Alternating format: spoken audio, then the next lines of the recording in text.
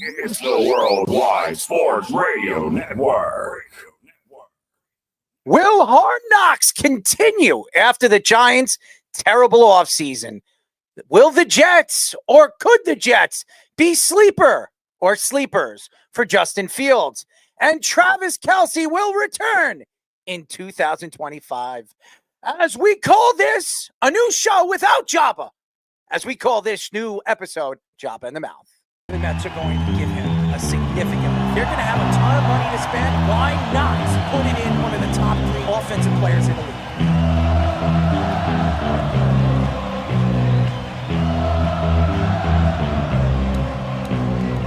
We're going to be looking at Aaron Judge and saying that he can't win the big game. Michael Jordan said, I played 82 games. You don't see LeBron doing that. This is a game where you got to go perform. I told you, Giant fans, and Saquon Barkley at this point. I'm gonna fight them all. A 7-nation army couldn't hold me back. They're gonna rip it off. Take it down. Say whatever you want about Patrick Mahomes. He's the best quarterback in the NFL. Really? And I'm talking to myself at night because I can't forget. Back and forth through my mind behind a cigarette. And the name's coming from my eyes, saying let it go.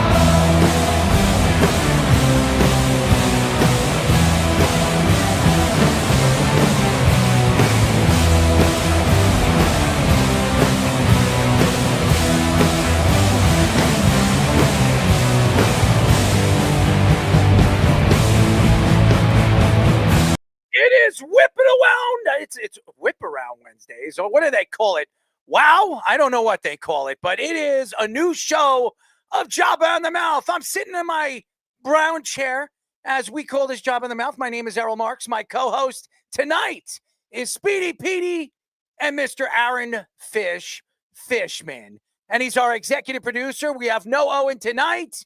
We have no Jabba tonight. We have maybe Nick Goody a little bit later. And no, Tommy Poops the Scooper himself. He won't be joining us tonight as well. So it really is just us 3 tonight. You can call us at 631-672-3108 is the number to call. Go to our website at www.worldwidesportsradio.com. Check out all our shows throughout the week, including Jabba in the Mouth, every single Mondays and Wednesdays at 7:30 p.m. All you have to do to tune in and check out our local listings for all our shows is go to our website at www.worldwidesportsradio.com. Speedy, why are you wearing your hat that way? Do you know how to wear your hat?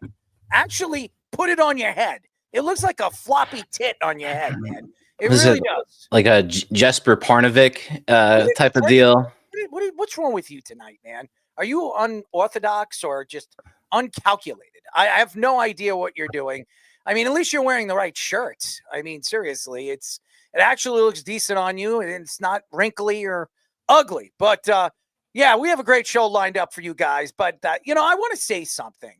I know everybody all over social media has been attacking me on this Spurs Greg Popovich take.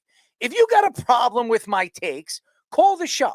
I have said this many, many times, and you know who I'm speaking to.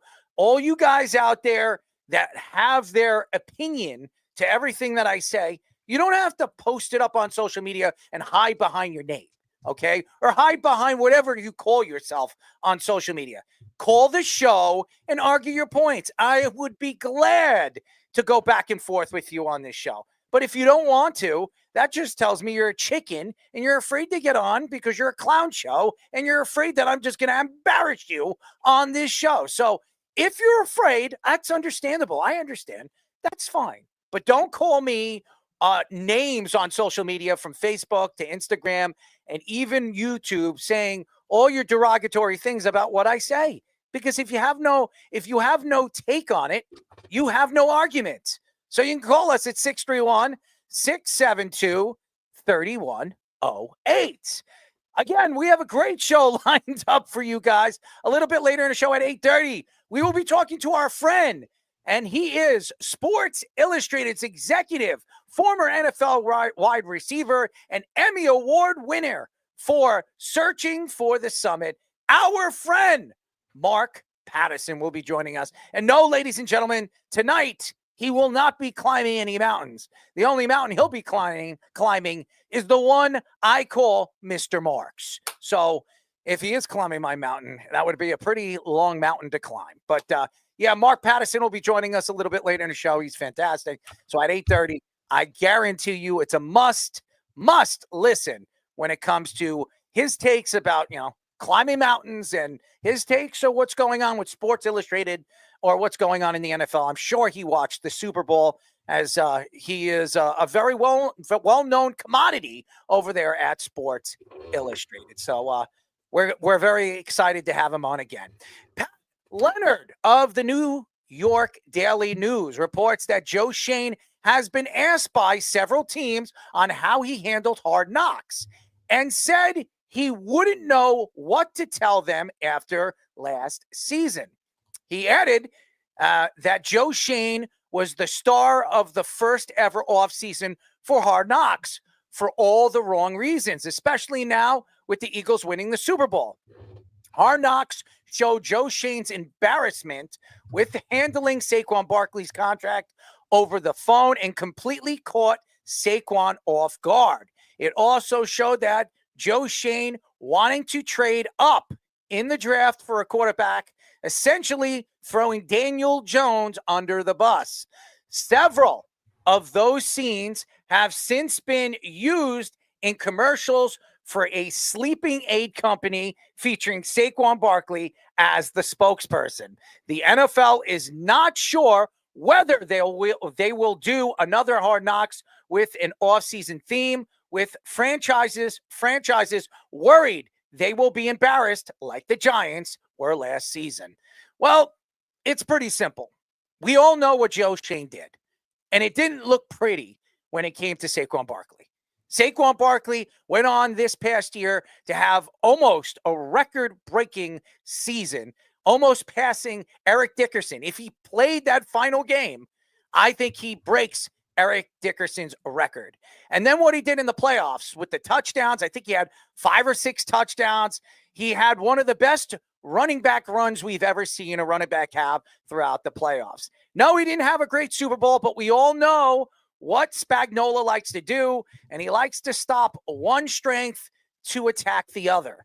And that's what they did. They shut down Saquon Barkley. He had 57 rushing yards for 23 or 24 attempts. He didn't have a very good Super Bowl, but it didn't matter.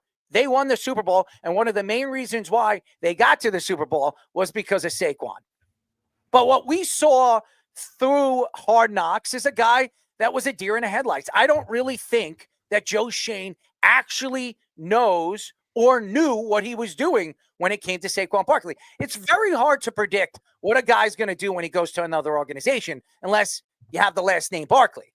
And Barkley proved it once again as a player, not only coming from Penn State and doing what he did at Penn State and then going to the Giants and putting up the numbers for the couple of years that he was there with the Giants, going to the Eagles, and this had record-breaking numbers for a Philadelphia Eagle team that has had problems over the years since LaShawn McCoy when it comes to running the ball.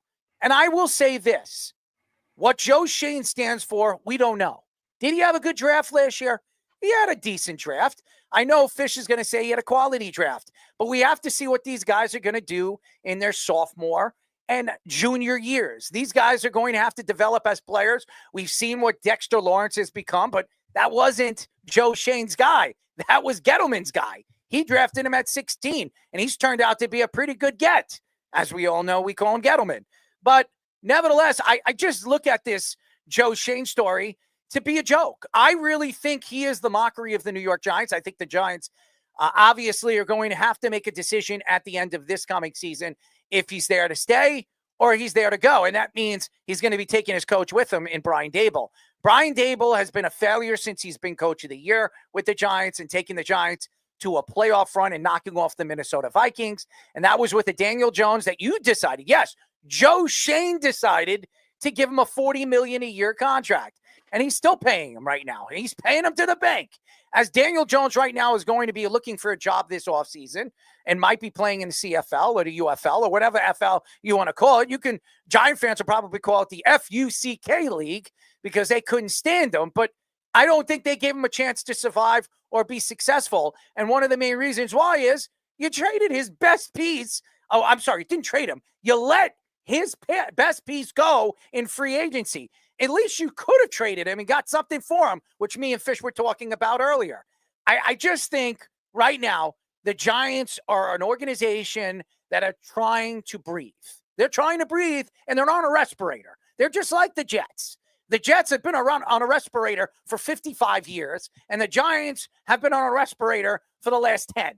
I have no idea where this organization is heading. I just don't know if Joe Schoen's the guy. And if you look at the statistics would tell you that he is going to fail and fail miserably. I read what Pat Leonard said. I also see what other different, obviously writers think of Joe Schoen. We still don't know what Joe Schoen is or what he could be as a GM because he was handed a team that really didn't have many pieces. The pieces that they did have, he decided to part ways with. And he kept one piece that has looked like you don't need to be much of a genius to know what Dexter Lawrence is. But I just think that the Giants right now have so many holes to fill. They're so weak in so many different areas. They're drafting at 3. I do believe they should move up at 1 for a quarterback. Cam Ward is definitely the guy for them. There are other teams that are looking to jump the Giants and jump the Browns to get him. If the Giants were smart, they don't let any team jump and pounce on him. Just go up and get your guy. Because if you don't, just like somebody playing for the Commanders, you're going to wonder if you did the right thing drafting a Travis Hunter or drafting one of these other guys that everybody is saying that the Giants could draft. We'll find out what the combine is this coming week. I'm interested to see how these players pan out. We all know Shedeur Sanders is not throwing at the combine. So if the Giants are expected to go after him at 3, the Giants are going to have to go to his pro day and kiss Deion Sanders' ass at the pro day because that's the only place you're going to see Deion Sanders because he's not going to be at the combine. But I just wonder, watching Hard Knocks and I know Joe Schoen's asking different execs and asking different people what they thought about Hard Knocks. I'm sure he was embarrassed. How could you not be? Your owner and John Mara was walking out of your office and said before walking out, if he goes to the Eagles, it's catastrophical. And then he walks out shaking his head. And then 48 hours, he signs with the Eagles. And I could only imagine what John Mara is trying to do to Joe Schoen in the locker room or in his office when the cameras aren't there. He's probably grabbing him by the neck and trying to choke him to death. Because when you lose a player of that magnitude, when you lose your superstar, your guy, your face of your organization, you got to make sure, you got to make damn sure that you're going to put this team in the right position at that position to succeed. And going after a guy, I don't know what they call himself, Truck. What is his nickname, Speedy? I don't know. Motor. I'm sorry. Motor. And then I know all these guys. I know every Giant fan loves this kid, Tracy. We don't know what he is. He had a good rookie season. You're going to have to do that consecutively. And he's going to get his chance this year because more than likely he is going to be the number 1 for the New York Giants. I just think you have to hesitate what Joe Schoen has said over the last couple of months and then hesitate what you saw as he really showed himself as the leader and the executive of not the year of the New York Giants. I mean, he was in an absolute embarrassment and he didn't look very good asking his son, his daughters, what they would do in the draft. It didn't look very well. And by the way, his son was really right about Jaden Daniels. I mean, maybe he should have listened to him. He should have traded up for Jaden. I don't know if the Commanders would have allowed that, but hey, maybe you trade the bank. Maybe you move the bank to get somebody like Janie Daniels, because you see the Commanders, you see how successful you are when you have a quarterback in place. Yeah, it was a hefty price because we were talking about it. The Commanders and the Patriots were the only two teams that probably would have considered trading back at that point. Anyway, Chicago was locked into Caleb Williams at number 1. And a lot of those teams in front of them, like, you didn't have to really trade up at that point because there was no competition to really get the quarterback. So the Commanders, division rival, the Patriots, the local rival with the 2 Super Bowls and all that stuff. They weren't Robert Kraft and not Bill Belichick anymore, but that regime wasn't going to do that. As far as the actual Hard Knocks concept itself, yeah, I could see where the skepticism would come with like getting these problems in light. Like this is what bad organizations do, and Joe Schoen doing it from a player relationship standpoint definitely dug his own grave essentially, and not going to have any players be able to trust that kind of contract negotiations. They paid Andrew Thomas, they paid Dexter Lawrence, fine, but again, they still mishandled Daniel Jones. They still mishandled Saquon Barkley, and Daniel Jones got his money, and then all of a sudden, like, he's throwing one on the bus a year later. And again, we knew the contract was bad. Anyone could say $40 million a year for a guy that was like the 20th ranked quarterback in the NFL at the time. Yeah, anyone could have saw that coming, but you still see organizations, even the Giants in the past, even when they were losing, still handle their players well. They always had that thought of good team culture, and the NFLPA ownership ratings came out today, and the Giants were in the bottom 10 for ownership. The Giants' ownership has not been very good for like the last 13 years. No, they have not been very good when they were being considered like the Rooneys. I said this on Monday. They were considered 2 of the best ownerships in all of football that you want to mimic. You want to be a part of those organizations and work with those organizations because they know what they're doing. Well, the Giants over the last couple of years absolutely don't know what they're doing. And the Rooneys haven't gone out of the first round in 7-8 years consecutively. Yeah, Mike Tomlin's is an exceptional coach and very successful, but he can't win the big game. As we've seen 7 or 8 years in a row where he's completely choked in the first round against teams that he was better than. So I think you look at the Giants and you look at their organization as a whole, you only have to step back and wonder, where do they go if Joe Schoen isn't the guy? Where do they go when it comes to the coach position if Dable wasn't the guy? Because I remember when Brian Dable won Coach of the Year and he won, and he went on that stage during the, what do they call that? Those honor awards. And he went up there and he said, we're expected to win a Super Bowl in the very near future. And then after he said that, the team's been an absolute debacle. I mean, they've been an absolute joke as an organization. So there's a lot of questions to where the Giants should go after this coming season if it fails. Yeah, another comparison I think is good for the ownership standpoint and from the GM standpoint is the Bears. I think they're another team that's thought of as this old school type ownership. By the way, rest in peace, Virginia McCaskey just passed away last week. But like they're kind of thought of in that same light because of the history that they have, and the Giants, same kind of thing. And I think the last couple of years they've had issues when it comes to the stabilization of their players. Good talent that they have had. Look at the Bears this year; they had good talent, and they just couldn't get anything going. That's why Matt Eberflus was one of the lowest rated coaches in the player poll as well. But nevertheless, the other comparison too that Brian Dable and Joe Schoen are turning into is very much like Matt Nagy and Ryan Pace. That great first year, Ryan Pace was very good at hitting on day 3 picks like Joe Schoen has done, but they're not good at hitting on key positions. Now, Joe Schoen hasn't given out the bad contracts like Ryan Pace did in Chicago and those ridiculous trades that he made, but still, I think the parallel is very similar, and they're getting a lot of players to lose the locker room because of that. We talked about the anger management issues with Brian Dable too, and Joe Schoen. They're definitely making a lot of people angry saying what he said on Hard Knocks the way he did. Well, Dable actually got a B+ for coaches on this NFLPA survey, so it really wasn't that. There was just more about lackluster facilities for the Jets and the Giants. We'll talk about the Jets ratings in a little bit, but for the Giants part of it, that doesn't surprise me. The Maras were given this team. You know, if you go back to the 80s, the league had to step in and help the Giants with George Young. If you have to go back to that time because the Giants were a disaster throughout the 70s and before that. You get that Parcells, they luck into Parcells, they pick the right guy with Parcells, and since then it's been a pretty good history up until this picture that I wanted to show you, which is the famous Love Boat picture of the Giants. Back, Speedy, when did this picture happen? In January 2017. On Justin Bieber's boat. And I remember Odell Beckham, after this season was over, this was the game before the playoffs against Green Bay. I remember it.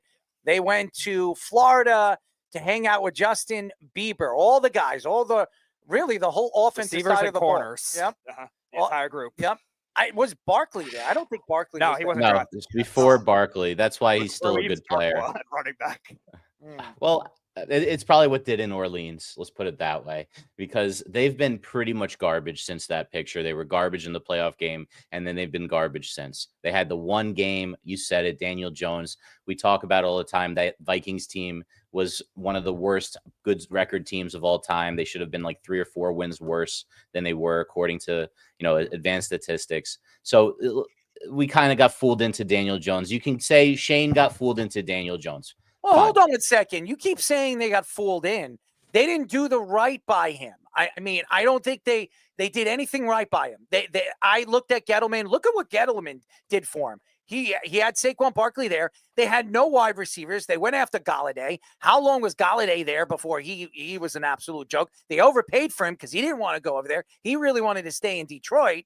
So, I mean, there was a lot of questions, obviously, to that position. And I understand what Giant fans are looking at. They look at numbers and they look at the PFFs and all these statistics the analytics that people are using right now. But at one point, you saw what you can do with Daniel Jones if you have a great player in Saquon Barkley. Now, if they put wide receivers around Daniel Jones, he was a competent quarterback. I don't know if you win a Super Bowl, but I remember when a lot of people in 2007, when that Eli Manning was not playing well, and I remember we were talking about this. Eli Manning came off a really, really bad game against Minnesota, and everybody was thinking, I was there. Hey, yeah, I know. That's why I mentioned it. Yeah. And people thought, hey, you know what? Maybe Tom Coughlin isn't the guy. Maybe Eli Manning isn't the guy.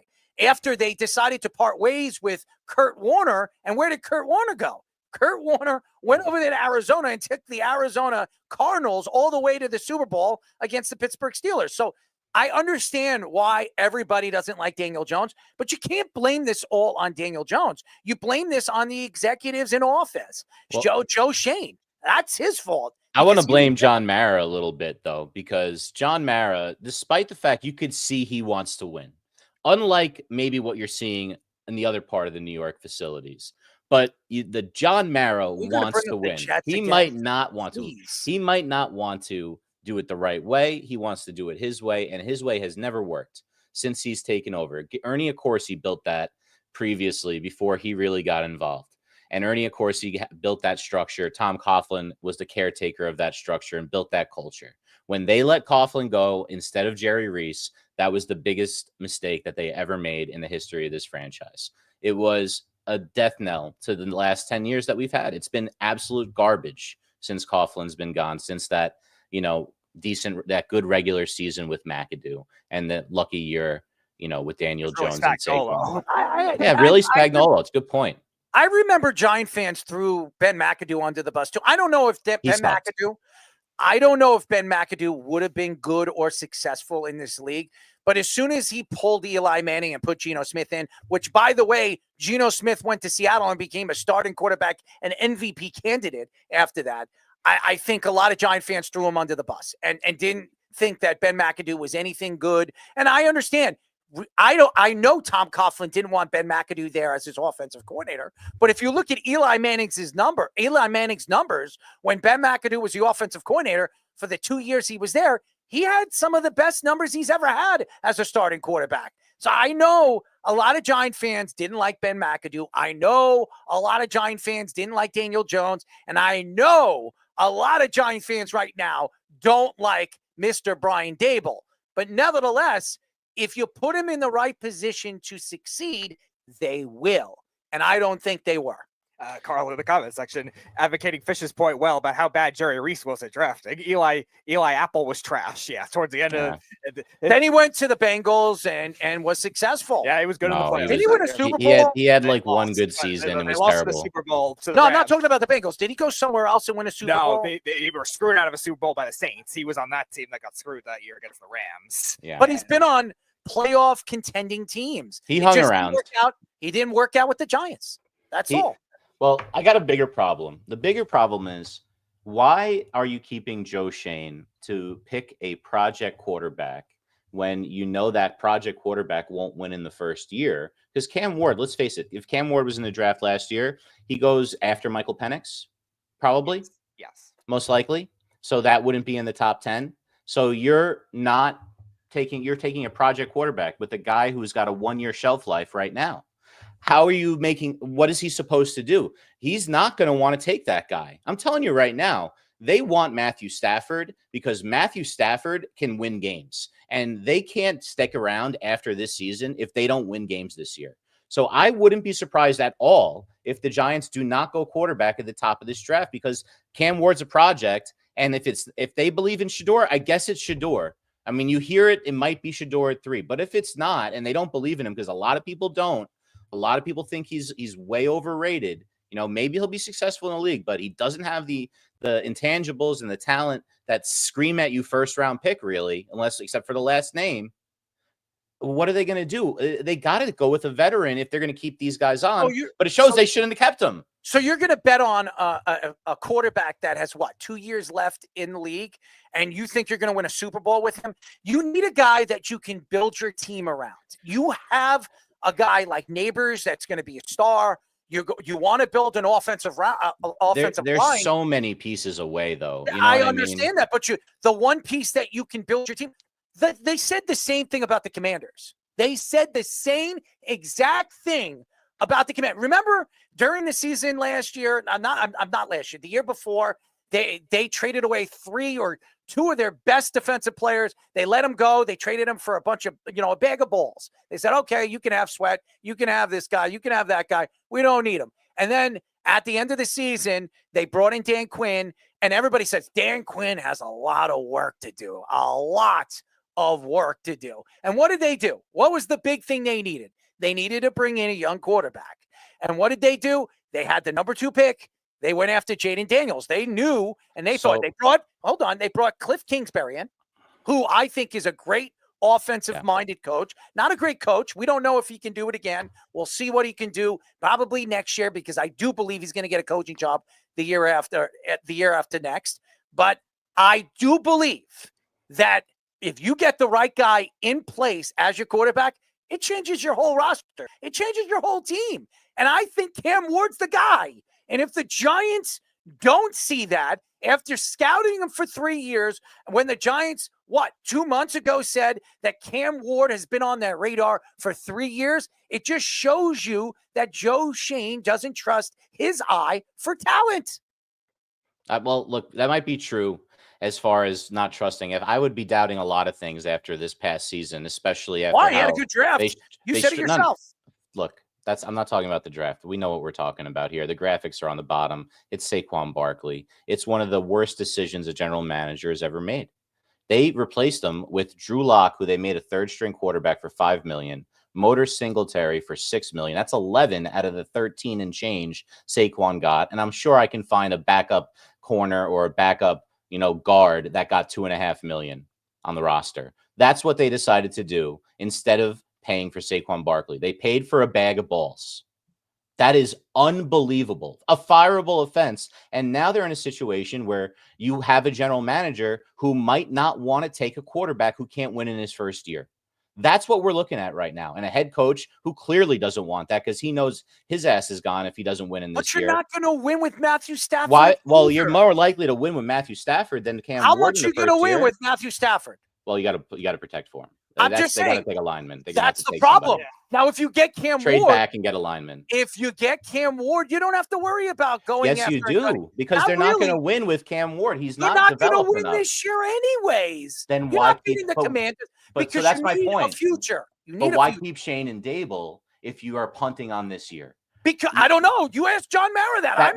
That's my criticism. That's what I'm saying. John Mara is this is one of the dumbest decisions ever. Why would you keep these guys on if they're project quarterbacks, or you got to trade for basically Aaron Rodgers 2.0 with Stafford, 2 years left in the league, give him a shot. I mean, Stafford had, broken back, 2 years ago? Yep. I mean, come on. It's just something to hold somebody over that's competent at the game of football. You said it earlier with Eli Manning. Yep. Eli Manning was a great understander of how to play football, even with a lesser roster, even with a lesser coach like McAdoo calling plays. Eli could run it himself. Jaden Daniels apparently is good enough in year one to be that guy. How many times has a guy come into the league this good? You can count it on one hand. So to expect Cam Ward to be that good is not likely. Well, can he? It's very possible. It's possible, but the odds are against it, right? So the chances of Schoen hitting on a first-round guy that's ready to win so he keeps his job, I don't think he takes that chance. And that's probably not the right thing for the franchise, because I'm with you, Errol. I think Cam Ward's a good prospect. I would love to see him in New York. I think he's got the right attitude and he can take it. I just think now that Shane's there with Dable, they can't afford to do it, and now they're going to make a mistake, and they're going to trade back and get Kadarius Toney 2.0. Oh, yeah, great. Oh, who just got arrested, by the way.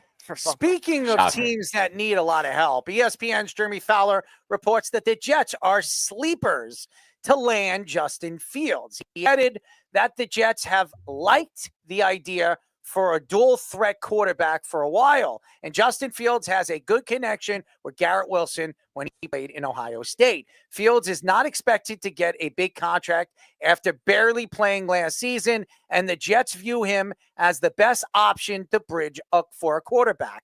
The contract projected is expected probably around 2 or 3 year deal worth about 15 per.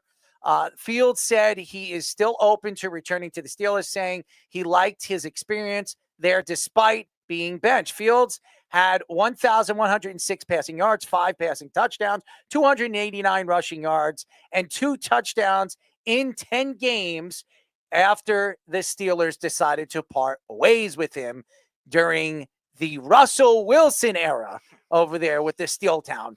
Well, I think this might be a good move for the New York Jets for a partial 1 or 2 year deal. Any more than that, I think you're reaching. I like Justin Fields, and I don't know if Aaron Glenn is going to be able to develop him.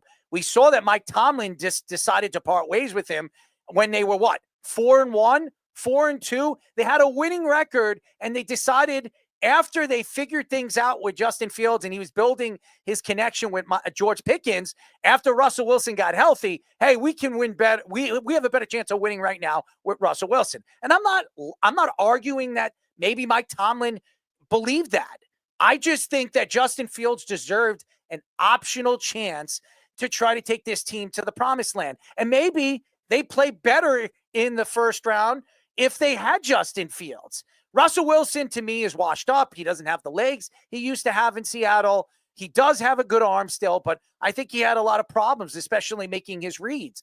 Justin Fields didn't really have to make his reads. His strength was using his legs. And I think that's what the Jets are going to want to do. They're going to want to run. Aaron Glenn believes in the Bill Parcells way. What did Bill Parcells like to do? He liked running the ball. Go look at the running backs he used to have. It definitely was the old-time football that Aaron Glenn, I believe, is going to use, as a lot of the ex-Jets coaches wanted to use. As you can ask Sexy Rexy what he wanted to do. He wanted to run, then throw. And yes, can you win that way? Yeah, if you make the playoffs, if you are a good running team and you're a great defense and you have a good offensive line, you can win.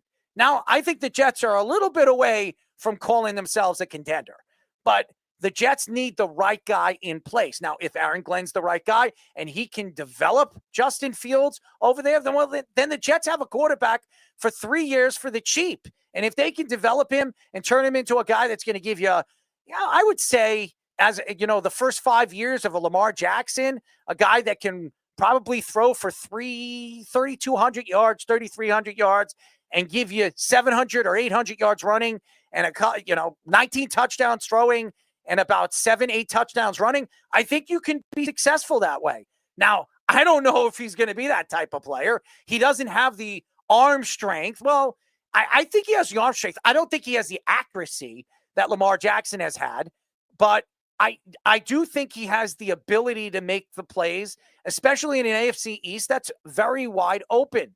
But I understand the situation the Jets are in. Are the Jets willing to trade up at 7 to 1 to go after Cam Ward? Now, I've heard stories that they're very intrigued with that. And a guy like Aaron Glenn might want to pull a trigger like that to get a quarterback of the future that way. But we've seen what the Jets have done over the years. They have failed to bring the right young guy in. Let's go down and out from it. I remember Browning Nagel. Was he the right guy? How about Christian Hackenberg, which they brought in the second round? Was he the right guy? Geno Smith, which they brought in the second round. Was he the right guy? Mark Sanchez, who a lot of teams, including Pete Carroll coming out, his own coach in college, saying that he needed to stay in college for one more year. Was he the right guy after trading up with the Browns to get him at 5?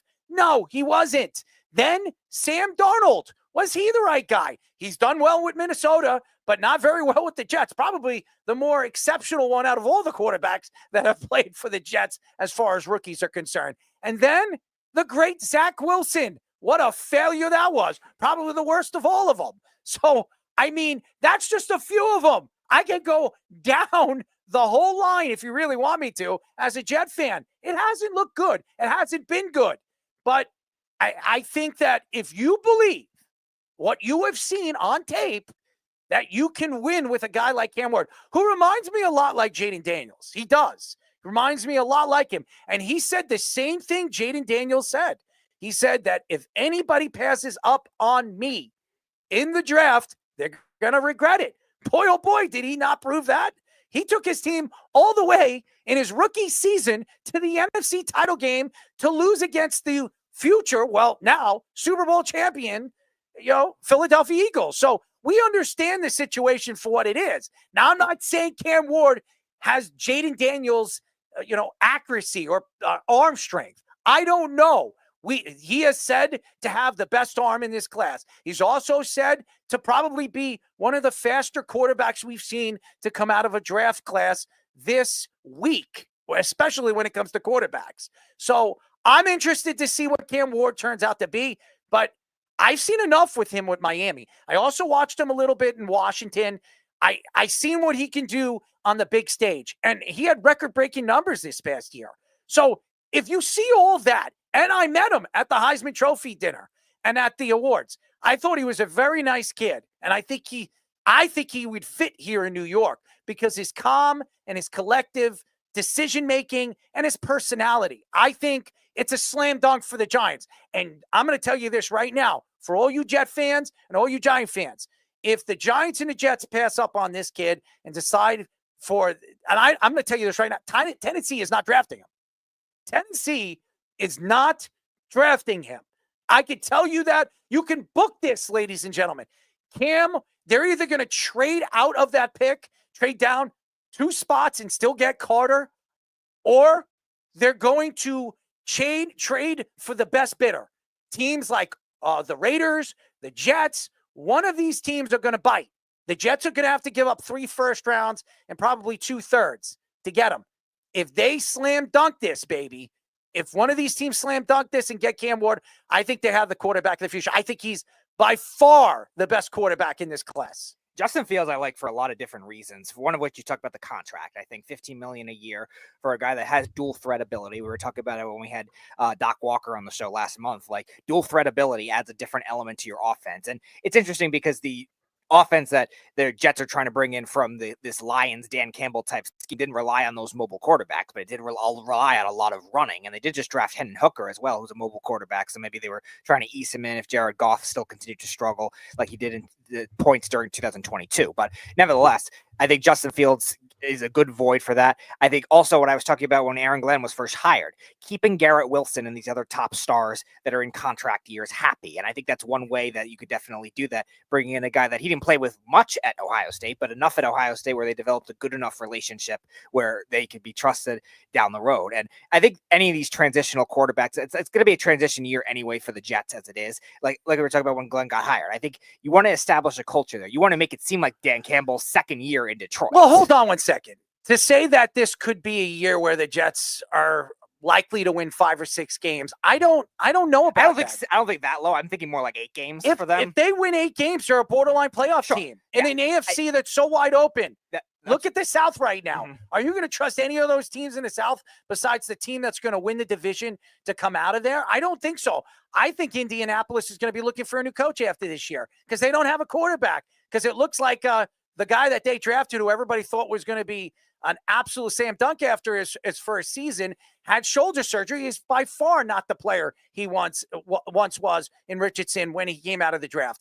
And there are other players. CJ Stroud, I love what I see with the kid, but can he get over the hump and get out of that route, get out and take this team to the AFC title game? I don't know yet. I don't know how good the Texans are going to be when they're probably going to lose some pieces in the offseason as well.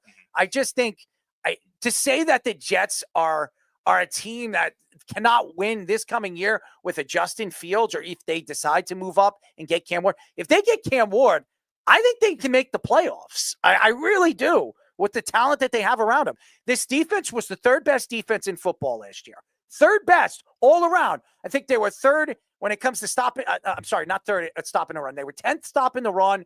I think they were second stopping, going after the quarterback and stopping the pass. And by the way, their number one sack leader was a guy that everybody said was a horrible draft pick by Joe Douglas, and that was McDonald. Look how he developed this year after losing Jermaine Johnson for the season after he tore his Achilles. I don't hear anybody saying that McDonald's a failure now. I mean, this guy could be the future guy on the outside, not Jermaine Johnson. So, again, this could be a season that the Jets could sneak into the playoffs and make noise if they get a Cam Ward. The Jets are more talented than the Commanders were going into the offseason last year. And what did the Commanders do? They added a couple of pieces, not big pieces to the puzzle. The Jets have the pieces. They just have the one piece they haven't had in 54 years. And that's why I'm saying, I think they need to make it like a 2022 Lions season where they were a borderline playoff team. They were kind of a weird fluctuation where they were horrible first month and then they got it going.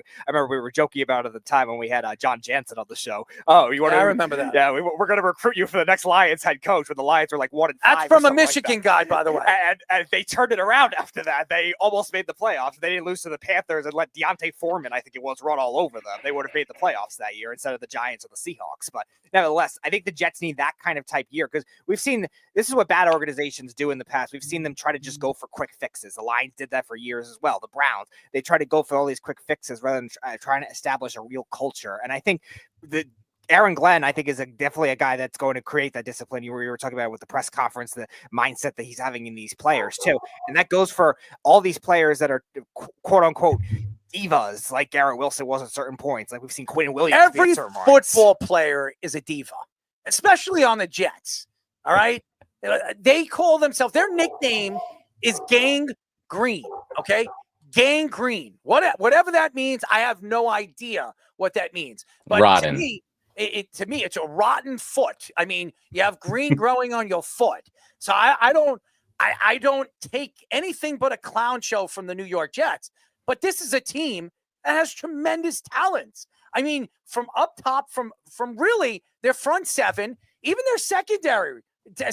Now you have Carter, who was a borderline Pro Bowl player for the last couple of years, except last year. They didn't have such a great year. You have arguably one of the best corners in football who had a bad year last year. I think this team has a tremendous talent.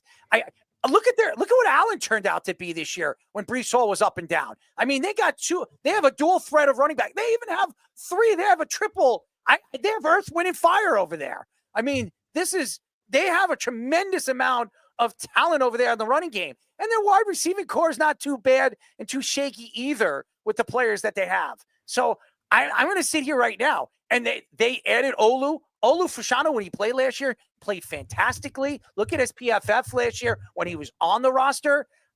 This is a good team. They just are missing a good coach and the one piece, again, that I could say over and over and over again. And Jet fans, you know it to be true too. They failed all these years to bring the right QB in. Is Cam Ward the guy? I don't know. Is Justin Fields the guy? I have no idea. What I do know is whenever a quarterback comes here, if he's drafted or he comes to free agency or he gets traded, they all fail. And they all look like a bunch of gutter rod people rats that can't get out of their own way. And I mean people rats because that's what they are. They're gutter people rats. That's what they are. And whatever that means, but it's true. gutter people rats. Gutter people rats. That's a good line right there. That's an accurate depiction of the Jets That's quarterback a YouTube line right there. Yeah, Gutter people rats. New York Jets. South Park once did a thing with Man Bear Pig as a creature that spliced together, and Al Gore had to come and save the day. And it's going to take someone from left field to save the day for the Jets, and it might just be Aaron Glenn. Think about what the Lions did to build their team. They built from the inside out. They went and got Penei Sewell as soon as they got there. Penei Sewell is one of the best tackles in all of football. They got the Pro Bowl and All Pro all up that line, especially at the center position. We got Rag now, who just crushes people if he's healthy. He wasn't healthy at the end of the year, right? And they have suffered too many injuries. What do you think the Jets are going to do? They got to build that interior line. The interior line wasn't there last year. They pieced it together with a bunch of guys, older guys. You have Olu, first-year guy. They need to get a veteran in there that can really do some damage. And there's some guys available this year. So I'm really curious to see what they're going to do. I would be willing to bet they're going to go interior line in the free agency.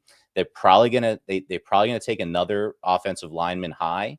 And they already have. Think about what they have. They have two really good you said it. Thunder and Lightning.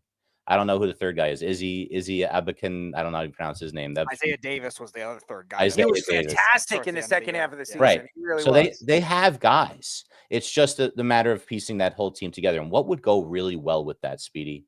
A guy like Cam Ward would go perfect with that kind of a run-first offense that is all play action, that you can run some quarterback counter trade where you got the running backs going right, the lineman going left, and the quarterback follows them that way. You're going to have zone read type stuff like from the college game. And then you can do play action off of that. I guarantee you they're going to go after that tight end from Michigan in the second round if he's still there. I would be willing to bet that's what they do because that's what they want. They want to hit that guy over the middle in the play action game. They have Garrett Wilson outside. I'm assuming Devontae Adams is gone, but that is where they're going to go. To the Rams with Aaron Rodgers. That would be an interest. We'll talk about that next week if that happens, I guess. But look, guys, that is the first things first because it's what Dan Campbell would have done. And Aaron Glenn's a defensive guy, and he saw not that Dan Campbell's an offensive guy per se. It's just the attitude, and I think he wants to bring that attitude to the team. And every defensive coach knows the running game can control the clock, and that's what a defensive coach always wants his offense to do. So I guarantee you that's what they're going to do this draft. It might be a trade up for Cam Ward, or like you said, Justin Fields would be the next best thing at something like that. He has a lot of limitations at, reading the offenses. Lamar's great in the pocket and reading the defenses. Justin Fields can't do that very well. They have to shorten the field for him, like you're saying, Speedy. The Jalen Hurts type of an offense where it's more based on the fact that they got to load the box for the running back and the quarterback run game so that the safety isn't there are fewer defenders for him to figure out when they're attacking half the field. That's what you really need to do with this guy. They can do that with Justin Fields if they decide to go a different direction or they can't trade up for Cam Ward or they lose out for him. I really think either one of those guys are going to be successful with the Jets.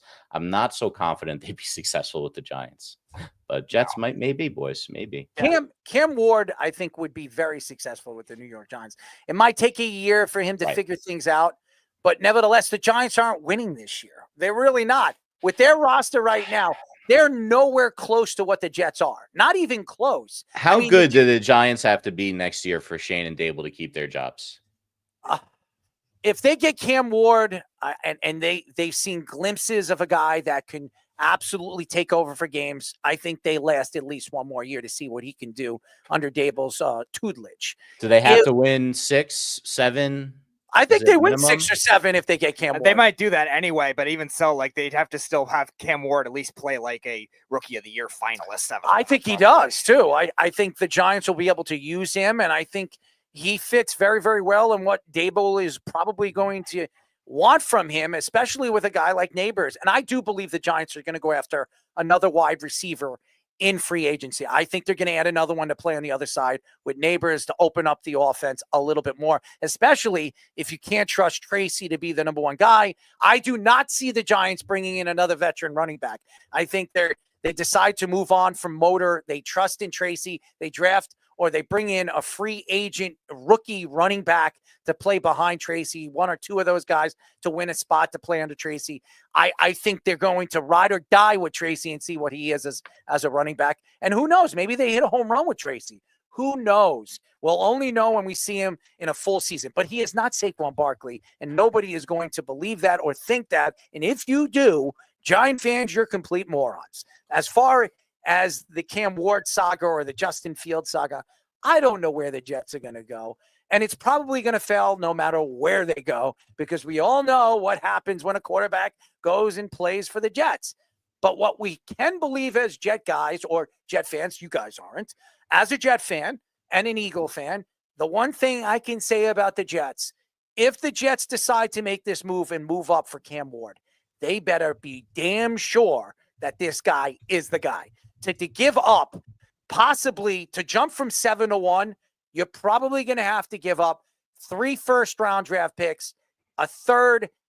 I don't know about 2s, because 3 first-round draft picks is a lot. Yeah. I think you'll probably have to give up 3, a third this year, and probably a 4th somewhere or a 5th somewhere else. But you're going to have to give up 3 first rounds. That means the Jets won't have a first-round draft pick but this coming year. Well, they will with Cam Ward. They're not going to have one next year and the next year after that.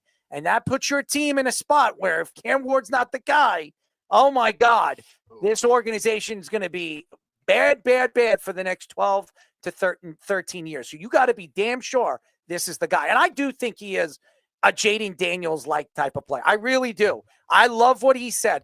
Dude, I've never seen a guy sit there in front of the New York press and answer questions the way he did after Shedeur Sanders been brought up, not just by Travis Hunter, by even people. Shedeur wasn't even there at the press conference when they were talking about the Heisman. He wasn't even up for a Heisman, and people were asking about Shedeur. That tells me one thing. Cam Ward don't care what Shedeur is going to do or where he is at when it comes to everybody's tongue or mind. All he cares about is him getting drafted and him playing his game. And I think no matter where he goes, he's going to play his game, and he's going to play it very well. So Giant fans, I really think if you're an organization that believes in bringing in a guy for your future, that is your guy. 110%, he is your guy. If you strike out on him and you do not draft him and he goes to, I don't know, a team like the Raiders trade up and get him, or the Jets, and he does become a Pro Bowl type of quarterback, oh my God, Joe Schoen will be looked at as probably the worst GM in New York Giants history. That would be deja vu moment if that ends up happening, because those other teams probably wouldn't need to trade up at that point. If the Patriots are drafting in front of him in Jacksonville, they're not going to be taking any quarterback. That's what I'm saying. So if the Giants pass up on him, he's still sitting there.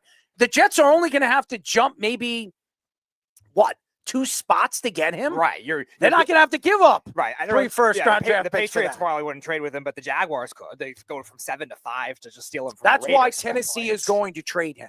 I'm telling you, Tennessee is moving away. They're not drafting a quarterback at 1. They're expecting. I think we'll talk about them later. I think they're going to go with Abdul Carter, and they're going to figure out quarterback later on, because that guy is apparently just going to be the greatest thing, and we'll cover it. But the thing that I wanted to cover, I have this resource I use when we do these things called Calculator Soup, and it has the draft points based on the old Jimmy Johnson system. Yeah. So if you were to trade from 7 to 1, it's 3,000 points for the number 1 overall pick, and it's 1,500 points for the number 7 overall pick. So you would have to have literally 2 number 7s overall to trade, which you don't know. So you're going to ask for 2 firsts and probably a second, which can be up to another 550 points.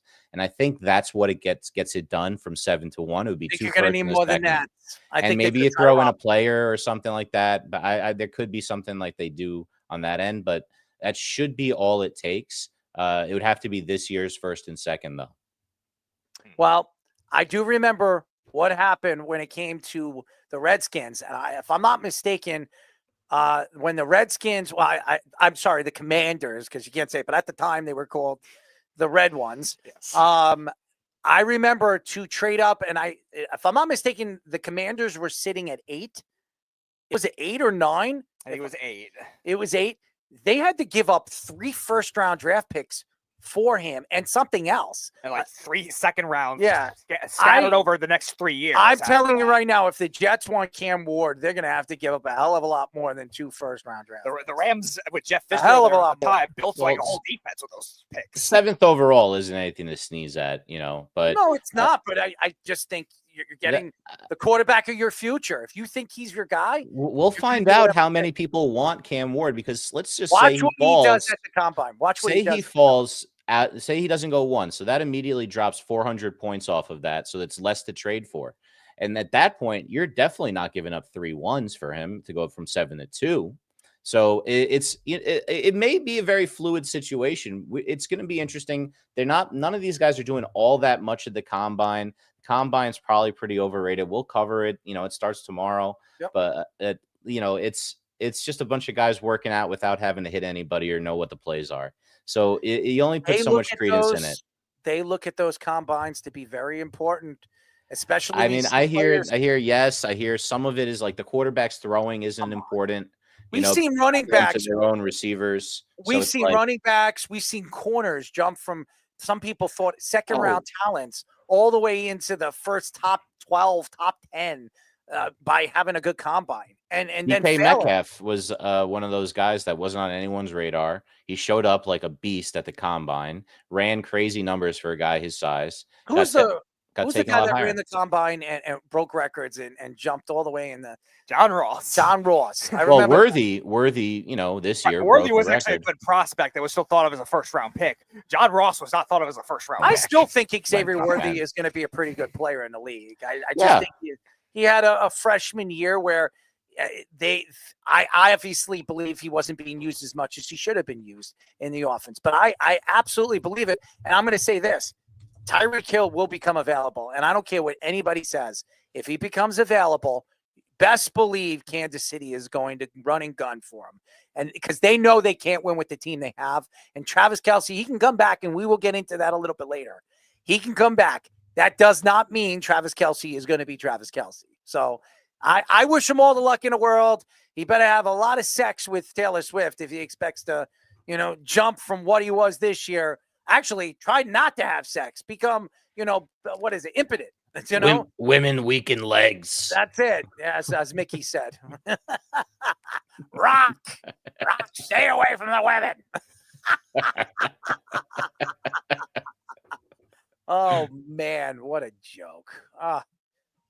I think the Jets are a joke, but I'm hoping. What do we got, Speedy? We have a new caller. Why do you have the ringtone on?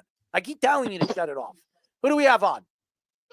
I just want to ask you guys. Oh God, here he is. Jets, I don't know. This ain't Greg Popovich, but I'm curious. I do watch you a lot. Why would the Jets trade up for Cam when they can easily trade up a year or two from now for Arch Manning? Because we don't know where the Jets are going to be in a year from now. And Aaron Glenn obviously believes that are going to be, and I think the management is going to believe that a lot of teams are going to be looking at Arch Manning. And by the way, if Arch Manning comes out next year, whoever's sitting there at 1 is never trading out of that pick, ever. He is a Manning, and that's the way they look. And if the Jets are sitting there at 1 next year, he's definitely not coming out. As we all know what happened in 97, 98, when the Jets had the number 1 pick, and you know what? Archie Manning, his grandfather said, nah, Peyton's going to play his senior year in Tennessee. No, he's not going into the draft. And who did the Jets draft? You got it. A guy that doesn't need any applause, as we all know what he did. So, and he left. So that, by the way, that was Matthew Facito. So I know him very well. He's my cousin, but he's munching and he's eating and he's enjoying himself. If Arch Manning comes out of next year's class, which I don't believe he will, I think Arch is going to stay there for at least 2 years. I think he wants to win a national championship. I don't know if Texas is going to win the national championship next year. There's quite a few teams. Georgia has a really good recruiting class this year, and they actually have a quarterback that everybody thinks is much better than the quarterback they had this year. So Georgia's definitely going to be one of the favorites to come out. I expect Alabama to be better, Florida State to be a lot better than boy what they were this year. I know that, but that's not hard to do. But I think there are going to be a lot of teams, and with this tournament, I think teams are going to be looking on how they drive their teams throughout the season to get to that get to that tournament, because anything could happen. Ask Notre Dame.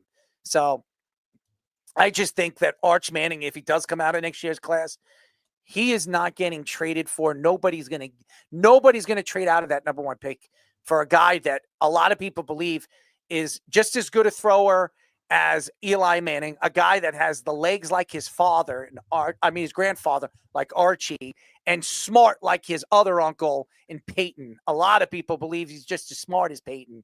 So could you imagine having all 3 guys in one player and at 20 years old? I mean, it's a slam dunk. Nobody's trading out of that pick. So if the Jets are sitting there at 1 next year, if they do have Cam Ward, well, which they won't, because they'd have to trade that pick away, and that would be the biggest smack in the Jets' face unless Cam Ward turns into a superstar. That's what sucks about this. And knowing the Jets will move up from 7-1. They're still the worst team in the NFL this coming year. And that pick next year, Arch Manning comes out of the draft, and wherever they traded for that pick, that team gets the number 1 pick and gets Arch Manning. That would be the biggest smack in the New York Jets' face, even if Cam Ward turns out to be the guy for them as a future, which if he is, and Jet fans would know this, even if they miss out on Arch Manning and Cam Ward turns out to be the quarterback 3 years from now, I think the Jet fans will be very, very happy that they moved up to get Cam Ward. I think there's a lot of questions to where both New York teams are going to be sitting and what they're going to be sitting to go after one of these sensational quarterbacks in this coming class, except Shedeur. I'm not going to say sensational. I would say he's a subpar player at the best. So at best, but nevertheless, well, whatever. All right, ladies and gentlemen, we have a very special segment, as we call this, the Deuce of the Day. The Deuce of the Day. You log. Not a log. I don't have a log, but you know.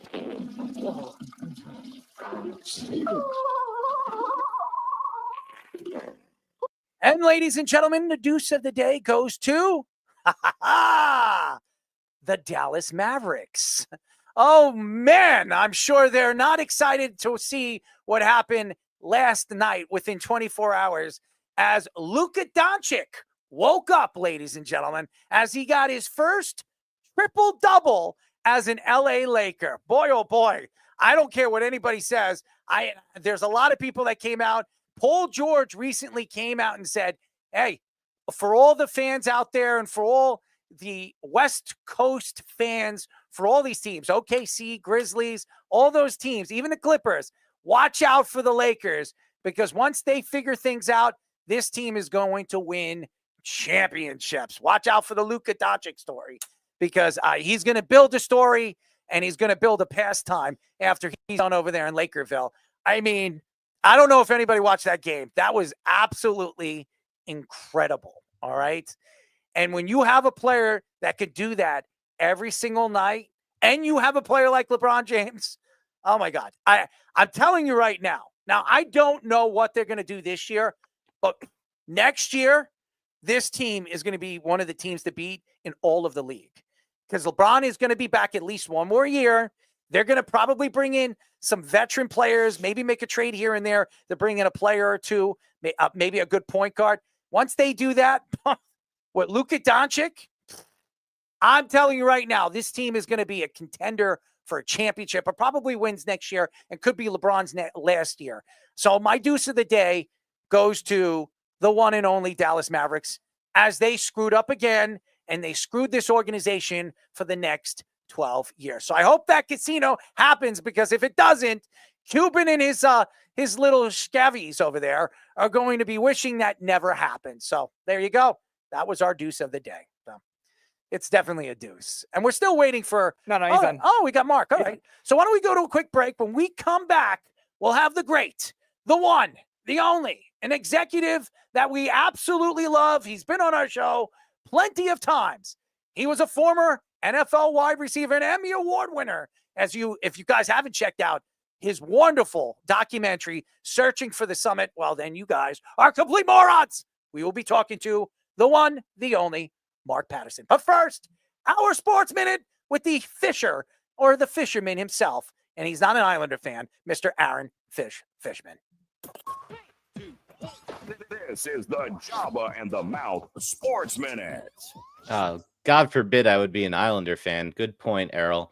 Well, guys, it is Aaron Fishman coming at you with tonight's Sports Minute. Got a couple of stories for you. First story, Woody gets an F from players in the NFLPA poll. In the recent release NFLPA annual team report cards, the Jets rated their own owner, Woody Johnson, with an F grade. They were the only team in the entire league to do so. The Jets' overall ranking dropped from 21st last year in 2023 to 29th this season. NFLPA Chief Strategy Officer J.C. Treader told reporters about the Jets survey. They talked about the culture. It's a problem. Top down, the players said. It's a culture of fear here. And I think that stood out in those grades. According to an article by Nora Princiati of The Ringer, players said team management responded to feedback by making conditions worse. The article then referred to the Jets letting go of longtime dietitian Nicolette Mense, the highest-rated staff member on the survey 2023. She went to the Chiefs in 2024 and raised their score in that area from an F to an A-. As a long-life Giants fan, despite current struggles, I know from plain observation that it could be much worse. And I will use this as fuel to weather likely yet another lackluster season. I guess the Jets will just keep on being the Jets. Next story, the Saints are sticking with Derek Carr at quarterback. Saints GM Mickey Loomis says the Saints are sticking with Derek Carr as QB1 for the 2025 season. Loomis said, I think we feel we got our guy, a guy we can win with. We feel fortunate to have Derek here, the experience he has. He's a big-time quarterback in this league, according to Kellen Moore, as of earlier today. The Saints are likely to try to make it work for cap reasons, despite all this bluster. As Loomis stated about the cap situation in New Orleans, there's no secret to that, and his is a big number, so we're going to hopefully be able to maneuver. Expect the Saints to restructure Carr's contract, doing what the Saints do best, kicking the can down the road. We are live. We have some scores for you tonight before we talk about the last bit of it. We got the NBA, some action going on right now. Pistons up on the Celtics at home, 86-76 in the third. We have the Pacers up on the Raptors, 67-58 with about 5 minutes left in the third as well. Knicks up 67-57 on the Sixers with 7.5 left in the third. Similar amount of time. Wizards up on the Blazers, 70-65. Nets are actually giving it to the Thunder right before halftime, 67-54. The Hawks and the Heat are deadlocked almost, 65-64 Hawks with 12 seconds before the half. At the end of the first quarter, Clippers are up 31-26 on the Bulls. Still to play tonight, the Kings are at the Jazz and the Spurs are at the Rockets. In the NHL, only one game with action right now. Winnipeg is up 3-1 over the Senators in the second. And later tonight, the Devils are at the Avalanche and the Canucks are at the Kings. In top 25 action to wrap everything up, number one, Auburn all over Ole Miss, 72-57, 11 minutes left in the second. We have Vanderbilt leading, number 12, Texas A&M, 54-48 with 10 minutes left in the second half. We have Clemson up 64-53 on Notre Dame with 8 minutes left in the second half. And Memphis is up 28-21 on Rice with 6 minutes left in the half. Only game that's finished today was number 8, Michigan State, knocked off number 16, Maryland, 58-55. We are streaming live, everybody, on TikTok, Twitter, and YouTube, and on our Jabba the Mouth handle, and on Instagram on our Worldwide Sports Radio Network handle, as well as Facebook. You can now also find us in video on Apple Podcasts and Spotify. Make sure you see our posts, like them, subscribe to our different accounts, like our shorts and videos we post throughout the week. And now back to Errol and Speedy for our guest on Jabba and the Mouth. Questions? What is this? This is the Jabba and the Mouth Show. That barely had any hair. I don't know. I would hope that would never. The Men in Black memory eraser. Unfortunately. This is how you shave. You want to go burn a bush in a crab? Perlite. 631 672 3108. I don't have money. I don't have money. I don't have money. That's what the song's called. Jabba in the Mouth. I'm your host, Errol Marks. There is no Jabba tonight. He's signing autographs and enjoying himself over there in Omaha, Omaha, Omaha, as Peyton Manning always says. But we do have Speedy and the great Aaron Fishman. Go to our website at www.worldwidesportsradio.com. Check out all our shows throughout the week, including Jabba in the Mouth, every single Mondays and Wednesdays at 7:30 p.m. All you have to do to tune in and check out our local listings for all our shows is go to our website at www.worldwidesportsradio.com. But before we get our guest, our show is brought to you by the one and only Ice Shaker. Go get your Ice Shaker and shop at all official license collections for Star Wars, Marvel, and much, much more. If you want a job in the mouth, Ice Shaker, well, I don't have mine. It's in the dishwasher. But ladies and gentlemen, I've got my American flag. You want your Gronk. You want a Mark Pattison Ice Shaker. You get one now, ladies and gentlemen. You can get a Las Vegas Raiders. You can get a New York Giants, New York Jets if you want one. Any one of them you can get. Or even a New York Knicks Ice Shaker as well. All you got to do, ladies and gentlemen, is spend a little bit, not a lot, but if you spend over $50, you will get your shipment absolutely free. Go to iceshaker.com and check out all the great products and deals. Ladies and gentlemen, you could also go to our website and order your Ice Shaker as well. www.worldwidesportsradio.com. And now, ladies and gentlemen, he's been waiting carefully and courageously. We know he likes to climb mountains and many different things. And Speedy, he definitely doesn't want to climb your mountain, so stop saying that. Ladies and gentlemen, the one, the only, the one who wins his Emmy Award, searching for the summit. He's been on our show plenty of times, and the lead Sports Illustrated executive, the one, the only Mark Pattison. Mark, how do you like that introduction? I love it, man. I love it. There I am up on what mountain there? I've got you've got me down in Argentina on top of Mount Aconcagua. I challenge you to say that.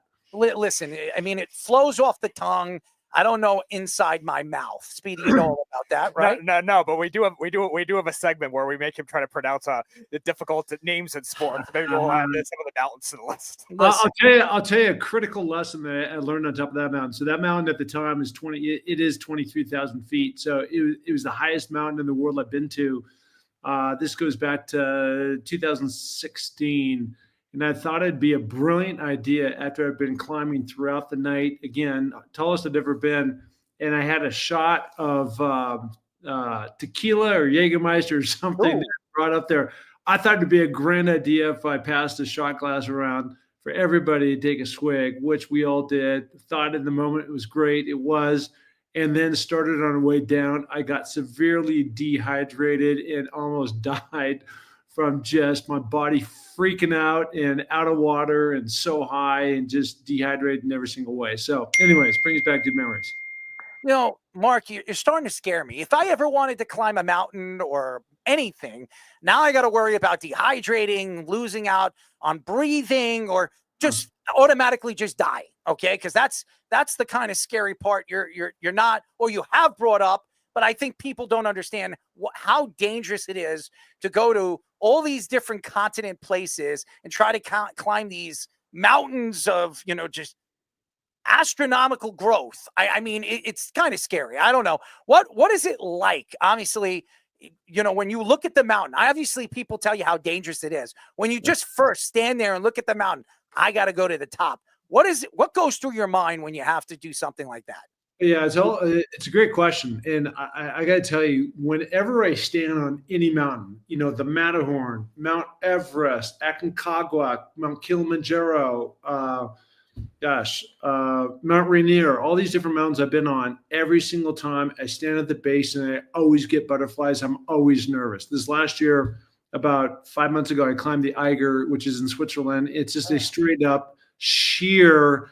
And I'm looking at this saying, like, this is literally impossible to climb. I mean, I've done a lot of scary stuff, but this one took to another level, all rock and straight up. And I got the butterflies. And like anything, you don't go from, little league to the NFL in one jump. You learn these progressive moves over time. So I think by doing it and just one step forward and just, go after that and after that and after that and keep working your way up the mountain, you learn to overcome that fear of height and all the other elements that are in there that are going to freak you out. I'll tell you, going back to Aconcagua down in Argentina, just to emphasize your point, we started off with 12 people in the expedition and only 6 made it. They were dropping like flies. And because we're getting so high, there's something called cerebral, which is your brain edema, which is the swelling of your brain. You can also get it pulmonary edema of your lungs. And I've seen it happen multiple times. It happened on that trip where you're walking along and literally I turn around and it happened to be a doctor from Pakistan. And he literally looked like he'd taken 25 Jägermeister shots. He was a mess. So the only thing you can do is, get these people down as quick as possible or they will die. Yeah, I wanted to ask about that Switzerland trip because my cousin was also there. He said it was like some of the mountains, like they make it very breathtaking over there. And like, have you been to like other areas of the Alps too? Like that, and if there's so, what are the differences with a lot of them that you've been to? Yeah, well, I mean, again, I've climbed the Matterhorn. This is all within the Alp range. I've climbed the Matterhorn. I've climbed Mount Blanc, and now I've climbed the Eiger, right? And so they're all within the Jungfrau region of the Alps, and they're just all stunning. You get up there. Now, we're talking 23,000 versus 16,000, 14,000, 13,000. So, it's exponentially way higher and way more stuff going on. But at the same time, they all have danger within their own realm, and you got to know what you're doing. And too many people read books or read movies or watch movies and they say, I can do this, and off they go. And then they get themselves way in over their head. And it's bad for them. It's bad for the people who are their guides, and it's bad for the people that are going along with the group. We are talking to Sports Illustrated executive, former NFL receiver, and Emmy Award winning for Searching for the Summit, Mark Pattison. I actually watched his documentary quite a few times. I'm a fan of Mark, everything that he's done, especially taking Sports Illustrated back to the top. He's one of the main reasons why. But, Mark, there's a mountain that I want to climb, and that's the Taylor Swift mountain. I don't understand what it is that fans just have this infatuation for this blonde woman that's a multi-billionaire. Your thoughts to the Taylor Swiftie situation over there in Kansas City? Well, you know what? I got to tell you, give props, whether you like her music or you don't. I mean, she puts out very catchy tunes, number one. Number two is I saw the movie that she did, the Eras Tour. Mm-hmm. And I mean, it is just a thing of brilliance, right? Putting all those different elements together on stage, from the costumes, all the dancers, the music, and she goes 3 hours nonstop. She's a machine. And she seems to just get it. And what does that mean? She seems to get it in the sense that, and you've seen this with a lot of athletes, where some guys get it and some guys don't. The ones that don't blow off autographs. There's some, sick kid sitting in a wheelchair or something, and they walk right past it. And, their whole thing in their life is just, she seems like she addresses everybody. She's very attentive. She's constantly out there trying to raise money for good causes. She just seems to have it going on. She also gets her man and also loses him and then writes an album about him. So maybe Travis Kelce will be a new hit album after she decides to dump him, after he decides to part ways and become Adam Sandler's schlep in his next couple of movies. Well, that's funny you say that, because you've seen this so many times, and I always warn people against this. I played with the Raiders, and back then it was Alzado and Howie Long and these other guys, and you're relevant. I mean, Howie's done a phenomenal job, right, of going on. He's been a longtime host, right, of NFL on Fox. But most people, the reason why they're relevant, Dennis Rodman, people like that, nut jobs, Gastineau back in the day, right, with the Jets. And there are these wackos that are out there that they're relevant because of the sport that they're playing and the arena that they stand on. Then they go outside that, and all of a sudden they're not relevant anymore. And so much of the key is remaining. And that's what Taylor has done. Going back to her, she was doing this stuff when she was like 14, right? She moves to Nashville, and she's maintained that relevancy all the way, and she's whatever she is, 30 years old now. So she's done a hell of a job for the last 15. Every single year she's pumping something else out. And hopefully, Travis has got something going on. I know he's got a podcast going on, but he's interesting again because he's on the best team with the best players in the Super Bowls every year, and now with his very famous gal. Well, he's definitely pumping something out, but it might not be anything but Taylor Swift, if you know what I mean. So speaking of women, we've seen popular in sports. We've seen a lot of them. Oh, he's talking about women now? What a miracle. Yeah, it's a miracle, I'm talking ladies and about- gentlemen. I'm talking about Speedy's talking about women in sports that deserve a lot more attention in terms of like top athletes. I know I saw you were at an event with they were honoring Simone Biles, I believe it was one of the Sports Illustrated events. I know Katie Ledecky, obviously big reputation at the Olympics, and then Caitlin Clark, that she had in women's basketball in general, the impact that he has. So what is your thoughts to a lot of these just women athletes really growing and making their impact in the sports world? Well, it's interesting because I tried to bring some different women's channels on a couple of years ago, and I could not. So the observation is this: is that there are a select amount of women that will support women's WNBA. I'm focusing on that right now, but WNBA and maybe World Cup soccer, and that's it. But you don't have the guys coming and flocking and going to see all these different games the way that you do, like for the NFL, where you got both men and women showing up in bars and supporting it, and the ratings are always through the roof. That all changed with Caitlin Clark. As soon as she started on her run, and there's a lot of jealousy that's been out there, but the fact is, it's kind of like when Bird and Magic came back. And I came back, but they elevated into the NBA. And then Larry Stern went out and he marketed those two guys equally, and the league blew up in a big, huge way. They were champions. They're in the championship games every single year. The Lakers, the Celtics, it was amazing. And that was in it. And this girl has just turned this whole thing into magic. And she's, allowed all these other girls to make so much more money. We are now seeing this carry over into soccer, right, with these different leagues that they have going on and these other sports. So it's really cool because you're now seeing the guys that are starting to pour in and really support, in terms of viewership. I'm just talking about dollars and cents now, right? And that's what that's all about. I was just at our Sports Person of the Year in Vegas, and we gave that to Simone Biles.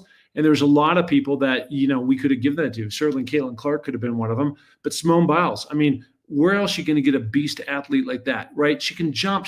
I'm telling you right now, I'm 6'3", and she maybe came up like midway up my waist, and she was wearing heels. There she is. She is tiny, and when she bounces way up there, she's at 12 feet. That's above a flipping hoop. I can't even get my arms around that, right? So I don't know, just the level of talent and the people and really the guys now flocking to watch all these women's sports. It's really cool to see. Well, Speedy likes he's all about the bouncing situation. I just don't know if we're talking about the women and the bouncing. You're the DJ. You're the one in the bounce. Like, well, I don't know about a deer. DJ. You're a DJ. Well, how does a DJ bounce? Seriously, I'm behind the booth making the music and mixing the music, not bouncing to it, Speedy. Come on, wake up. Speaking of bouncing, Angel Reese, who has really taken shots at Caitlin Clark over the last couple of months, and now she has her own Whopper at McDonald's, the Angel Reese sandwich. I don't know if anybody's checked it out, barbecue burger. I got to go check it out and see if it tastes as much as she says it is on the commercials. But she's got her own burger now, and that has a lot to do with Caitlin Clark. And I look at some of these women, Diana Taurasi being one of them, who just retired from the WNBA at 42 years old. She came out and said, Caitlin Clark shouldn't be on the Olympic team, and Caitlin Clark hasn't done enough right now in the WNBA to even be considered one of the elite big names as far as women are concerned in professional sports. Your thoughts to Diana Taurasi, Angel Reese, and every single woman that have taken shots at this poor girl? Yeah, look, you're talking about the Olympics, and I don't know if she should have been on that team or not, but I do know this, is that Caitlin Clark was a complete class act. When they tried to stir it up and like, shouldn't you be on the team? And isn't it unfair and all this other stuff? And while everybody was debating that, she just said, you know what, it's all good. I will earn my spot when it's time to earn my spot. And she's been just absolutely the model citizen and has elevated everybody around her wherever she's played and all these different, she's a phenomenal talent. That's just it. And without Caitlin Clark, I don't know that Angela Reese gets that burger deal and some of the other money she's probably getting from these different sponsorships.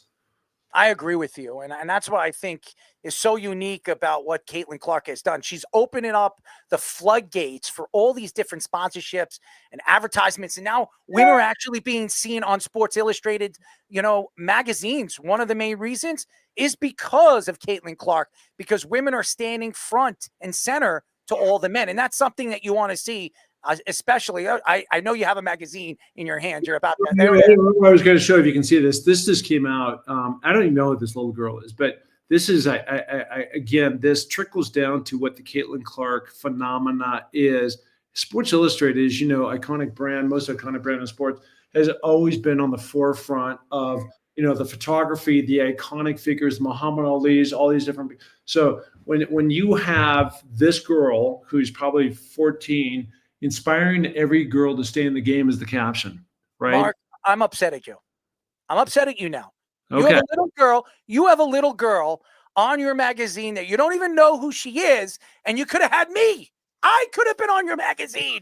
Nobody knows who I am, and I would have been woof like that. Well, people know who I am, but I'd be like, woo, you're on Sports Illustrated. Who the hell are you? What you're not doing is you're not inspiring every girl to stay in the game. That's the problem. That's the reason why you're not on the cover. I'm talking about it right now as we speak.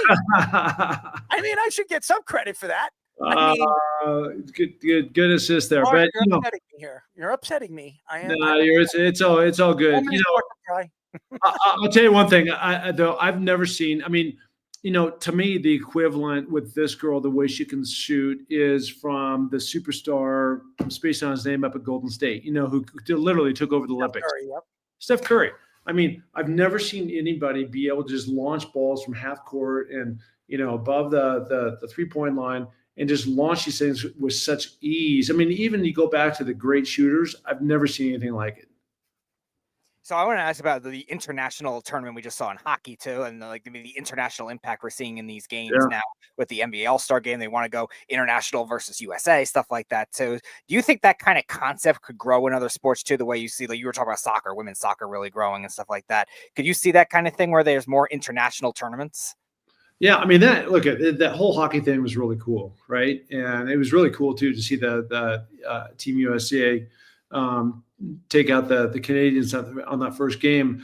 My question is, you can get away with this stuff in preseason and have an NFL team, 2 NFL teams go over to London and play in places like that. But the grind on the body for a 16-week game with maybe one break in between, and then now they've brought it down. Back in my day, we played 4 preseason games, and I think now it's a minimum 2. I can't remember if it's 2 or 3, but whatever it is, to add that kind of travel that's in there, it's hard enough when you go West Coast, East Coast, let alone 8 hours ahead. So I don't know. I mean, that's going to be a challenge.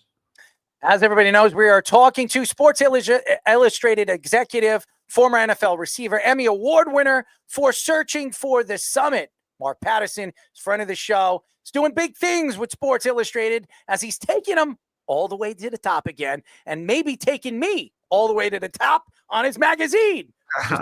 Well, maybe in the future, with the smile, with my trophy there. What's you steal your base off of Jabba and have your trophy? Well, it's so funny. Jabba is a new feature on our show. Me and Jabba Chamberlain, as you, I'm sure, know who he is.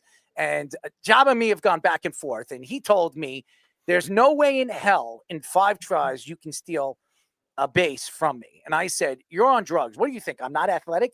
I'm in good shape. You give me 5 chances with a guy at the plate swinging at the ball. I guarantee you I'm stealing at least one plate from you. And he told me not a chance in hell. So after I beat him on this bet, Mark, you can give me my trophy. I'm going to definitely take the ball and shove it where the sun doesn't shine on Jabba. That's for damn sure. As I'm going to tell him, you know what? Who'd you play for? How many championships have you won? That's right. You just let somebody who never played professional baseball steal from you, Mr. a high leg kick.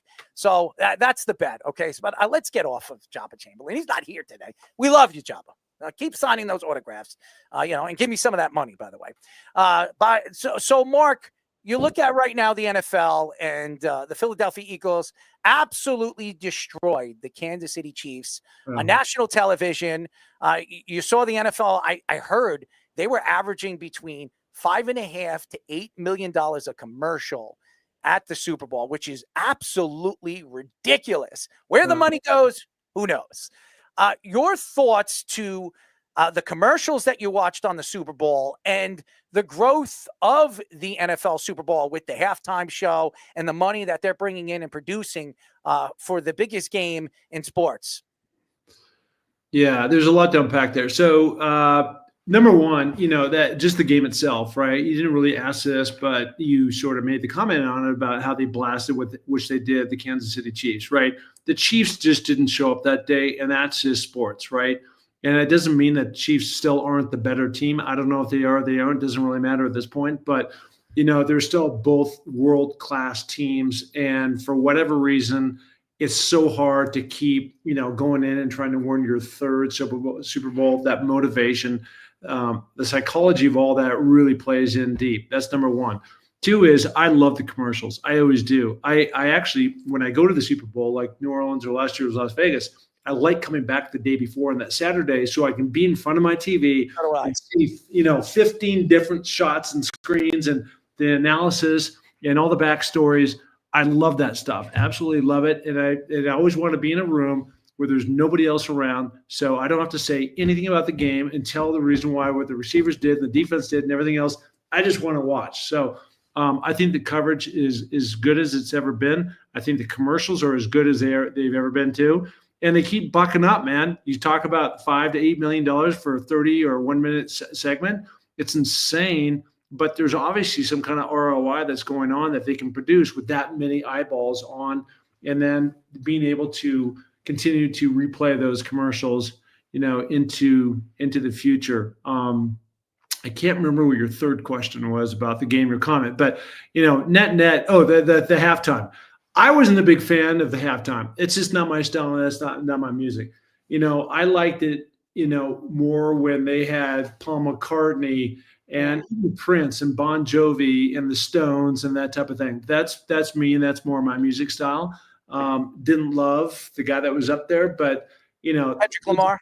I don't like him. I don't love him either. So don't. Yeah, but that's just my opinion. I like certain types of music, and that's not in my playlist. So you didn't like his two-step. Everybody was contradicting that little two-step. Everybody was using it on TikTok. I don't know. No, I saw it. By the way, I didn't want to bring up the game because we bring up the game all the time, and I'm sure you have this. There it is. There it is. Mark Pattison again. Look at him with the four-finger discount. Speedy always knows about the four-finger discount. That was the fourth mountain. That's right. That was conquered. I will say this, and I'll go back. First of all, we were at the Super Bowl. We were actually invited to the game. I didn't want to go to the game because I want to sit and watch it on television. Like you said, I want to see what's going on in front of my face. Not all these media guys running all around. Give me a statement. Give me a word in. I don't want to hear these guys talk. I want to see what's going on with my own eyes. So we didn't go to the game, but we were at Radio Row. We did our interviews, and then we left on Saturday. Were you at New Orleans, first of all?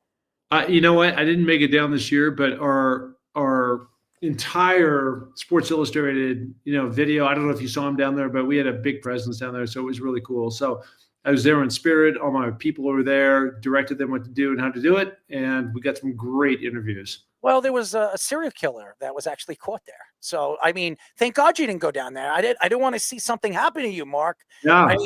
There was the Bourbon Street hustler that was caught over there. She killed, by the way, may rest in peace, a reporter over there, a sports reporter. And we were on the streets that night when she took this reporter, took him to a room, and then, did whatever she did to him and stole his credit card and then got caught. She killed 5 guys. 5 guys. Wow. Like the hamburger place, 5 guys. Yeah. She really took him out for a nice little sandwich. Anyways, I just wanted to let you know. Thank God you didn't go there. I don't want to hear anything happen to you, Mark. But to get back to the mountains and stuff like that, I've never climbed a mountain. Now, I did watch a documentary called Finding Michael. Did you ever see that documentary? No. Well, go check it out. It's about Everest. His brother, one of the brothers was looking. They've been searching for his brother for. I think his brother climbed Everest in the early 90s or the 80s and disappeared. And him and another guy were going up, and it was a big storm.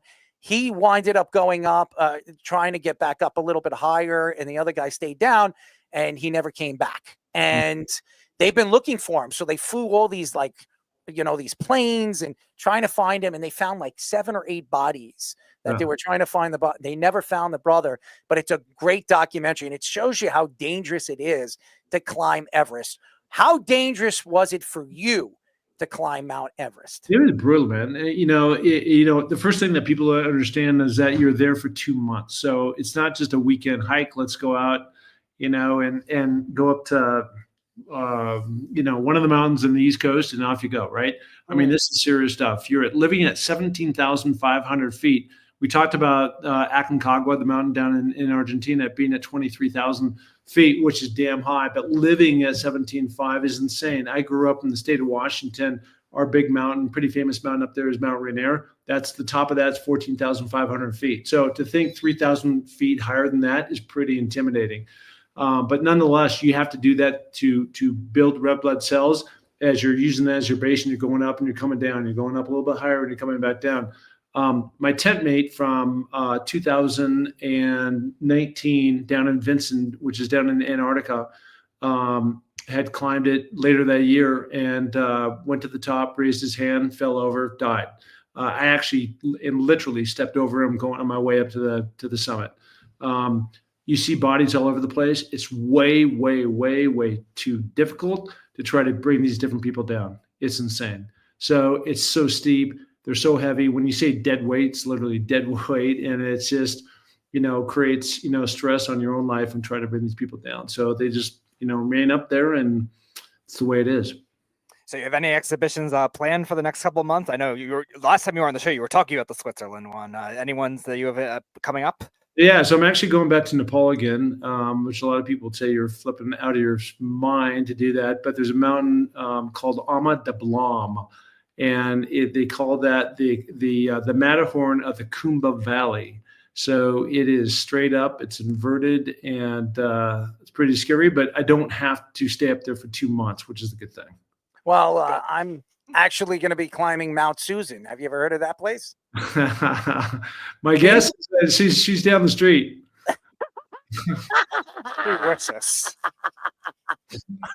That's an inside joke. I mean, obviously, Mark, but Speedy knows what I'm talking about. Before we let you go, man, because we love you on this show, man, and you look sexy, man. Who are you trying to impress tonight? You got a woman over there? You got your wife over there? No, I mean it's Speedy Pete, dude. Oh, I figured. Yeah, the guys are like a fashion model over there with the the flannel going. Look at that hat. That hat doesn't even fit his head. Your jacket looks better than my shirt. I mean, come on, Mark. You can't even compare yourself to the old speedster over here. Plus, we have an executive producer with the New York Giants. All New York Giants. There we go. There you go. No, God, really? I would hope that would never happen. You're the king of wishful thinking. Men in Black memory eraser. Yeah, you're gonna need one to forget what you just saw on that slide. So. Well, Mark, we like to have fun with you, man. And remember, if you need somebody to be on your front cover, when it comes to radio, the next superstar in radio, you're looking at them right over here. I could raise my hand, but my shoulder's hurting me from lifting the other day. But, we love you, man. When are we going to meet? I mean, come on. Hey, listen, next time I come on, I want you guys to put in your calendar and reach out to me in 4 to 6 months. And I've got a book coming out, Finding Your Summit. And it just documents all these different Everest stories and going up and down. And I mean, there was some crazy, it's really weird for me to go back and now put my thoughts on paper with the detail you're able to do in a book.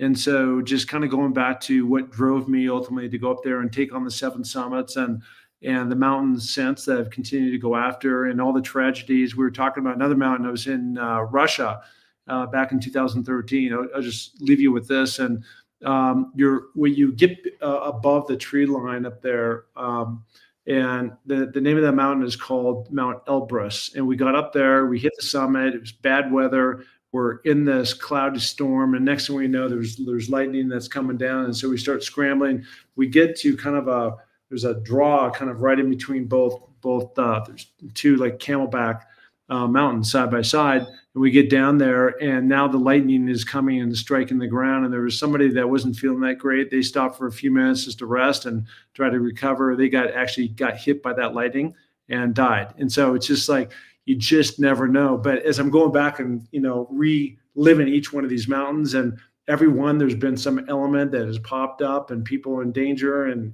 saving and dragging people off the mountain, all this stuff. It's just wild to think that I've been able to survive and make it this far. One thing that popped into my head, what you were saying, was the mountain, Mount Elbrest. I mean, that's definitely something that Speedy is thinking about right now, right, Speedy? No, I'm trying to. I'm not going to be able to climb a mountain. Well, but Elbrest, I mean, that's a nice mountain to climb. Elbrest. Yeah, not quite that, but I was trying to. Thank you for clarifying the pronunciation for him. I was trying to get him there. Mark, what are you doing to me here? I'm trying. I'm your human spell checker. I got you covered. Well, that's why you should be listening to Sound It Out. Yeah, I was gonna say, Fish. We've had three episodes now of Sound It Out for the week. we have an episode. We have a segment called Sound It Out, and I'm very bad with certain hockey names. So these two idiots, they set up like different sports names, and I have to sound it out and try to pronounce their names. This is what these idiots do to me. Yes, and I have to use these. What the hell does that say? Oh, there it is. Phonics. I mean, come on. Anyways, they take these names, and I have to try to sound out these names, and I'm absolutely horrible at it. So it's definitely funny when you see me try to sound out these crazy names. So anyways. We need to make a theme for teams that you played for. Find some of your teammates to pronounce. Yes, that's another thing. Oh, my God. I mean, I bet you have problems with it too, but we don't want to throw you under the bus. They just want to throw me under the bus. No, you guys throw each other under the bus. I'm going to go off and watch some TV and settle down for the night. So well, there you go. I mean, to do that, man. We really appreciate the time, man. And let's get together, man. Whenever that book comes out, you should give us the opportunity to come over there and introduce you to all the fans out there. I'd love to be the introduction for you. Yeah. I love it. We're going to do it. All right, let's do it. Mark Pattison. Mark, smile. Smile, Mark. There we go. There it is. Look at that smile. Look at that smile. There he is. Mark Pattison. There he is. He's going to watch his TV shows, ladies and gentlemen. He's fantastic. All right, he's been on our show 3 times. He's fantastic, and he knows how to climb mountains. And Speedy, Mount Susan is the next one he's going to climb. No. Yeah, Mark. All right, guys. Bye-bye. You escaped while you decided to make that reference. No, it wasn't bad. I like Mark. Mark is cool. He's got a good personality, and I had to draw him in. So he's got a great. He's just great. He's a great dresser. I mean, he's definitely better than you, Speedy. Oh, no, I admitted he was better than me.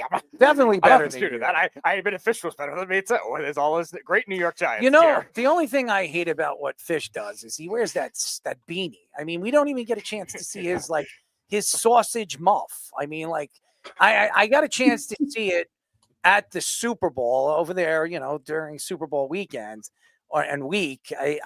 He just doesn't want to show it. Maybe he only wants to show his wonderful hairstyle to his woman, his wife. I think that's the only reason why he does that. Am I wrong or right? No, I literally just haven't gotten a haircut in forever, and my hair looks like I have like a 70s type of Jufro going on underneath here. We're just gonna, wow, yeah, that's cool. You should have it's just like you ever see Larry David when he was younger? Yes. Like the hairs just go straight up like Don King, but curly. That's what I'm talking about. Little Seinfeld over there. Yeah, exactly. It's not a great look. So, well, Speedy, let's look at your muff, that angry muff you have on your head. Show people what your angry muff is showing us. Oh, that's a little bit better than it used to be. That haircut, we need to get you another haircut, man. You're going to start to look like a woman's vagina if you don't.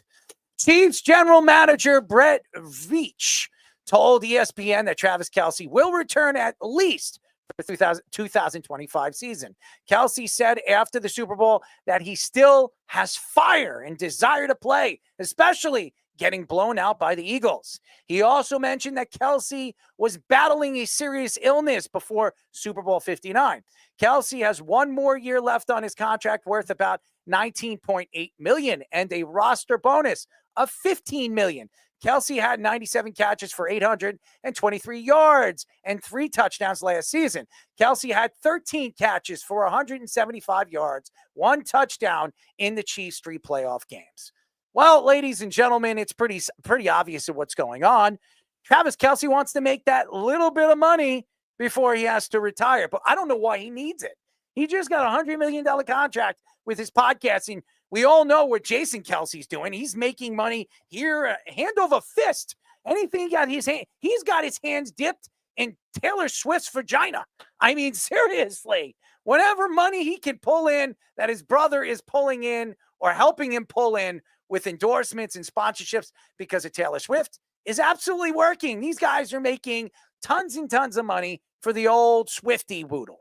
But right now, I look at the situation. Travis Kelce is far and along away from what he was over the last 5 seasons. That doesn't mean Travis Kelce can't play.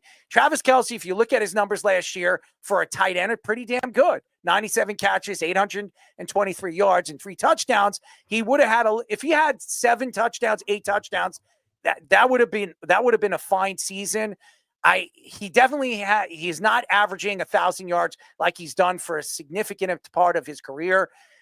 He's definitely slowing down. He looks a little fatter. He looks a little slower.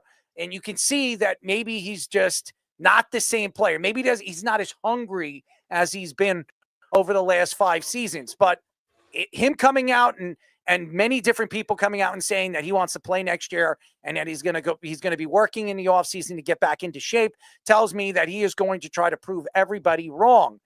The only thing is, how much does your shape help you get that one step that you're missing or you missed over the last season? That's a significant one step that is lost. You saw it in the playoffs. He's not as dominant as he's been over the years. Now, that doesn't mean that Travis Kelce cannot catch the ball. He still can catch the ball. I think this could go down as one of the best 1-2 punches we've ever seen with Patrick Mahomes and Travis Kelce. I think Travis Kelce is the best tight end in playoff history, even better than Gronkowski if you look at his numbers. He's a bona fide Hall of Famer like his brother. The only thing that tells me right now why he shouldn't is, what does he have to prove? He's won enough Super Bowls. He's won 3 of them. He doesn't need any more. I know he wants to win that 4th. He wanted to win the consecutive 3 in a row, which now he's fallen short. There's no reason for him to come back. Now, I know he likes camaraderie, and like Tom Brady came out and said that he loves the locker room. He loves hanging out with the boys. But if you're not as hungry and you're not as good as you once were, why go out there and embarrass yourself more? And I'm not saying he will, but if I was a Travis Kelce fan or a Kansas City Chiefs fan, do I want to see $19.8 million go into a player that is not really going to take you to that next level, where you can take that money and maybe use that to go after a Tyreek Hill if he becomes available? That would make more sense if I was the organization, I was running the organization or an owner of that organization. I just think it's a big mistake if they decide to really roll with this, and actually Travis Kelce doesn't take a pay cut of $19.8 million, because it hurts them next year in the cap. It hurts them for going after a wide receiver or even another tight end or another offensive option that they're lacking. This team and this roster is practically set in stone. If Travis Kelce is going to go back with 19 and making $19.8 million, just think about it. Is this team good enough to get to the Super Bowl again? I think Buffalo is going to be a little bit better next year. I think obviously there are other teams in the AFC, the Chargers, that are going to absolutely get better from what they had last year. They didn't have a number 1 wide receiver. Now watch what Justin Herbert's going to do with Jim Harbaugh with a wide receiver, drafts or brings in a free agent wide receiver or 2. I just think there's a lot of other teams right now that are young and up and coming than the Kansas City Chiefs. And I'm going to say this, and anybody that watches football would know this. Tom Brady won 3 Super Bowls. And then after he won those 3 Super Bowls, the next time he won a Super Bowl was 7 years later. Look at Kelce. And look at Patrick Mahomes. They've won 3 of them. When you look at the numbers don't bode well for the Kansas City Chiefs. As good as Patrick Mahomes is and Andy Reid was or is right now as a head coach, I just think there's a significant amount of problems that this team has that they need to fill in. And this defense, they're, again, going to have to go and spend a lot of money when it comes to their secondary. McDuffie is going to be looking for another big contract either this offseason or next. This guy's one of the best corners in the league. He was an all-pro player last year, and maybe not as good as he was last year, maybe because Snead was on team, because he went to free agency. But this team has a lot of holes to fill and a lot of money that's invested into him and Jones. I think it's going to hurt them more than it's going to benefit them. Yeah, it's interesting because even Westwood, when he was on Let's Parlay a few weeks ago, was talking about like Chris Jones and Travis Kelce taking up a lot of money to try to prevent them from signing a lot of these younger players. Nick Bolton was the one that he was mentioning to try to keep, and also Trey Smith is an offensive lineman that has to be signed this year because he wasn't a first-round pick. So he's going to probably get a 4 or 5 year deal, but they're going to have to try to break the bank for it. And from a football standpoint, yeah, Travis Kelce getting that much money with the signing bonus is definitely not ideal for their circumstances. Will they be able to restructure the deals so maybe the cap becomes a bonus, or like they're saying a player bonus, is another question. But from the football standpoint, yeah, I mean, obviously he's not the same player. He's a short route type guy. He's not the same level of deep threat. He's still got good hands. Like you said, he's still going to be reliable in the playoffs because he is the best. He's the second best playoff like target of all time. Is he going to stay healthy? That's the question. That's the other question. But I think Andy Reid, I think they have a good like fundamental plan in place where even last year too, you saw Noah Gray, the other tight end, kind of take over for most of the season. Noah Gray is not Travis Kelce. And again, they need another offensive option. And you're paying him $19.8 million. Even if he takes a pay cut, let's say he takes $6 million off the top. How are you going to, if you want Tyreek Hill, I believe Tyreek Hill is going to become available. And he is the best option for that team because he knows Andy Reid and he knows the offense as they went after Hunt. When Hunt became available and he was available during the season, they brought in Kareem Hunt because he knows Andy Reid. You need another offensive option on that team. You're not going to trust Xavier Worthy. You have Hollywood Brown next year. I think they drop Hollywood Brown. They're not bringing him back. And Hopkins is probably gone next year too. So they have some money, but you have $19.8 million invested in him. And guess what Tyreek is making next year? What is it? 31, 32 million? To me, you want to open up your options to go after an offensive option like that can absolutely take your team over to the top if you want to compete with the powerhouse teams like Buffalo, obviously like Baltimore, or the Bengals next year with Joe Burrow when they pay Jamar Chase and T. Higgins. I mean, there are other teams that are going to get better, and Kansas City is getting older. Yeah, and also the approach with Andy Reid is going to have to change with him too, because I think you can't trust him to try to be that Travis Kelce of even 2022 when he was still thought of as one of the best tight ends of the NFL. So they have to make sure that they can get the type of skill weapons to be able to compensate for his skill set that wasn't there. Money. Money, I think, is going to be alleviated more, I think, towards the tackle position, because the other thing that was the really bad for them last year, they had to. How are they going to pay for a tackle if they're paying this guy $19.8 million? Please tell me. What are you going to pull off? They're already paying one tackle $27 million to play right tackle. And that's the other problem. He's a converted tackle. He's not really a natural tackle. He's a guard that they had to convert to left tackle because the rookies. I'm not talking about Tooney. I'm talking about Taylor on the other side. Taylor, that's two guys that are eating up somewhere around. I think Taylor's cap hits like $37 million this year. And how about Chris Jones? Bad. How about Chris Jones? I mean, but Chris Jones is one of the best players in the league. This guy, Taylor, is not a very good player. No. And he is getting a lot of money that could be split up along that offensive line that would have done a lot of wonders for a team led by Patrick Mahomes. I was looking at the Spout Track contracts. McDuffie, they have 2 more years of because he was a first-round pick. So they got the club option for next year. So they got him for 2 years. Yeah, but he's going to want money. He deserves can say whatever he wants, but they don't have to pay him for another 2 years. All right, and he could sit out and say, they'll probably extend him. They'll probably extend him, but it's going to be one of those things where it's not going to hit the cap for a couple of years, so they're not really worried about it. The thing that they have to figure out is the offensive line. If you don't have a line, you can't run the ball. And you can't run the ball if your running backs are coming off a broken leg and a guy that's barely in the league with Kareem Hunt at this point. They need to find the running back in the draft. They found the burner with Worthy. We'll see if he becomes more than a number 2. Looks like that's what he is. Rashee Rice tore his ACL. Remember, Patrick Mahomes' friendly fire tore Rashee Rice's ACL. He was having a really good season before that happened. So we'll see what happens when he comes back. They do have some guys in skill position. Kelce obviously is going to be replaced at some point. Noah Gray might actually be a better player than him.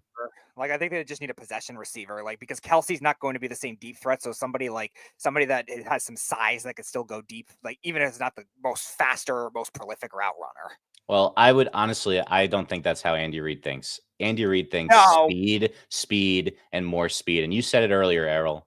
Tyreek Hill is going to be available this offseason. They got a bunch of picks for depth when they traded Tyreek Hill, and it helped them through this, this level 2 out of 3 championship run.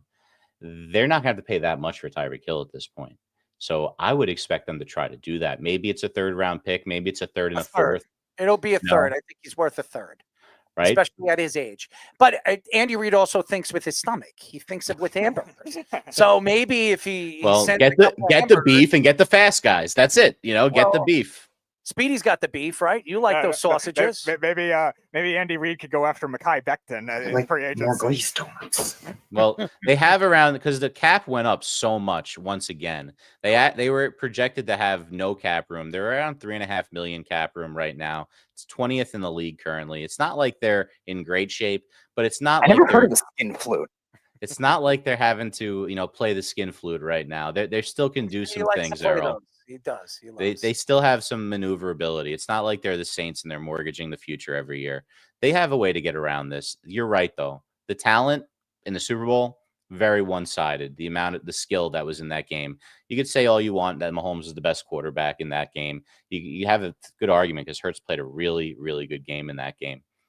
But Mahomes has shown it over the years. If you surround that guy, by the way, I'm sorry to cut you. They always seem to want to blow it. We'll see what happens when Mitch comes back. But Mitch is going to make a big difference for them. He really is. That's a whole nother story. Cut you up. I'm just a little sick to my stomach. Just to finish up on the Chiefs. Yeah. If Kelce's back, great. It's for the team. But to expect him to be the difference maker, I would argue Noah Gray had arguably just as good, if not a better, regular season than him on the team. He certainly vultured all his touchdowns for me on fantasy away from Kelce. So it's not like Kelce is that kind of an impact player anymore. They're going to have to find a way to replace him. Last year, too, TCU kid. Yeah, you take your shots at it. You never know. Kelce was a later round pick. These guys take time to develop at that position. So you never know. You trust in good coaching, and they have good coaching in KC. I do believe that Kansas City is going to have to make a decision on who they're going to keep this coming off season and who they're not. They're going to have to move somebody if they expect to build up that offensive line, like you were saying, Fish, because I think there are pieces that definitely need to be filled there. And Travis Kelce, again, going back and looking at his contract, that's a lot of money to a tight end that even though he had a decent season, it wasn't a Travis Kelce season.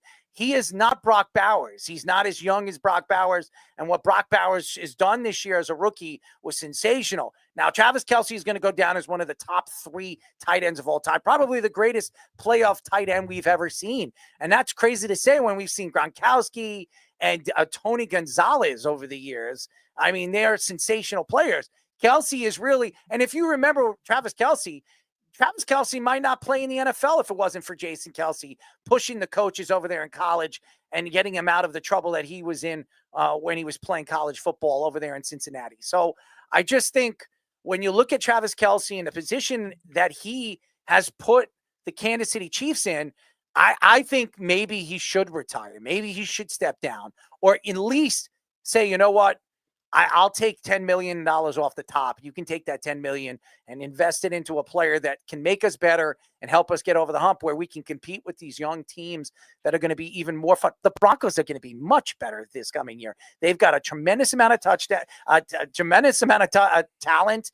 And Bo Nix looks like he's the quarterback of the future for that organization with Sean Payton there and the money that they're going to have to spend I mean, the Broncos are dangerous. So, and even Vegas, we'll see what Pete Carroll does. But I mean, they've got a lot of work to do. But who knows who's going to be their quarterback? It could be Aaron Rodgers. So, I mean, it's crazy to think when you're looking at the position the Kansas City Chiefs are in, if they're, are you really willing to invest the money that you can invest into other players, into Travis Kelce? That's all I'm saying. I'm not saying I don't like Travis. I know a lot of people probably, I know when you guys cut this, they're going to be like, oh, there's a Travis Kelce hater, Taylor Swift hater, Kansas City Chiefs hater. This guy doesn't know what he's talking about. I hate him. I hate him. I hate him. Well, I hate you too. Anyways, Chris, we'll have to send this to our Swiftie we met in New Orleans. That's right. Well, and look, nobody hates Travis Kelce. I mean, if you could be annoyed at the constant, relationship stuff that's constantly on TV and constantly in our faces, but let's face it, that's just a construct of how America works these days. Yeah. And he's making the money off of it. Power to him. He's got the girl. Good for him. We don't hate him. It's just facts are facts. He's not the same guy. They never said you hate him. They saying I hate him. That's what they're saying. You have a little bit more of an aggressive personality than I do. Well, I'm a little aggressive, period. But that doesn't mean that I can't really spit my craziness out and mean that I'm not trying to throw him under the bus, but mean well for the fans that are listening to this right now. I'm just trying to help you guys. And for you Kansas City Chief fans, don't hate on me because I'm telling you the truth, or my truth, or whatever truth you want to believe. So I'm just speaking from what I've seen over the past, I don't know, year and a half of Travis Kelce's Swiftie productions. If you're saying that Travis Kelce's gained weight too, are you claiming he's on the Sean Smith diet? Listen, anybody that didn't watch the Super Bowl and see Travis Kelce on the sidelines and watch him sit, if you don't see that Travis Kelce gained weight, then you guys are blind. Yeah, he's on the Sean Smith diet. His face got bigger. You can see it. By the way, his hairstyle was absolutely putrid. I mean, who he had some weird ones this season. He had a few that I got pictures of him over here on the bottom. He looks like a hick. I mean, he really does. I don't know what's going on with his, who's cutting his hair, who's his barber, but somebody's got to help him out with the way he dresses too, man. What the hell are you wearing? I mean, that guy was wearing a skirt. I saw him wearing a skirt in one of the pictures I saw this past year. He's going for that Thor look with the hair and the one up there, with the hair like really long with the long beard. Change it to Thor to Gore, because that's what it looks like. Well, Gore was actually a different character in the Doctor Strange movie played by Christian Bale. He had a pretty mean sword. I don't know if Kelce's sword is as mean or if it's the skin flute, Speedy, but I do know that we get healthy doses. Skin flute. We get healthy doses of it when we watch football these days. I don't know if you can tolerate it. Maybe it's just evolution, Speedy. It is evolution. It always is evolution, right, Speedy? Speedy? Ask the soundboard. I can't find it. I mean, fish. This guy has it all different. I like this. Force milk out of somebody's body. I like that one. I mean, Speedy loves that.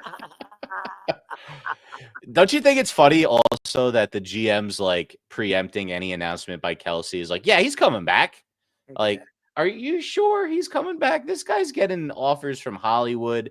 I mean, I just watched a podcast with the Kelces and Adam Sandler. Yeah. And it certainly seemed like Sandler's like, yeah, you can have a role in any movie you want with us. Yeah, and I bet he's in Sandler movies like very soon. How about these fellow Jews? Why am I not invited on any of his movies? I mean, he was in Jersey. If you went down to the Bergen Look at this County. chin. Look at this chin. How could it not be on one of those movies? I mean, I mean, this scar right now that's actually filling in. I mean, doesn't really help my face, but nevertheless, it looks like somebody used a paddle on my face or tried to stick something in my eye and missed. Speedy, you know all about sticking things, right? I don't know what you're talking about there. I mean, come on, man. Somebody likes to tongue you in many different areas. You know what I'm talking about? No, not even sort of. Well, what do you mean? Sort of, or maybe not even sort of. I mean, somebody was doing it, right? No. So not even sort of. What's less than sort of then, Speedy? There? The lowest extreme, whatever that is. So there's a lot of low extremes. I mean, there's only an extreme build up to what we remember when your dog opened that door and stuck. You don't remember any of it. I didn't know you then. Well, I didn't have to know you. I just know what he did to you. I mean, he kind of gave you a tongue ring. What? He ripped you. It's very He very ripped you, right? interesting. He did. He tongued you. Sure, we'll go with that. He gave you a nice little boot, right? Whatever. Enjoy your Lickety split. Enjoy your random juvenile frat boy terminology. Oh, stop. You know, it's a lot of potential harmful mixed. Potentially harmful. There you go. There you go. I mean, Bow down. I definitely would bow down to you if you let your dog do it again to you. Anyway, I so will never do anything. I'm not taking my pants off in front of you. I don't want to look at you naked. Well, that's what was in the instance. Well, you have to shave over there for anybody to want to look at you. No, I don't want them to. Why do you think I care? A little manscape, a little shave here and a little shave there. I mean, that would really fix you. Are we doing the Save Your Tears? You know, there's only 3 of us here. You know, You want to do it? You know, I let's save it. Let's save the tears. Okay, I don't want to make Speedy cry. I mean, there's a lot of crying. That would be better than By the talking way, about the history of my dog 11 years ago. well, that was 11 years and a nice little tongue action. You know what I mean? Not even sort of. Oh, well, it is a sort of. It happened, did it not? Yes, and I'm trying to forget about it. Well, there's fingers that can help you for that, right? I don't know. Which one, pinky or thumb? Neither. You wouldn't use pinky? It's smaller. Wait, for what purpose? I mean, you got to spit on it first, right? Sure, but for what am I trying to accomplish here? Well, I don't know. I mean, the dog accomplished a lot for you, so maybe your pinky could do it a little bit better than your dog can, right? No. I mean, you do clean yourself, right? I don't use my hand. You don't use your hands to wipe your ass? What are you doing? Not without toilet paper. What do you think? I just stick my bare hand in? Oh, hey, listen, I don't know what you do. I don't know what you do, but whatever happens is probably something I don't want to see. Okay, then don't bring it up. So I was on a trip a few years ago to Puerto Rico, and we were like, let's do an Airbnb and we'll like make out. Well, that's the one place you don't do an Airbnb is Puerto Rico, because the place we had was fine, but they're like, you can't flush the toilet with toilet paper. So the entire area, like you're just taking toilet paper and you're throwing it in a garbage, and that's just how it is over there. And we didn't know that part of the culture over there. The running water, you aren't strong enough to flush the toilets with toilet paper. Speedy, that was not gross sexual crap. That was literal gross crap. You know what? Yeah, that's different. You know what I hear about? You know, you go to Europe, and I've been in Europe, and I've been in France, and I know all about that. You know, that bowl shooting up in your ass. I would not like that. You know, some kind of old faithful trying to clean my ass. I mean, Speedy would probably like it because he had his dog lick his ass. But me having something wet. The bidet, you're saying? The bidet? Yeah, the bidet. I mean, would you think that would feel good when you have some water shooting up your ass? I mean, I just have no interest in doing that. All right. That's just not me. Not me. I would bet there's I a think you certain would enjoy subset of the population that would love it. And Speedy, you could be part of that subset. We don't know. Speedy, have you ever had a bidet shoot you in the ass? My brother's actually got one for their So you've tried it. recently. So you've tried it. I've tried it a couple times. How's it I'm feel? not there all the time. How's it It's feel? fine. It's not What does it feel like? cold water. Cold water up the ass? What is it? What does it feel like? Does it? Yes, cold water. You got that part. But Good job. Did it clean your ass? Not on its own, but it's Well, hold on one second. Probably helped. Yo, Well, that's the point. It helps. Correct. The fish, voice of reason. So you had to use some paper, right? Yes. You know, I'm Yeah, you're getting your selective amnesia again. Forgetting I mentioned. I'm a little toilet lost paper. here. I don't know what you're Selective amnesia. You know, speaking of lost, I mean, some of these guys that are free agents this offseason, that's something that's interesting to me. T. Higgins being the big name on my list if I was a team and I was an organization right now. If T. Higgins becomes available, and we all know we're going to get into the Jamar Chase situation. If T. Higgins is available, do you pounce on him? Do you give him $30 million? Because there are quite a few wide receivers that are free to look for trade options. Tyreek Hill being another one. There's one over there in San Francisco that we saw on Radio Row that could be looking for a job this coming off season. We have Amari Cooper. He's available. So it's interesting that this might be the best class of wide receivers we've seen in a long, long time. That obviously veteran guys that are available that could be options for teams. So that's the thing that really, out of all the quarterback talks, where's Aaron Rodgers go? I don't know. Then Matthew Stafford, where does he get traded? I mean, these are a lot of questions that I would love to know on. If I was an executive, I was a GM of an organization, if there's a guy that I really, really want, am I willing to pay a T. Higgins $32 million? Is he worth that kind of money, even though he's still fairly young? He's 27 years old in the prime of his career when it comes to football ages. Is he a guy that you would say he's a bona fide number one? That's the question. I don't know, but we've seen these wide receivers. They're prima donnas. I could see one of these teams. Jamie Lee says Higgins to the Patriots. That's a very interesting situation because the Patriots for the last couple of years have struck out when it comes to wide receivers.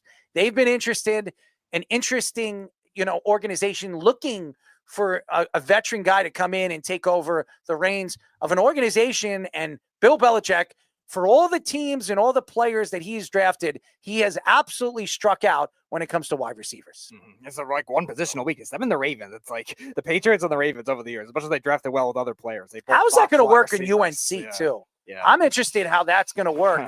Him sitting down with a family, with a family or families and saying, I'm Bill Belichick. Look, I've won 6 rings. I'm wearing it on my hands. Hey, I want your son to come and play for my school. And then when he signs when he signs his letter of intent, I am going to run your son down to the ground and tell him how bad he is and how much he sucks. And that's going to get him to the NFL. Trust me. Hopefully North Carolina scheduled the non-conference schedules in the Big 12 so he could recreate his on the Cincinnati speech. One in a pig, 2 in a stink. How about that, Mom?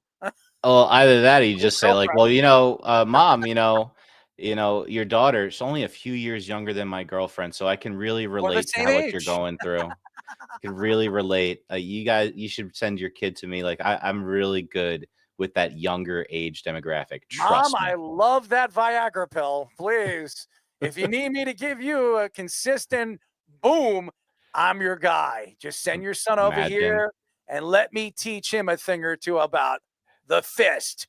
How about that? That's a good one. How about that?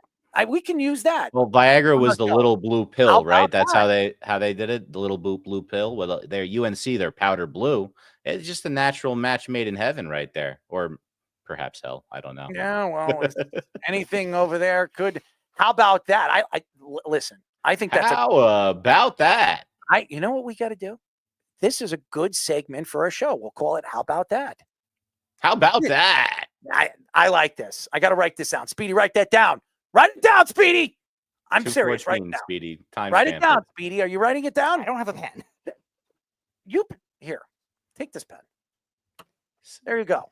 Write it down. How about Speedy, that? You should have a chat box open you could type into. It's right in front of you. That's not a bad idea. Right How about that? Right in front of it. There it is. There you go. By the way, your socks don't have any rips in it. That's a good sign. I mean, this guy walks around with holes in his sock in many different areas. I'm like, dude, why don't you throw those socks away? He's like, what? I was like, dude, you got holes in it. You look like a bum.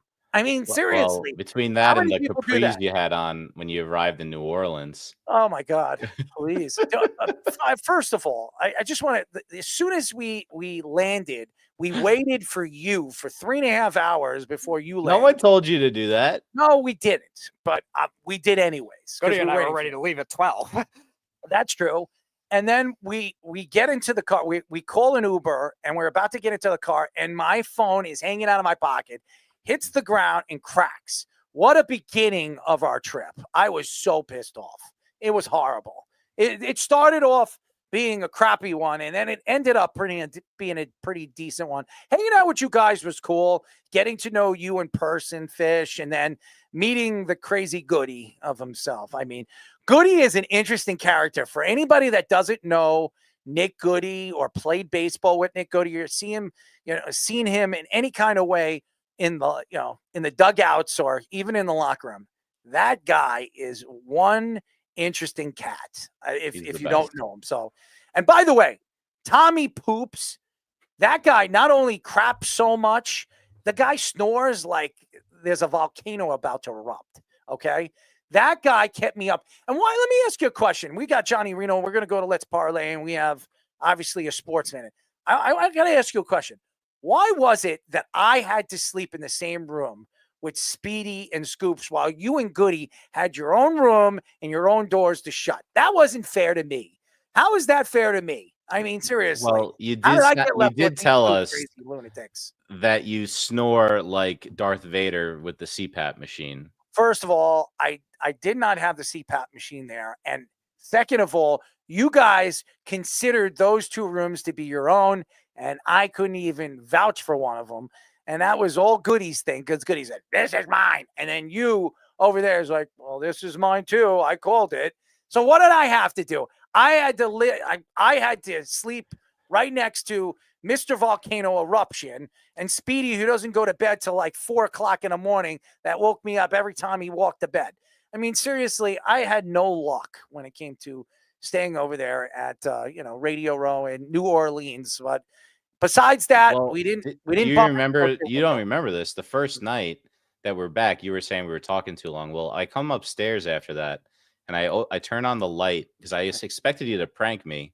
And Speedy was lying in my bed. That's right. Like he was Frankenstein, and He then wanted sat to up, swoon with you. He wanted sat to up like the Undertaker, like straight up, like bent at the waist, and like with the hands He was out. about to give you some head. I think that's what he was. I don't think that's what it was. You sure? I really thought he was like sleepwalking, or like he was gonna do Baby turtle. some kind of like Frankenstein like monster Duh. choke you. But I at the time I thought Errol definitely put him up to this. I did not. First of all, I was dead. I was sleeping. You guys, and we'll get Reno, Johnny, and we have to obviously go to a break. You guys stayed up all hours that night. I was dead tired.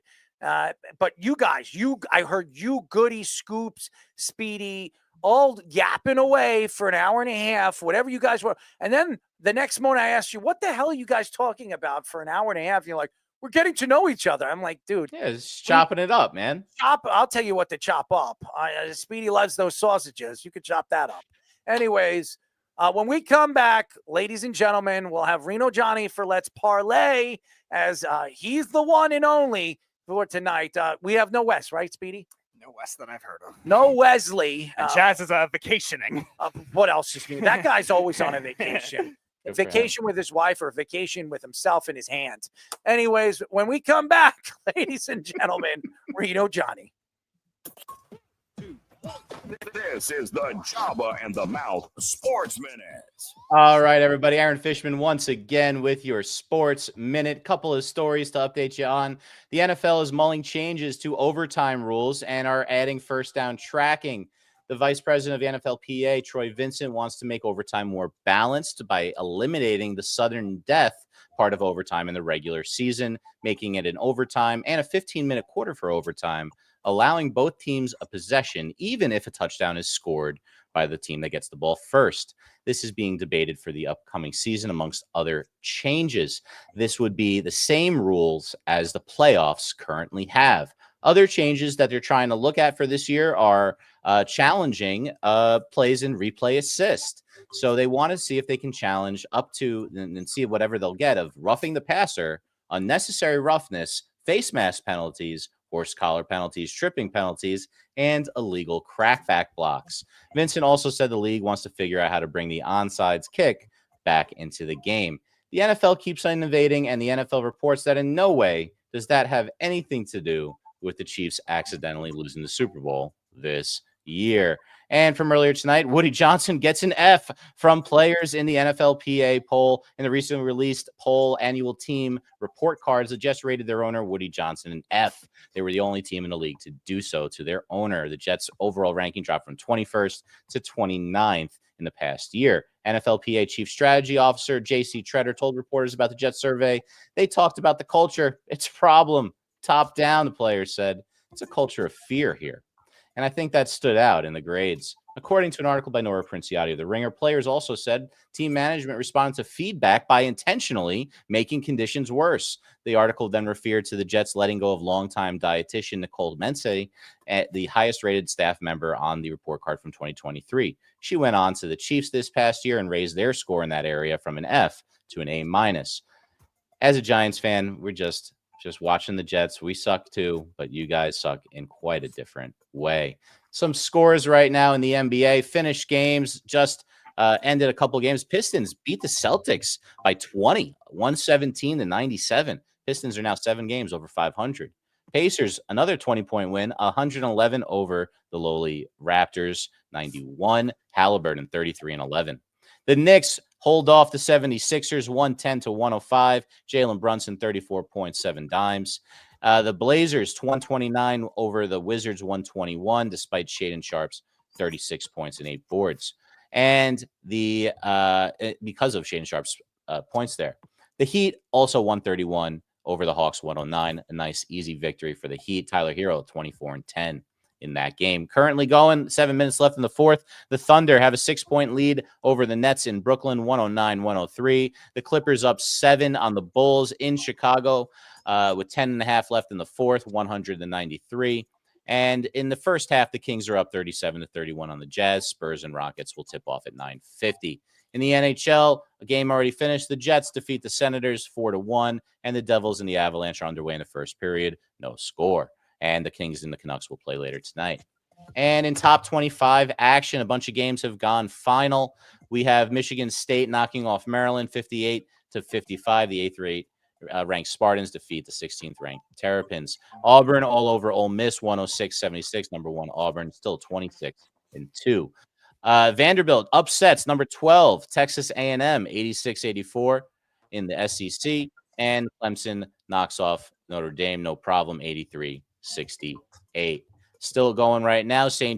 We have Memphis, actually, 18th ranked Memphis, only a 4-point lead, 6 minutes left in the second half over Rice. St. John's up 6 just at the end of the first half over Butler. Kentucky up 3 on Oklahoma in 4 minutes left in the first. Arizona and Utah at halftime. Arizona up big, 46-32.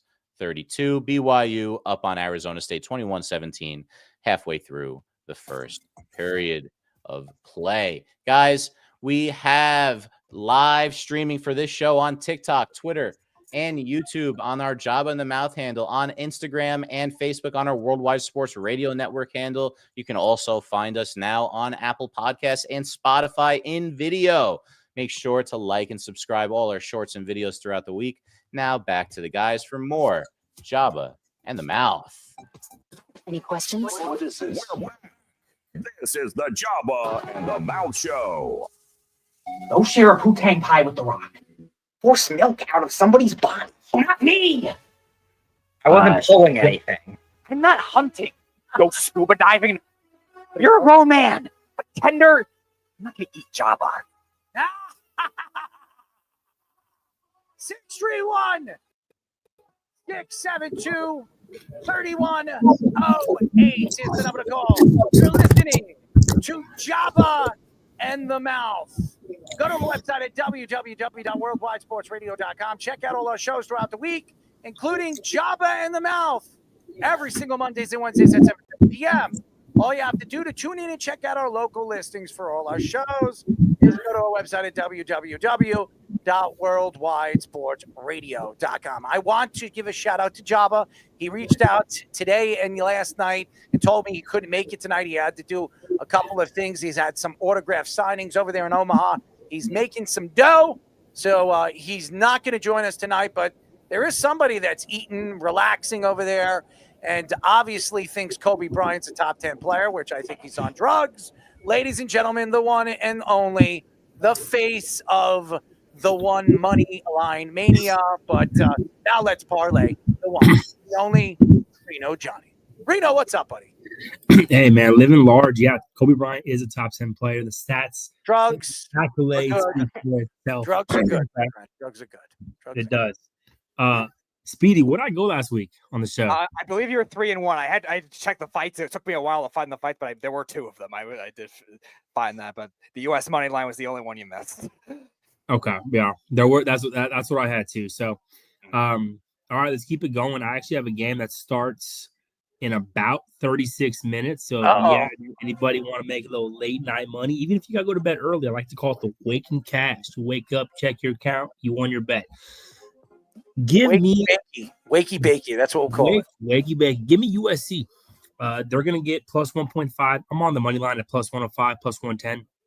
This Big Ten is kind of treacherous with teams having to travel, especially with Big Ten teams having to travel out west. Start time over there's about 8:30. It's not 10:30 until on your local time. So maybe a little fatigue traveling out to USC. Both teams playing terrible basketball. Both teams have just won in their last 4 or 5 games. So they haven't been playing well at all. I don't really think the road team here deserves to be favored. I think this is a kind of a spot play for USC, giving a late start, welcoming a team that's playing some of their worst basketball of the season. Now, USC's not playing great either, but I could argue their last few games have been against a little bit tougher competition. So analytically, they match up really well. Give me the home team to kind of eke out on a late night.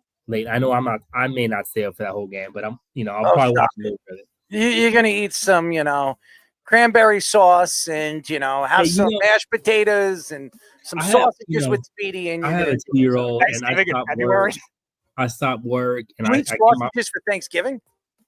The other 2 foods you described were Thanksgiving. I didn't mention Thanksgiving. You're the one who mentioned Thanksgiving. You said cranberry, and nobody. Yeah, well, I like cranberry. I don't have to.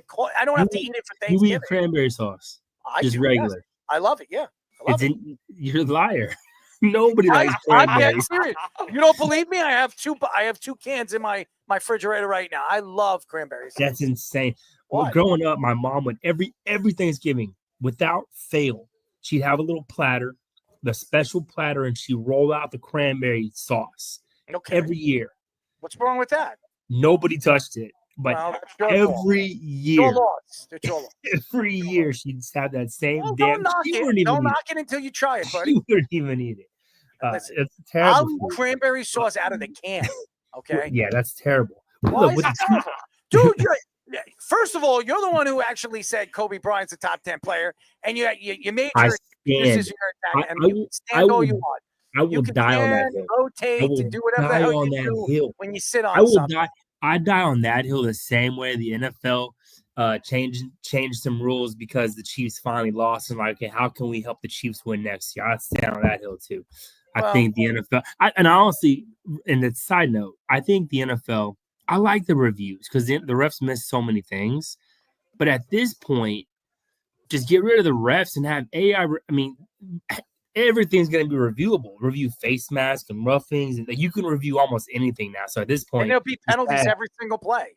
And that's what I'm saying. At this point, you got to have AI review. Just AI be the refs.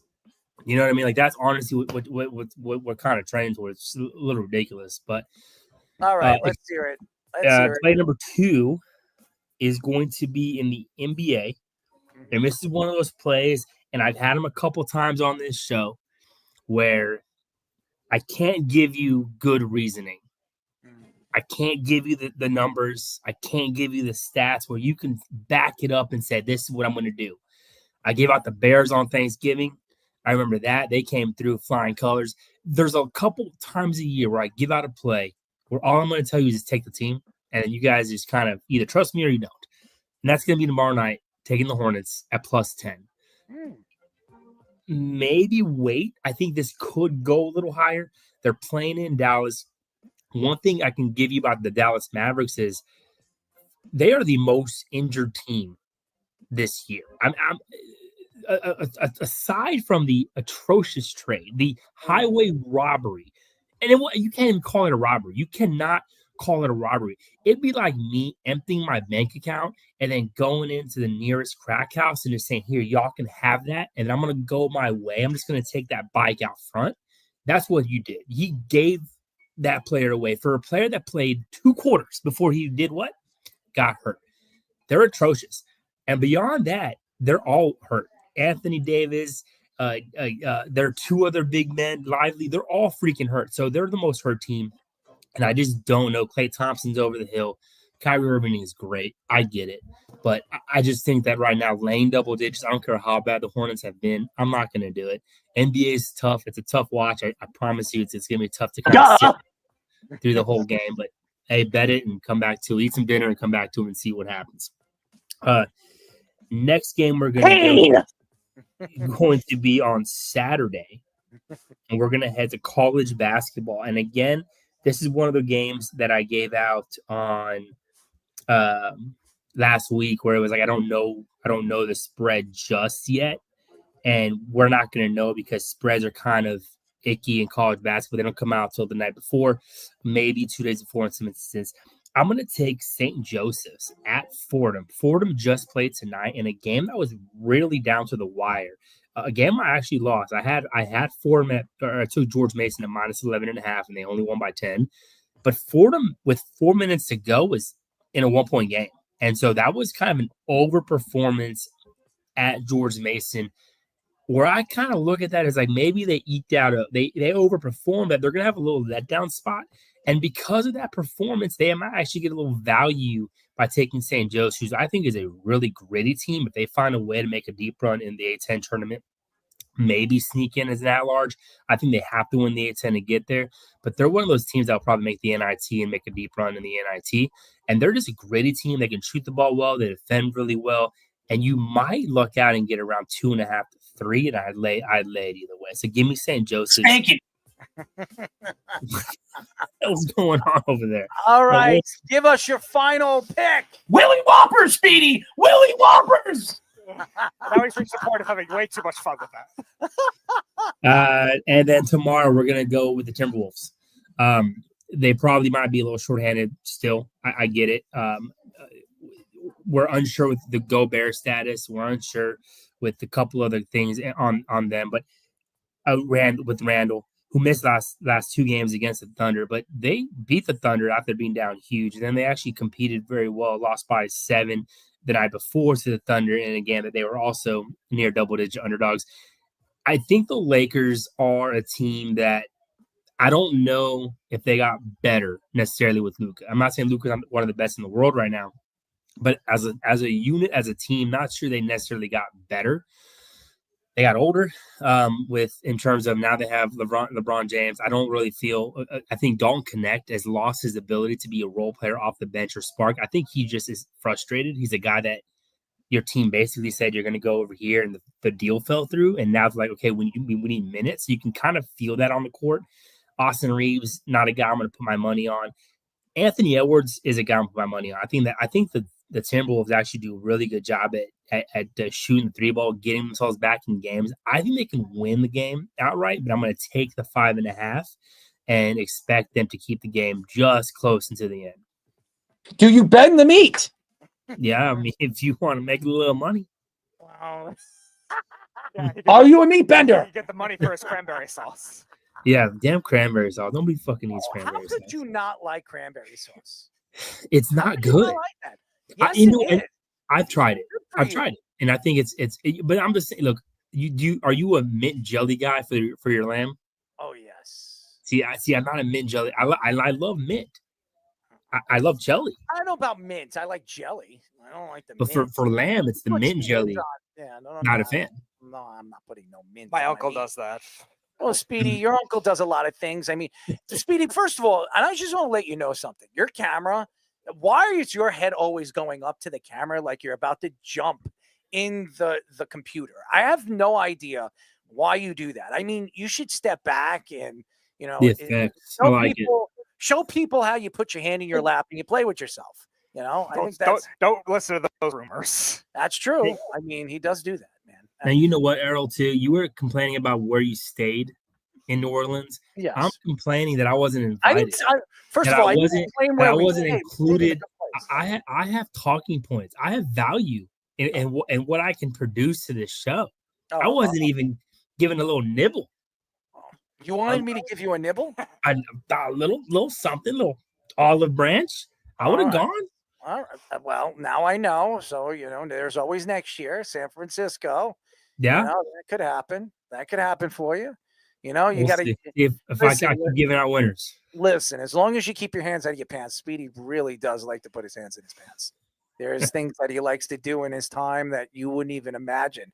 And the crazy thing And none of is, them is eating cranberry sauce in February. well, you can smash it around your private areas. I mean, that would be I'm not doing that in any month. I know your dog will definitely lick your ass if that's in your Yeah, ass. and I'm not encouraging that.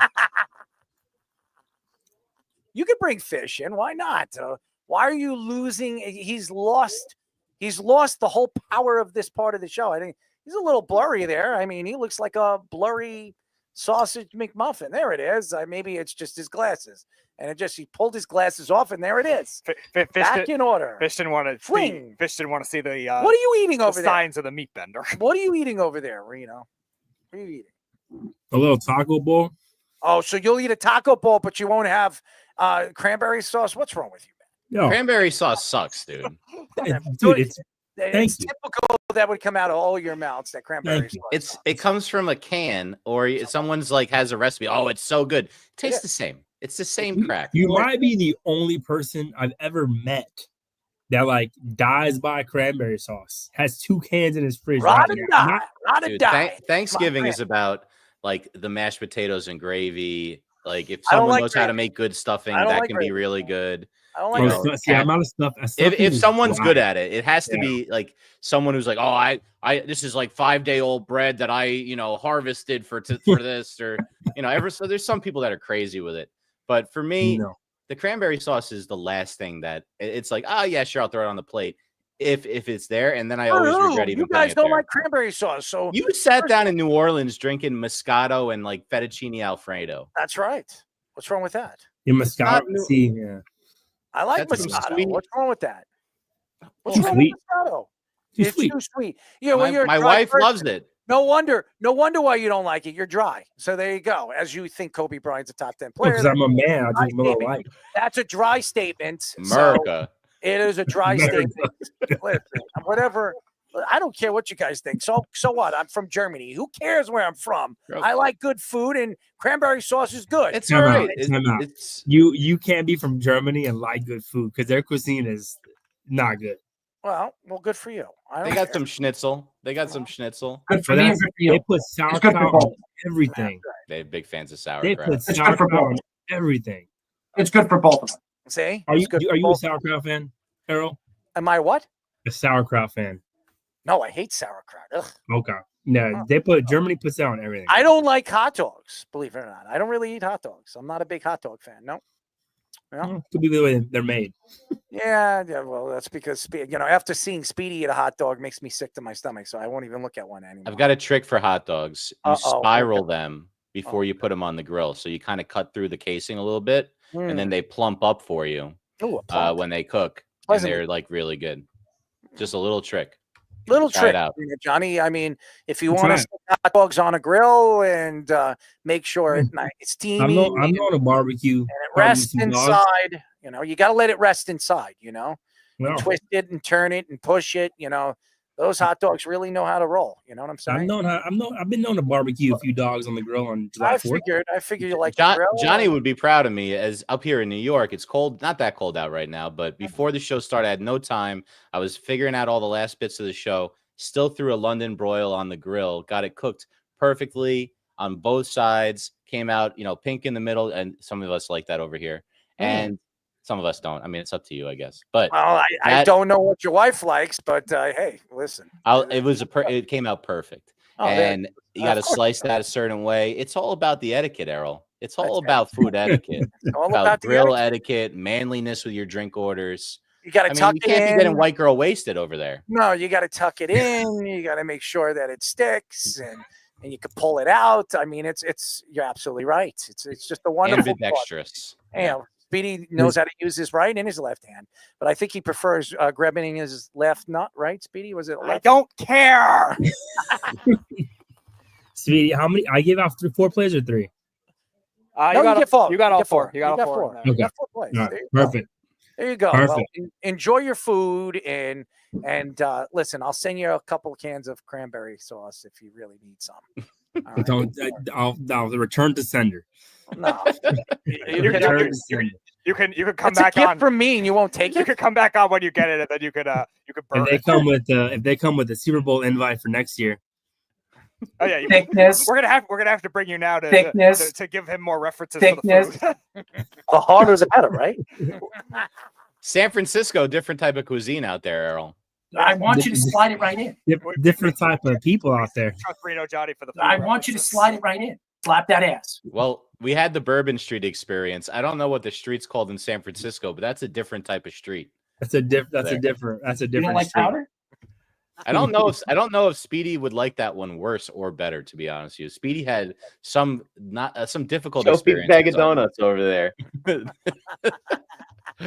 Really difficult. Errol saved his life. Errol, you think you saved his life I did on Bourbon something- Street? You sound like a frat boy. I sound like a frat boy, and I did save his life. I absolutely saved his life. I should get something for that. What are you going to give me, Speedy? Maybe I'll get you some cranberry sauce. No, I have enough of that. I have enough. Don't worry, you I can got have a couple your cans of stock it. for March. I don't need your stock. One You gotta of do those girls could have been the Bourbon Street, bosom strangler or whatever her name man, was. that would have been nice to watch. I mean, watching Speedy get strangled and get raped. I mean, I'm just kidding, Speedy. I mean, Whoa, you- whoa. well, he had a dog rape him. He had his dog rape him, right, Speedy? It was What was just it like called? a dusting of Perverted like behavior. molestation. It Perverted wasn't full on. behavior. Who uses that?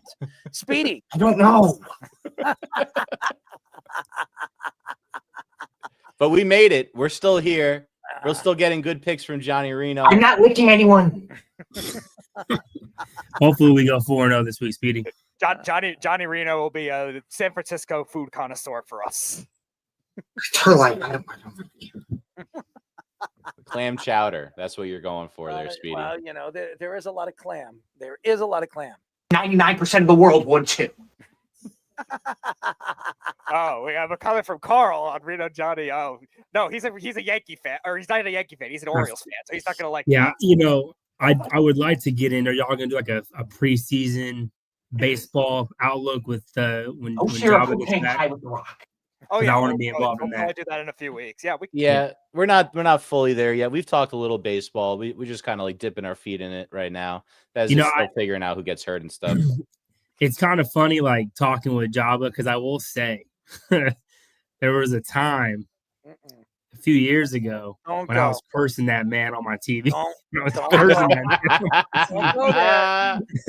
Neutral animals. Don't want to think about it. Specifically when he played with the Tigers. Because in the 2014 playoffs, his Tigers played the Orioles, and he came in a big spot in game 2. And I remember just like cursing at my TV.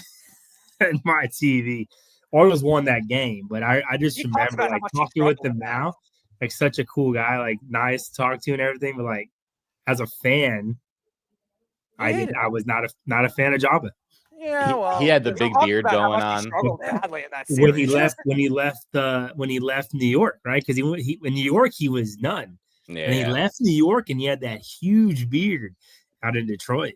Yeah, but and then this year they got rid of that, right? You can have a beard now. Now you can have a well groomed. Well groomed, and listen, we all know Jabba doesn't have a lot of fans. All right, he doesn't have many on the show. Well groomed fans, at least. Anyways, Reno, Johnny, we love you. Keep up the good work. We'll talk to you next week, buddy. Yeah. Take care, guys. I've got one more for you before you go. Pain. Yeah. All right, Reno Johnny, ladies and gentlemen. See, I know how to use this board. Who's better than me at using this board? And naturally, Carl also has a shot at our friend Derek. Paid the Cardinals. ESPN reports that the Bengals are likely to make Jamar Chase the highest paid player in the NFL that isn't a quarterback. Chase's contract will likely be around $40 million per year, which would be $5 million more per year than Justin Jefferson got last offseason.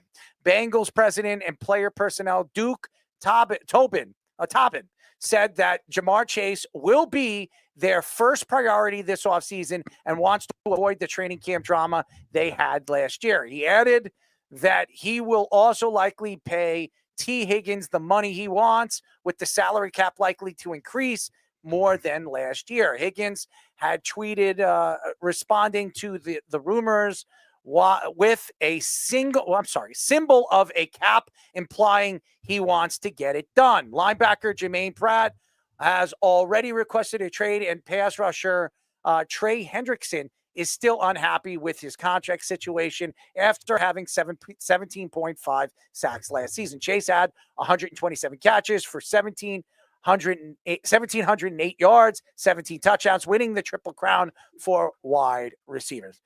I said it last year before the season started, and I'm going to take it back. I said it to many, many people on the show that I did not believe Jamar Chase was a top 5 wide receiver.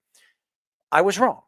I was. Now, obviously, if you look at the situation that they were in this year that they weren't in last year, you had a healthy Joe Burrow. When you have a healthy Joe Burrow, I mean, it changes everything. Joe Burrow, to me, was the best quarterback in the NFL when it comes to statistics.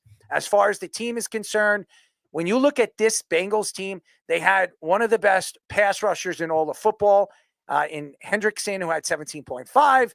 They had the best wide receiver in football last year in, as you know, the numbers that we just gave you of Jamar Chase. And I would say they had one of the better second tier wide receivers in football, and T. Higgins went 100% healthy. I mean, when you have this amount of talent, you would have thought this team is a playoff bound team. They fell apart early in the season, which they do every single year. And I've heard Joe Burrow on many different shows come out and say that, you know, we have to be different. We have to change the initiative of this team early in the season. If you look at Joe Burrow's record in the first half of the season, since he's come into the league, he is under 500. Under 500. Just think about this. Joe Burrow, with the numbers he's put up so far early in his career, he is under 500 in the first half of the season. That means 6.5 games into the season, he is under 500. That is crazy when you think about how talented Joe Burrow is and how good this team is when they're playing on all facets of the game, defensively, offensively, and even special teams. Honestly, I do believe Jamar Chase deserves the money. He's going to get the money. You can't knock him for asking for that money. And he went out this season when he was crying about it in the offseason after Justin Jefferson got his money. And he said, listen, I'm just as good as Justin Jefferson. I can put up the numbers that Justin Jefferson put up. And boy, did he ever. Now, Justin Jefferson this season obviously still had a very good season, but Jamar Chase had an exquisite season as far as the numbers are concerned. I do believe, and I'll say this again, when you look at these wide receivers and what they're getting paid, it's going to hurt the cap moving forward because it's just going to get larger. And I understand the cap is going up. It's going up significantly. But when you have to pay a quarterback a significant amount of money, now the average quarterback is making $50 million a year. If you're an elite quarterback, not even an elite quarterback, a top 12, 13 quarterback, you're making $50 or more million. Look at Trevor Lawrence. Trevor Lawrence hasn't been a top 15 quarterback in 2 years. He just got $55.5 million to a team that's looking to trade him now after one season. I mean, it's crazy how much these guys are getting paid. Now, I'm not knocking it for anybody that's listening to this take, and I'm sure it's going to be cut up and chopped up and shoved in something. I'm just speaking the truth here. There's a lot of money being invested into the quarterback and wide receiver. You're talking about Joe Burrow making $55 million going into this coming season. You're going to pay Jamar Chase between $40 and $45 million. That is $100 million of your team's spending. Now, that is over almost a quarter of your team's money for 2 players. You still have to pay other players. So if I was Trey Hendrickson, I wouldn't be happy. I had a 17.5 sacks this year. Yes, I'm getting older. I'm 30 years old. I'll probably be 31 at the end of next season. If you lose Trey Hendrickson, where are you getting the pass rush? Where are you getting those kind of numbers? That's, if you're looking at the big picture, that is going to be the problem. And then you have T. Higgins that you're going to have to pay close to $30 million. Now you have 3 players making about $130 million of your team's money. I just think this is This is not going to help this team when it comes to the future. I love Joe Burrow. And when you have a player like that, it can change everybody and everything. I just worry how this all is going to be put together and work. And especially with the coach that you don't even know if you're going to have after next year. There's a lot of questions to this team. I don't know. I don't know if I'm going to pull the trigger. I pulled the trigger on Jamar Chase. T. Higgins, as much as I love him, I think you let him go and side Trey Hendrickson. That's the way I would go if I was an organization running and trying to figure out how I'm going to compete against the teams in my division, which is probably, you can argue, the best division in football. Yeah, it's interesting because the Dolphins, we were talking about it with them when they signed Tua and Jalen Waddle last offseason. They're putting almost half their salary cap into just the passing game, and they lost a lot of defensive players for it. Now, their defense played better in the second half of the season, but it took a while for them to get there. And Cincinnati might have to go in that same kind of trajectory and maybe take a book out of what Minnesota did last year, because the Vikings have a very similar dilemma, letting go of Danielle Hunter to sign Jonathan Grenard, and it ended up working out for them because Grenard had a nice year in Flores' scheme. The Bengals are going to have to try to find something similar for both replacing Hendrickson and replacing Pratt, if that's the approach they're going to do. Now, Logan Wilson's a good inside linebacker, but besides that, they don't have a lot of depth. They've drafted a lot of defensive line depth, so they have to get that to work. But Lou Anamaro last year, after he was like a brilliant defensive coordinator for 3 years in a row, all of a sudden, that defense fell off badly last year, and that's the concern of signing one guy is not going to change a defense. Oh, I know, 100%. But losing Hendrickson to a defense that's just absolutely unbearable to watch, especially in the second half. They were embarrassed by offenses that they shouldn't be embarrassed from. I mean, seriously, the only reason why they were in these games is because Joe Burrow put on a clinic. That's the only reason why. And that's why I think that kind of defensive, I guess, alarm that's being set when it comes to the Bengals. Like, it's not like the Bengals defense was, all right, it was just average, we can just make it work with a couple draft picks. No, it was one of the worst in the league. And that's got to be alarming. And I'm with you. You kind of have to explore options and maybe trading Higgins and maybe getting a productive defensive player, just a 1-for-1 swap or something like that. Because the Bengals are a 9-8 team. They were a fringe playoff team. They don't blow the lead to the Ravens. How does this work if I'm the Bengals right now? And they look at all three of these players making that kind of money, right? And they're so weak in the defensive side of the ball, and they have Taylor really crawling to the finish line. And I mean, next year, if this team doesn't make the playoffs and make a run next year, Taylor's gone. There's no way they keep him, because this is a team that's ready to win now. And Jamar Chase is getting to that point in his age. I know he's still young. What is he, 25, 26? How many good years does he have as a wide receiver before his knees go or his ankle goes or he tears his Achilles and he's not the same player? That's the problem when it comes to playing on turf. And I've said this many, many times. You're investing this kind of money into a player that could be down and out next year and might not be the same player. And then you have to overpay these guys because when they come back, they're not the same player. So that's the only thing that worries me about this. I'm not saying that Jamar Chase isn't worth it. I'm not saying T. Higgins isn't worth it. But you see Joe Burrow. Joe Burrow has one good year and then one bad year because he can't stay healthy. You're going into a year now where Joe Burrow usually is not consistent. So you're going to pay Jamar Chase, T. Higgins, and start looking at yourself wondering, is this the move to make? And is this good for the future for the Cincinnati Bengals if this doesn't work? Yeah, and also they're going to have to do an organizational approach too that's a little different than what they've done. The Bengals were rebuilt through obviously drafting Joe Burrow and Jamar Chase and then building their defense up in free agency when they had a lot of salary cap. And now they're going to have to kind of do the opposite approach if they do end up paying Chase the money he's going to want, because obviously they can't. They are paying. Of course they are. They're not going to let Joe Burrow lose his best friend and for a guy that just had a triple crown year at a wide receiver. And again, they've benefited off of other things too. Like obviously Mike Gesicki, the year he had last year, or Chase Brown at running back was very good. So they don't have to worry about spending as much money on offense, besides if they could find a way with Higgins where they don't have to make it where it's too bad. But if Higgins wants to be paid like what Ayuk got last year, that might be a burden to the Bengals for what they could do, because they need a lot on defense. That's why I'm saying explore the options depending on how much the salary Speedy, cap you don't goes explore up. anything but yap your big mouth. You go around in a circle and you don't answer the question. You're like, hey, I mean, you're like a tongue twister waiting to pop. You're making my head burst. You go from one thing to another.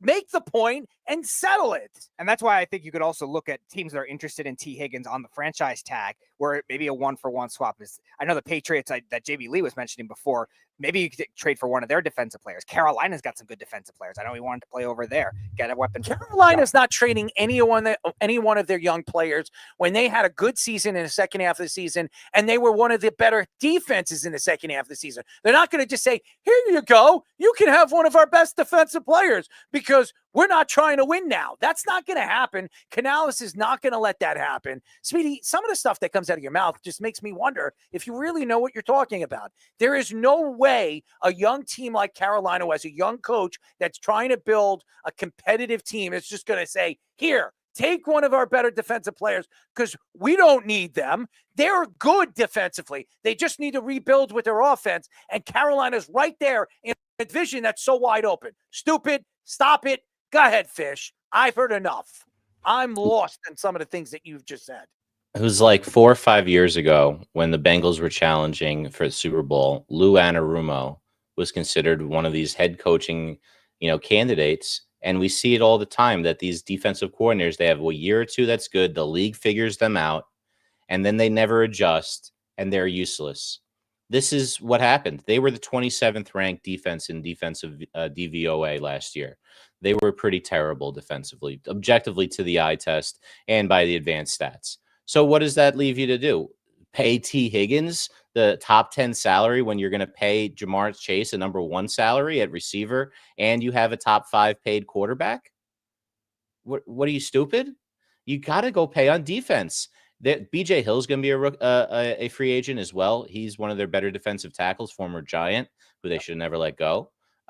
He's probably not going to be there. Know he was going to be as good. Of course they didn't, but They still, defensive tackles at the time too. You say that, but they could have paid him a lot less than they paid some of the guys and still been pretty good, right? So the Giants haven't made any good decisions, but the Bengals spending on offense. By the way, another Gettleman guy, just so you know. So. Yeah, well, I mean, not that he knew what the fuck to do with him, but Hendrickson is the one that bothers me. That guy is team captain. That guy can't leave. You have to pay that guy enough that he'll stay. You don't have to pay him necessarily top of the market because he's a little older, but you know that the production, what are you going to get for him? You're going to get like a 4th round pick for a guy that had 17.5 sacks. No, you need to pay this guy. You got to keep him around. You need to get to the quarterback. If you already suck at getting to the quarterback, you can't get rid of the one guy on your team who's good at it. What are you going to be next year? It doesn't matter if Joe Burrow throws for 6,000 yards, Jamar Chase has 20 touchdowns. You're still going to be in a 500 team because you can't stop a freaking fly. You can't do anything. You suck on defense. Spend on defense. T. Higgins is a great player. The NFL is not set up for 2 guys to get paid $70 million at the receiver position and 50 at the quarterback position. I don't care if the cap has gone up a lot. That's half of the entire cap, even with it going up that much. It makes no sense. Spend on the defense. Zach Taylor doesn't know anything about defense. That's why they're in this position. I think you're right. Zach Taylor's gone after this year. I don't see them doing this correctly defensively, and it's probably going to be a very similar season for them next year. It's going to be very, very interesting to see how this team is going to work these contracts and how everything is going to fit. And this team is going to compete in a division that's so good. I mean, Pittsburgh's still going to be a pretty good team. They don't know who their quarterback is going to be, but I think they're going to get somebody in there that's competent to play with this type of, offense and defense. I mean, last year, if you look at what Pittsburgh did defensively, they were absolutely amazing. And I expect them to be really good this year. So they got the defense that's going to get them in the playoffs. You just got to get over the hump, which Tomlin hasn't done in 7 or 8 years. And the Bengals, who are, when it came to numbers, their numbers were as good as anybody's offensively. Defensively, they were one of the worst in the league. The only way you win championships is if you have a good running game, which, let's be honest, are the Bengals a good running team? They're not. They don't have Joe Mixon there anymore. They had a couple of guys that were filling in that spot and couldn't stay healthy. And they have Joe Burrow. And Joe Burrow, and I say Jamar, I didn't mention Jamar Chase because is Jamar Chase without Joe Burrow? And the answer is no. I don't care what anybody says. He's not. He's not. We've never seen him without him since he played high school, right? That's so it's true. hard to say. That's not true. We saw him without him last year. I mean, not this past year, the year before. But Jamar Chase played, and even though he put up decent numbers, he wasn't Jamar Chase this year. I've seen Justin Jefferson, without, a Kirk Cousins, and we've seen him put up numbers no matter who was throwing him the ball. That's the difference. Jamar Chase is a great player when Joe Burrow is throwing him the ball. Is he an elite player without Joe Burrow? I don't know. I do believe Justin Jefferson is an elite player without Kirk Cousins or anybody throwing him the ball. He made Sam Darnold look like a world beater this year because he's Justin Jefferson. So I'm just saying, I'm sitting here today. Do I think Jamar Chase should get paid more than Justin Jefferson? Not a chance in hell. I think Justin Jefferson is that much better than every single wide receiver in the league, and it's not even close. And yes, you heard it from me. He is by far the best wide receiver in football. It's not even an argument. So Chase is bigger, faster, and stronger than Jefferson.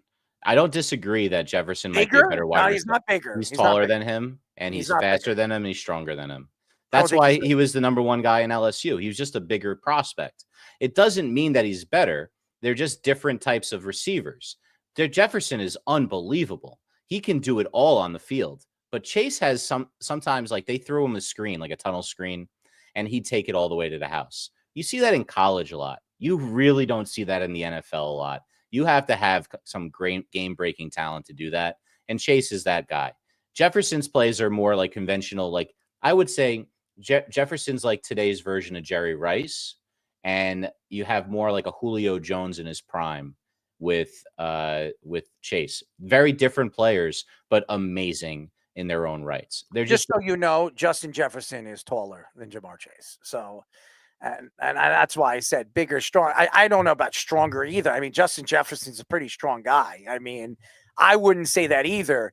Maybe when they came out of college and Jamar Chase was obviously a world beater over there in LSU with Joe Burrow, and that was his number one target. Oh, you're right. Chase is shorter than him. I didn't realize Chase was only 6 foot tall. Yeah. So I just think Jefferson's, to me, the better wide receiver. I wouldn't say by much, but I think Justin Jefferson has proven himself to, no matter who the quarterback is, he's going to put you, he's going to put you on his back and tell him, you know what, you want to ride? I'll take you to the promised land. Just get on my back and I'll show you. So, remember that LSU team with all of them on it? And I think Stingley was on defense. Yeah. And that's one of the best college teams ever. It has to be. It really was. No question. I mean, there were a lot of good talented teams. I mean, those Alabama teams. The top two receivers in the Georgia league. Bulldogs. Look at the Bulldogs that are on right now, the Eagles. I think you've seen enough to say that that was a pretty good roster. So Jalen Carter, man. What a player that guy is. Jalen Carter. I mean,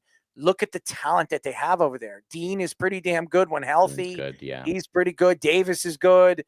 I mean, how about the pass rusher, the linebacker over there? What's his name? Vaughn. Smith. I mean, he looked pretty damn good all season long, getting at the quarterback, and boy, did he hit fucking Patrick Mahomes, man. I never curse on the show, but I got to add that F because boy, did he hit him all over that. But he got his ass kicked that whole game, man. Yeah, he made sure that he felt him all the way in, Kansas City. So it was pretty incredible what they did. But those Georgia Bulldog teams are fantastic too. I mean, they were a lot. I mean, how about the Florida State guys? I mean, look at Verse this year and Fisk. and Fiske. Fisk, what he did this year before he got hurt. I mean, losing him in the playoffs really affected him. If Fisk stays healthy, maybe they win that game. So, I mean, they were causing trouble all game. So, I just think that I know everybody wants to say, look at those LSU teams, and especially that one. I don't know, it was the greatest team of all time, but it's a pretty good, damn talented team. Adam Schefter reports that the Titans have granted Pro Bowl linebacker Harold Landry permission to talk to teams about a trade. Reports say that the Titans had a very good interview with Abdul Carter at the NFL Combine, and he would likely be the player the Titans draft if they pass on a quarterback. Landry played all 17 games and 83% of the defensive snaps for the Titans last season at the age of 28. Landry had 9 sacks, 18 quarterback pressures, and 71 total tackles last season. Landry is on the final year of his contract, worth about $17.5 million. The Patriots are the favorites to trade for Landry because of his connection with Mike Vrabel, and the Eagles and Packers have also expressed interest in him as well. Well, I watched bits and pieces of Landry this year because I'm not a Titans fan, so I'm not going to sit there and tell you, I'll lie to you. Oh, that guy is unbelievable. What I could say is the Titans defense was ranked number 2 in all of football, right behind the Eagles and right in front of the Jets. And the reason why? Landry is one of them. I mean, he was as good as any guy at his position. There is no question. He's fast. He can get at the quarterback. And by the way, he can actually defend the tight end with his speed. We've seen him do that in the open field with the Titans all season long. Teams that have good tight end play, he was the guy that they put on those tall, fast tight ends. I'm sitting here today. If I'm the Jets, I'm absolutely reaching out to the Titans and asking what they want for this. Want for Landry. I think he's a perfect fit at the linebacker play, especially CJ Mosley. Looks like he's not going to be back this coming season. I don't know what it's going to take to get him, but obviously, and here's the problem here. Could you imagine Abdul Carter with Landry on this roster? How good this defense would be if they kept both of them on this roster? This arguably could be the best defense in football. And if you have the best defense in football, all you need is a competent quarterback and you can make the playoffs in a division that's wide open. I'm not betting on the Jaguars this year with their coaching staff and with ownership over there and Trevor Lawrence as their starting quarterback. CJ Stroud's fantastic, but how is this team going to, warm up early in the season with Dell come back from a serious injury? And I don't know if Diggs is the same player he once was. And Diggs coming back, maybe they decide to drop Diggs in the offseason or trade him because obviously he's a cancer in the locker room. It's just, and we know Indianapolis. We know what this Indianapolis team is going to put up if Richardson's their quarterback. I just think this is a division where this is always a wide open division where you can win. This is a division that the Titans, if they just make one move here and one move there, they're a contender in that division. And trading away probably one of your best defensive options, and you could arguably get a generational type of talent like Abdul Carter, it makes no sense. That's Titan-like. This is Jet-like too. I mean, this is something that the Jets would do. I mean, it doesn't make sense. It just doesn't make any sense. And at any given time. And by the way, I could see the Patriots making a move like this because the Patriots are an organization that makes moves like this and it works. It fits like a glove, like Jim Carrey would say in The Mask. Or, the Ace Ventura: Pet Detective. Like a glove. So it's definitely like a glove here. So I don't know. I'm a little lost with this move. Yeah, I'm surprised too because they've shed a lot of the big contracts that they had in the Mike Vrabel and John Robinson era that really hurt them towards the end of their coaching, Vrabel's coaching career, and then Robinson his career as a GM when he got fired in the middle of the season, which is also very Jet-esque too. But nevertheless, they have not many big contracts on that team. They paid Jeffrey Simmons the same offseason. All the other defensive tackles got paid, and they gave Calvin Ridley a lot of money. I think he got 24 a year or something like that, which for now with the wide receiver contracts maybe doesn't seem as big. But besides that, they're very young on the offensive line, and obviously they're not paying a quarterback because they don't have a good quarterback at all.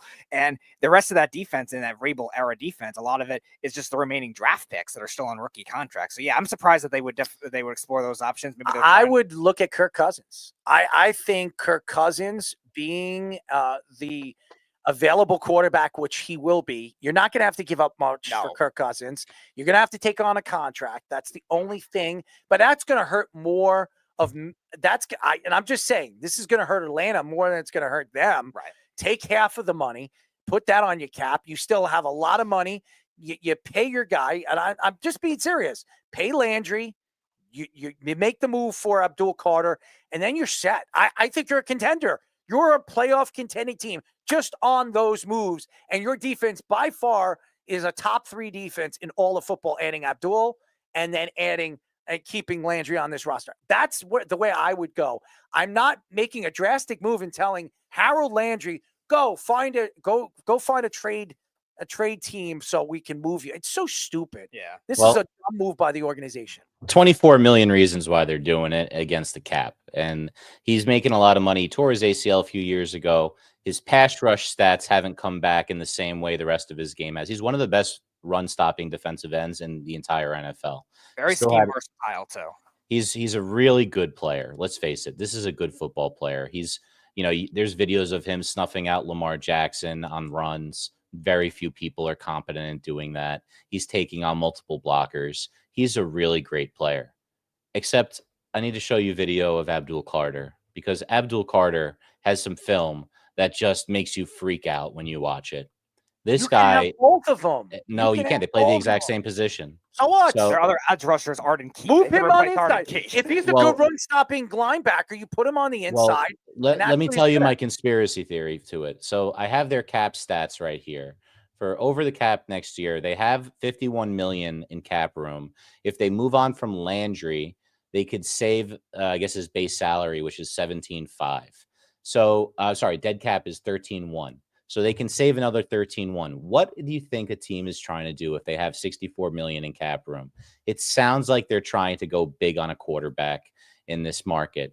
If they can get Kirk Cousins, that'll fit nicely into their cap, because at that price they can afford it. I don't know if Kirk Cousins has anything left, because he looked like crap last year. I and disagree. So what are they He going to do? looked really bad. 30 with that money? He looked really bad because they were their option. I think it's was Darnold. run the ball, run the ball, run the ball. That's not Kirk Cousins' game. His game is to throw the ball. I think the Achilles, you can't undersell an Achilles coming back at 38, or 37, or however old he was, and then not having the ability to push the ball down the field, getting a little foot happy in the pocket, hearing footsteps. All those things were on display last year. He was still competent, and then he had that horrible run. He got to the point where he's unplayable. How would you feel if you have a young quarterback a team obviously paid you a lot of money to go over there and be your starter for the next 3 years, maybe even 4. And then that exact season when you as an organization, you decided to put $100 million into that player at the draft, you're sitting there saying, oh, they're not drafting a quarterback. We're fine. We're safe. And then all of a sudden you draft Michael Penix Jr.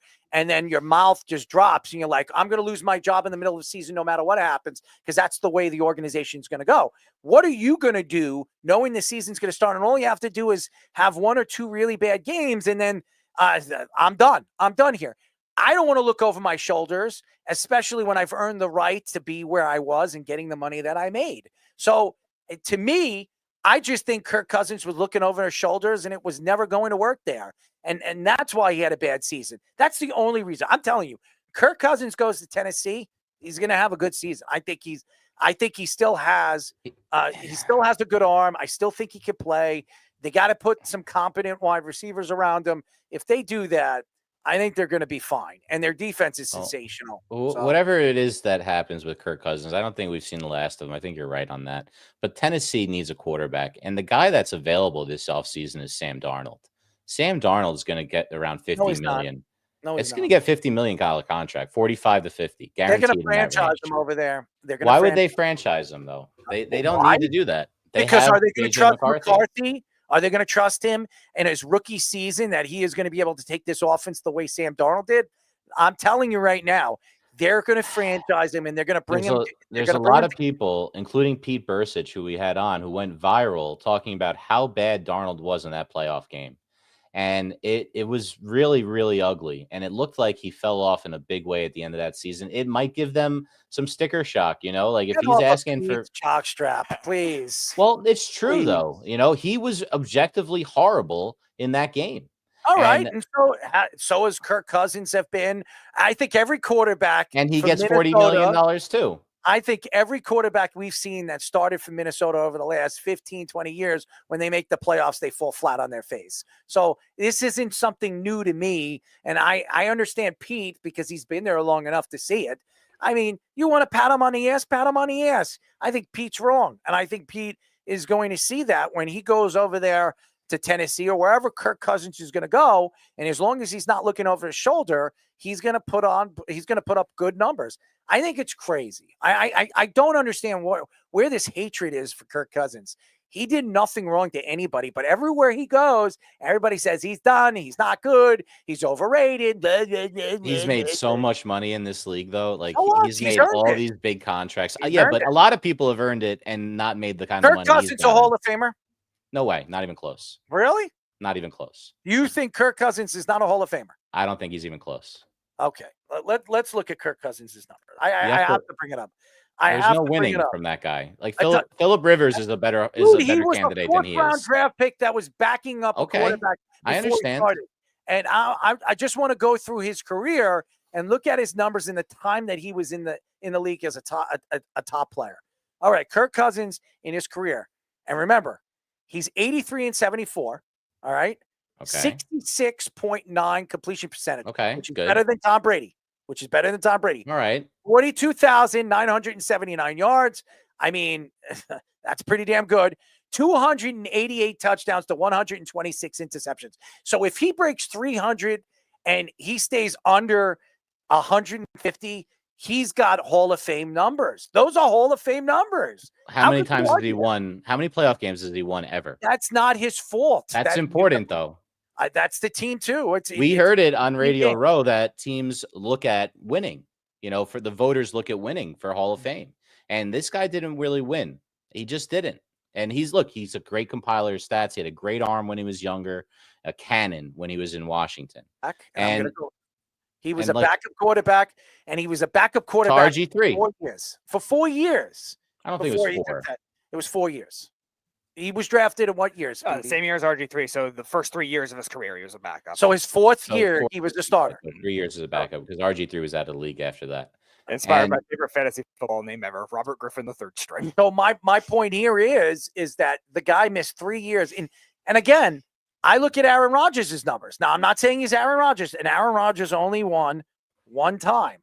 And I think he's the greatest quarterback of this era. Aaron Rodgers has played a lot more games than him. Aaron Rodgers played 248 to Kirk. I'm trying to get Kirk Cousins to 164.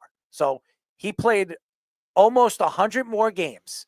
Aaron Rodgers has a 65.1 completion percentage, where Kirk Cousins has better.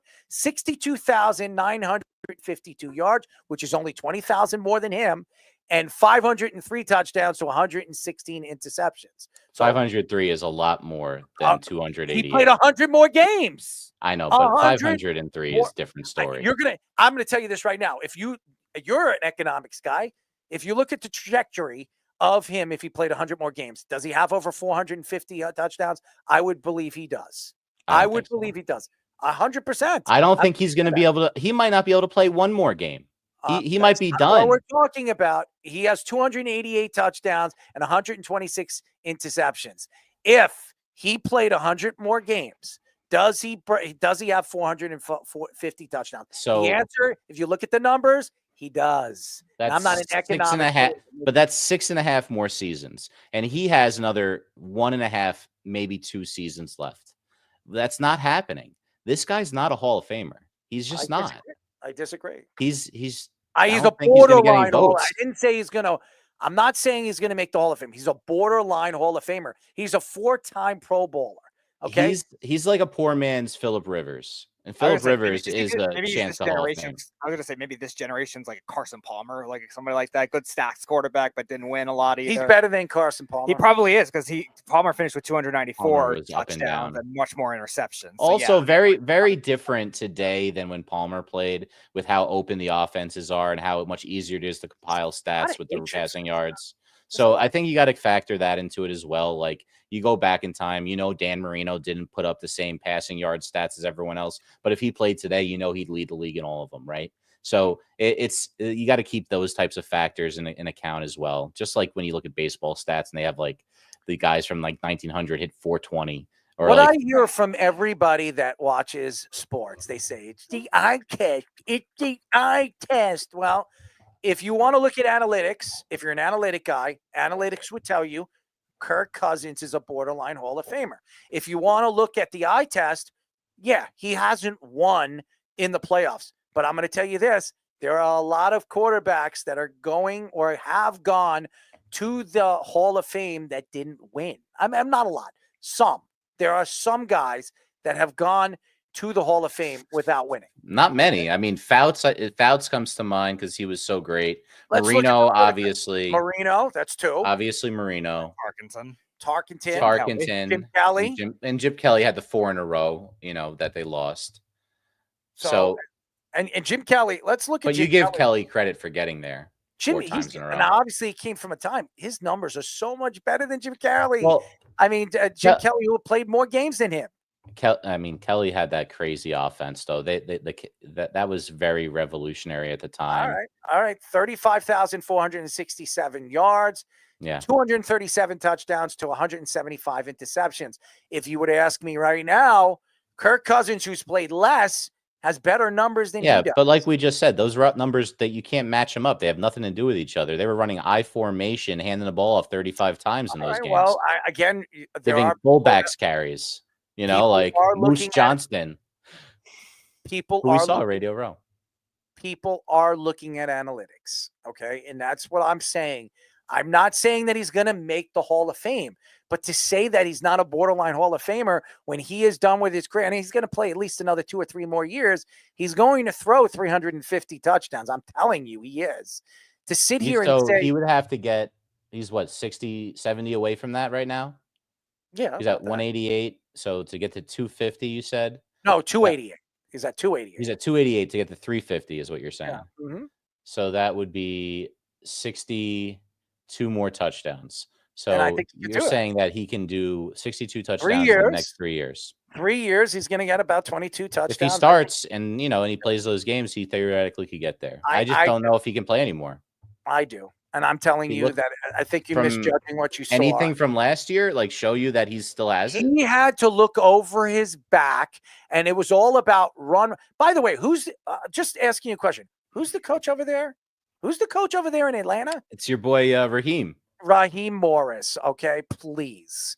So send him to a guy that actually knows how to run an offense, and then we'll talk.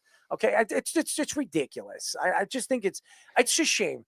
And we got to go on to the next subject, but I want to say something for all the fans out there that hate on players. Everybody says I hate on Deion Sanders, but I'm not hating on anybody. I'm just speaking my thoughts of what I see. And everything that I see, you might not agree with what I'm saying, but there is a strategic way I look at things. And you, again, are going to hate some of the takes, but you can't argue that I don't know what I'm talking about. All right. Now I'm going to go to this Kirk Cousins situation. I just gave you 3 Hall of Famers. Actually, Speedy told you 3 Hall of Famers that never won, that are in the Hall of Fame.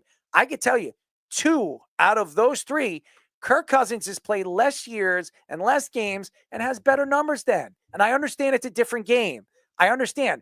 But I just mentioned Aaron Rodgers, who I think is the greatest quarterback of this time, even better than Tom Brady and them, even though he's won more Tom Brady. It takes a team. If you look at the trajectory of what Kirk Cousins has done in the time that he's done it, they're not too far off of what, Aaron Were you ever scared of Kirk Cousins, though, when your team was facing him? Because I don't remember ever being scared of him. It's hard to say that because he played on those bad Commander teams. They weren't good. But like Marino put the fear of God into you. Like Warren Moon's another one that didn't win. Only 1 year. No, I'm saying when you had to face him, you knew he was liable to do something like the fake spike to Aaron Glenn himself, who's now your coach, where he was just so talented like that. He was like a different type of ball game. Warren Moon didn't win, but Warren Moon had like the best passing stats of anyone in that era. They're not the same as some of the stats we're getting. Honestly, and I'll say this, you just mentioned Warren Moon. I think he's one of the more overrated quarterbacks to ever go to the Hall of Fame. All right. Overrated. Well, he never won, and overrated. That's part of the reason why people didn't want to put him in, because he never won, and Kirk's never won, and Warren Moon was better than Kirk. So, I disagree. A lot better than Kirk. I disagree. I don't know. Warren Moon's played 60 more games than Kirk Run Cousins? and shoot offense, man. All right. Legendary. Completion percentage 58.4 to Kirk Cousins 65. 49,325 yards in 208 games to Kirk Cousins 42,000 something yards.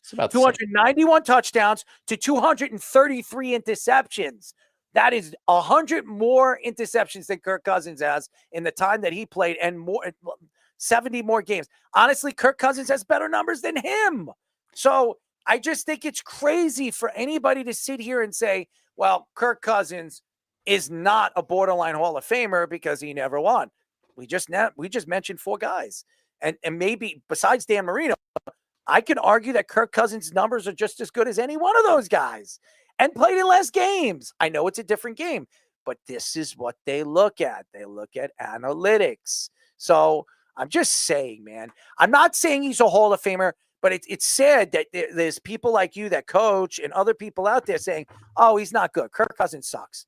He sucks. I'm not saying that he sucks. I'm just saying, like, Hall of Fame is different conversation than just, if he's good or bad. Obviously, if we're talking about it, they're great to Hall of Fame great.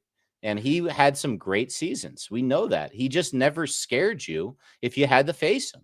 He was never like, I have to go in there and face Mahomes. I have to go face Favre. I have to go face Rodgers. I have to face Brady, Manning, either Manning. Not everyone's afraid of Eli. Maybe that's why he didn't get in yet. But I'm telling you, I was never afraid of Kirk Cousins. And I can't, when we talk about team. That's because of the teams that he played with. I guess so. But I just think that you need to have that You're kind of going to tell impact. me right now, if Kirk Cousins was playing with Jamar Chase and T. Higgins, you wouldn't be scared of that? Come on, guys. Come on. Think about it. You guys they had Justin Jefferson there, okay? He did. He had Justin Jefferson. He had a good secondary wide, but a wide receiver. He had Diggs before that. He was really good with Diggs when he was a little bit younger. When Diggs was breaking out, they had the famous game against the Saints where I forget who the corner was or the safety. That wasn't Cousins. That was Keenum. Oh, that was after that. Oh, I'm sorry.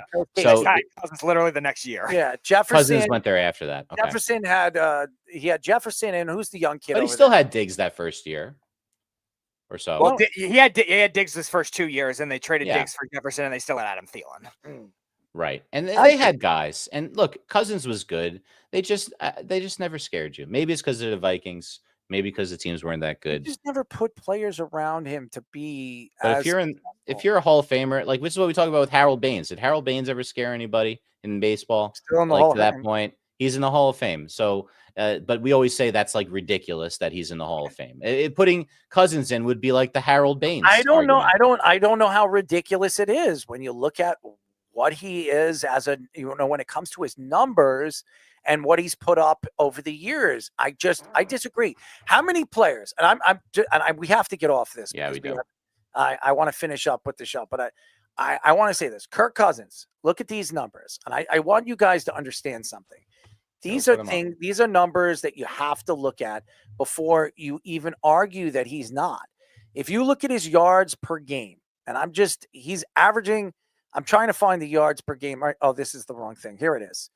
His career, when he became a starting quarterback, listen to this, 4,166 yards, 4,916 yards, 4,093 yards, 4,298 yards, 3,603 yards, 4,265 yards, 4,221 yards, 4,547 yards. How many quarterbacks that in NFL history in a 10-year span has over 4,000 yards the way Kirk Cousins did it in almost out of 10 years, 8 out of the 10 years? I mean, not many, buddy.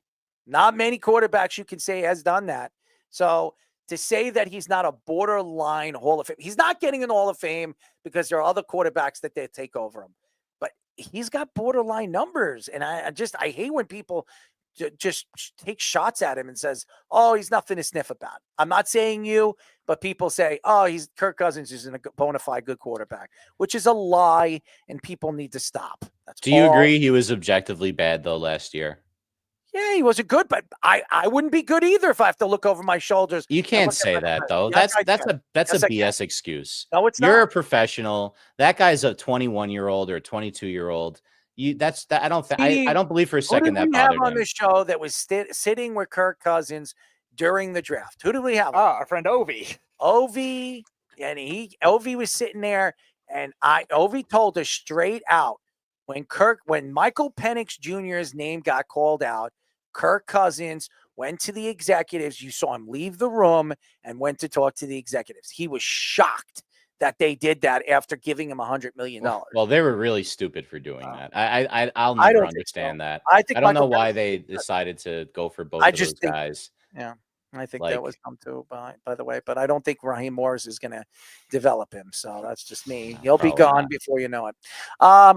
ESPN's Jeff Passan did a study on the Red Sox technological approach they have had during spring training for their top 3 prospects. Infielders Christian Campbell and Marcelo Mayer, and outfielder Roman Anthony have used batting cages with hit tracks technology built in, which gives them a real-time data.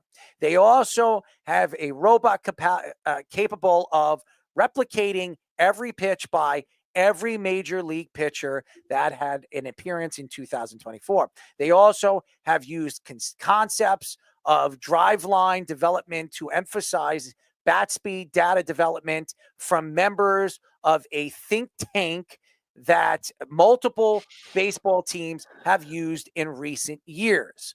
All 3 prospects are top 15 prospects according to MLB.com, and Anthony is the number 2 prospect in baseball. Now, listen, you reached out to me today and you said you wanted to talk a little baseball. We didn't have Nick Goody. We don't have Jabba Chamberlain to kind of argue these points. But what I will say is analytics and technology has changed the game. It's changed baseball. And does this make them better players? Only time will tell. Obviously, when you're getting on the mound, when some pitcher is getting on the mound and you got to face them one-on-one and you got to have to see real pitching, that's different. When you're pitching against a bona fide Garrett Cole from a robot and technology, that's not the same Garrett Cole that's going to go out there and throw off-speed pitches that are going to throw you off, and you're not going to recognize some of the things that he's going to pitch because he's trying to trick you or throw you off, off balance. I understand that this kid Anthony could be one of the best prospects we've seen from the Red Sox since Rafael Devers, who they're, throwing him to the curb or whatever the hell they're doing over there. It just makes no sense bringing Alex Bregman. I just think that technology, you got to take a chill pill. And I think Rob Manfred thinks, hey, technology is going to help the game. Technology is going to change the game. Technology is going to make the game better. Well, how much better has it made it? You've made bases that are like pizza boxes. You're having guys like Ohtani, who's not pitching, stealing bases by the clip and breaking records. Does that make baseball better? And because they're trying to compare Ohtani's numbers to Aaron Judge, who's an everyday player, aka Jabba Chamberlain. I mean, come on, guys. I just sit here and speak the truth here. And maybe you guys disagree with me, which a lot of you do. I just look at the game a completely different way. I like analytics. I understand certain analytic words or statements, I guess. What I do know is what I've seen and what I understand when it comes to the game of baseball. When you step into a box and you look at something, you're looking at it a completely different way when you have a real man standing at the mound and trying to throw you off balance. You're looking at technology and stuff like that. Is that going to really make them a better player? And why are you yawning over there? I've never seen anybody yawn. Especially, maybe this is a boring, a boring segment to you, but it was boring to me when you brought it up to me when you're trying to find a story. You should have told me no. I'm just telling you what I think, and I just think this is an absolute joke. Passan is trying to find something to talk about because baseball now is going through spring training, and to me. Who cares what the Red Sox are doing technologically? Because to me, technologically doesn't help what happens in a real baseball game. And let me ask you a question. When was the Red Sox actually competent as an organization? Well, they won the World Series in 2018. How long ago was that? Look, that's 7 years ago. Okay. They let go of Mookie Betts and decided to keep Devers. How many playoff appearances have they had in the last 4 years? Well, I mean, that's what they did. They reset. They got the prospects. They've had two general managers in the last 7 years. They've had one coach which they fired and brought back for some reason. They're an organization that's been incompetent ever since Theo Epstein's been gone. Honestly, I could go on and on and on and on and on and on. I think people think Cora is one of the best managers in baseball. So really? I think they're blind, and I think he's a part of that cheating scandal. I think that's widely and that's the reason why they had to sit him out for a year because they brought him back after that. Why is Carlos Beltran not coaching a team? That I don't know right now. And this man who's been proven to cheat numerous amount of times, he gets the job back and he's on his way to trying to win another World Series with this team and this organization. to me, it's appalling. And I think it's absolute rubbish. And I think baseball and Rob Manfred, who kept somebody out of the Hall of Fame for some reason, makes no sense. And maybe because of hatred. And then why isn't George Steinbrenner not in the Hall of Fame? And his butt buddy Bud Selig is, who's ruined the game of baseball? No questions asked. Honestly, I'm not going to sit here. I'm not asking for a job for Rob Manfred. If he wants to give me one, I can help him with his own job. Because if he thinks for 1 second that this game is fitting to have robots running it and a pitch clock and having technology ruin a game, because we all know you can hate somebody that's not pitching in baseball because of all the stupid things he's done. And I'm talking about, which everybody's thrown him to the curb after he's been a Cy Young in Japan and Mexico. And he has come out and he's shown you that just because you're using technology to help the game, it's not necessarily the right way. He says that using science and how science works when it comes to the game of baseball is better than trying to change the game for the fans, or change the game to speed up the game and make the game worse. And that's where I think you see the difference between a team trying to do it to develop prospects and Rob Manfred doing it, trying to change the rules and make it harder for any kind of consistency in the game. The Red Sox are doing it in a different way, where I think they're trying to use the approach to use that science, use that data to their advantage, and maybe the technology. It's funny, Fish, you brought up the Alex Cora, and I said at the time that I thought the Red Sox, after the Astros got caught, I thought the Red Sox were going to get caught too, and actually get caught more because they have the rich owners, they got the technology to be able to make that kind of thing work to a higher degree. But now they've used the technology for the good. They're not using science. The Red Sox aren't using science. They're using technology to help these kids understand. What's the difference? Well, science is, used in. To you, what's the difference? When I look at science, I look at, when I went to school, I learned what rocks are. I learned what, different things and how chlorophyll. Yeah, how things weigh and how one thing weighs more than the other, or using the charts to understand aluminum and what kind of, metals work for what, one thing to the other. I think technology, you're just using robotic information and analytics to help the game to make it better, when science has always been there. Science has always been there to understand what you should or shouldn't do, where it can help the game grow. That's the only thing. I don't think science and technology are the same. I really don't. I think you're describing physics more than just science in general. But I think for me, what they're doing is what I did when I was coaching. I coached shot put and discus, which are very different throwing mechanics than almost anything that exists. Well, how would I teach people how to do this? Well, I did it myself. And the way I learned was you have to have your feet balanced. You have to have power angles with your legs. And it's all things that you learn lifting weights. So you could tell kids, oh, you know what? I could see what you're doing. You're too far back on your back leg. And that's what coaches have been doing forever. Now, if you told me as a coach, I can give them a simulator that can simulate exactly what they're going to see in the plate or close to it. In fact, what they're doing in the Red Sox, they're taking a 100-mile-an-hour fastball that Garrett Cole throws in the top of the zone. And they're saying, let's make it even sicker than that. And if they can hit something that's harder to hit than a Garrett Cole fastball, then when they see the Garrett Cole fastball, it'll be something that they've seen before, or easier than something they've seen before.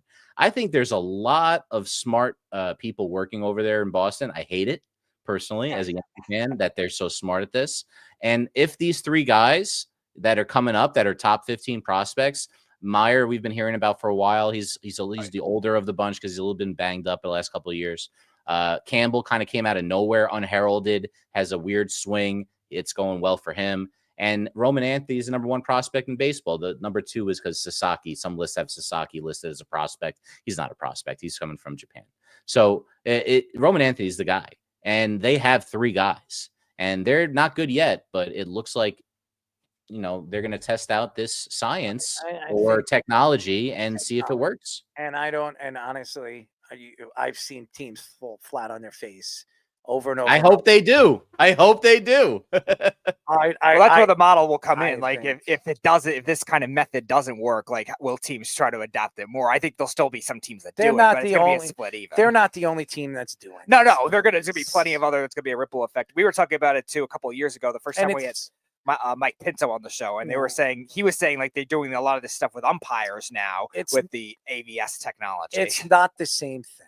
Okay. no, it's not. It's not the same thing when you have a pitcher on the mound. Yes, you can mimic what he is throwing and how hard he's throwing it, but he's going to put more movement on the ball. He's going to put more sinking on the fastball. You can't mimic what a pitcher and how good a pitcher is, no matter how much technology you have. I don't agree with this. And I'm going to tell you right now, I bet you 1 out of the 3 is half decent or good or great. The other 2, I think, are going to be, they're going to be busts. That's just my opinion. Playing baseball is not easy. It's the hardest sport to play, and it's the hardest the hardest sport to guess, because we've seen first-round draft picks. If you look at first-round draft picks in the last 5 years, how many first-round draft picks in the last 5 years became stars that you know of in the last 5 years? I couldn't even begin to answer that question. See, you don't even know. I don't even know. Well, baseball draft is not something. But that most hockey, people I can follow. tell you. Hockey, I can tell you. Basketball, I can tell you. Football, I can tell you. But I don't know baseball. Why is that? Why is that? And the reason why is a lot of these guys are busts. You're just guessing, because baseball is the hardest sport to guess. Why do you think Kyler Murray decided to go and play football over baseball? Because it was easier for him to become a quarterback and a starting quarterback and a star in the game of football than it was being a first-round talent, top 10 pick, and getting $5 million right off the bat. And going to the Oakland A's too. I mean, that's a complete joke. And getting paid arbitration money from the Oakland A's. Yeah, so Instead of which he paid back, by the way. of the number 1 pick. Which he paid back, right? Well, yeah, but even so, like the $6 million is a rare thing as it was for any prospect. But then you get a number 1 overall pick rookie contract. You're making a lot more money with that. I'm just saying. I mean, this is ridiculous. I know everybody wants, and I understand we're trying to find things to reach and pick, but I'm so, it's so funny when Jeff Passan, who is a well-known writer, who I'm not saying I don't like you, Jeff, and I don't even think you care if I do or don't, that you're not trying to find something that is going to make the Red Sox look good. But, before you are, sending this and trying to send this and say, this is bank for the Red Sox, I think we need to sit back and see if these guys are going to develop into the players you think they're going to become, because they're doing this. So that's just my opinion. Okay. It's a process right now. It's a That's study it. for a reason. But you're right. If one of those three, or Dude, I two could of the study three- about wiping my ass. What is that going to do? All right. I can wipe my ass with my right hand, and I can wipe my ass with my left hand. And science would tell you I'm better off using my right hand. Does that really matter?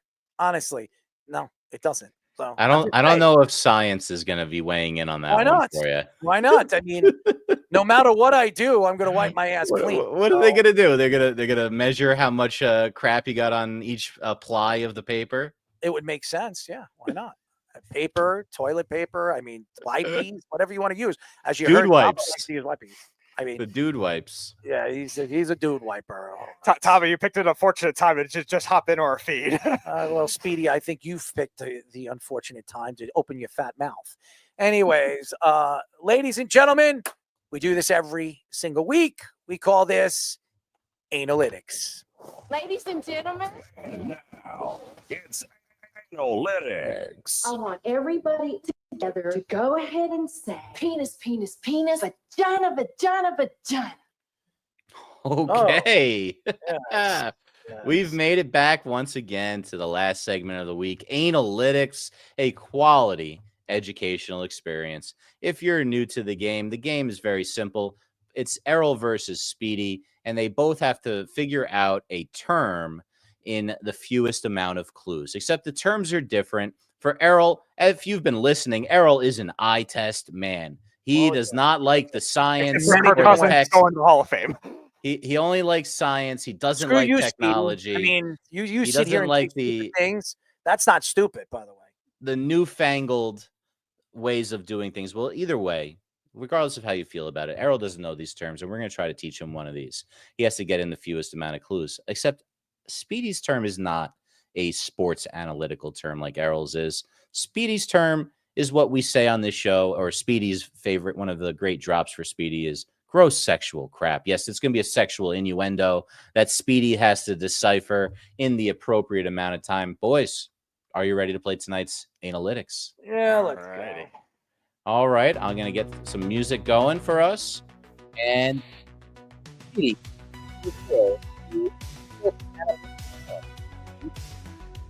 All right, so the stat of the day is plus WPA, and it's football. plus WPA, Errol. Wild guess round. What do you think?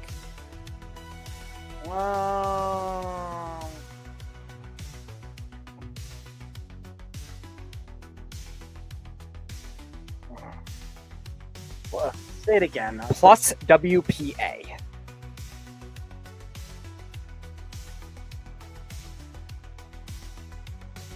Plus WPA. Wins. Plus wins. Pass association. Win is correct. But the rest of it is wrong. We'll pivot now to Errol's big reveal of tonight's analytical term of the evening. Errol. Vulva. Vulva. That's science. I didn't want to use a word. I want to see if he can think of it. It is This is it is the physics of driving a penis into a woman's mouth. We'll go. That is not very close to correct, Speedy. This is a theme of science for today. Speedy, use your sports science and give a clue to Errol. All right, so P, the term for P is another term for odds. And then A, you want to be able to increase value instead of doing another math term to get rid of value. Plus wins percentage. No.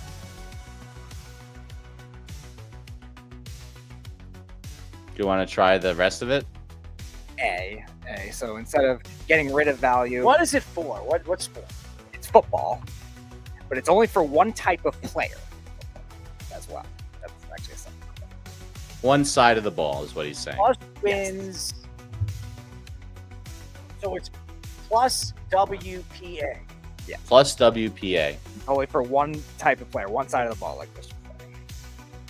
Very specific.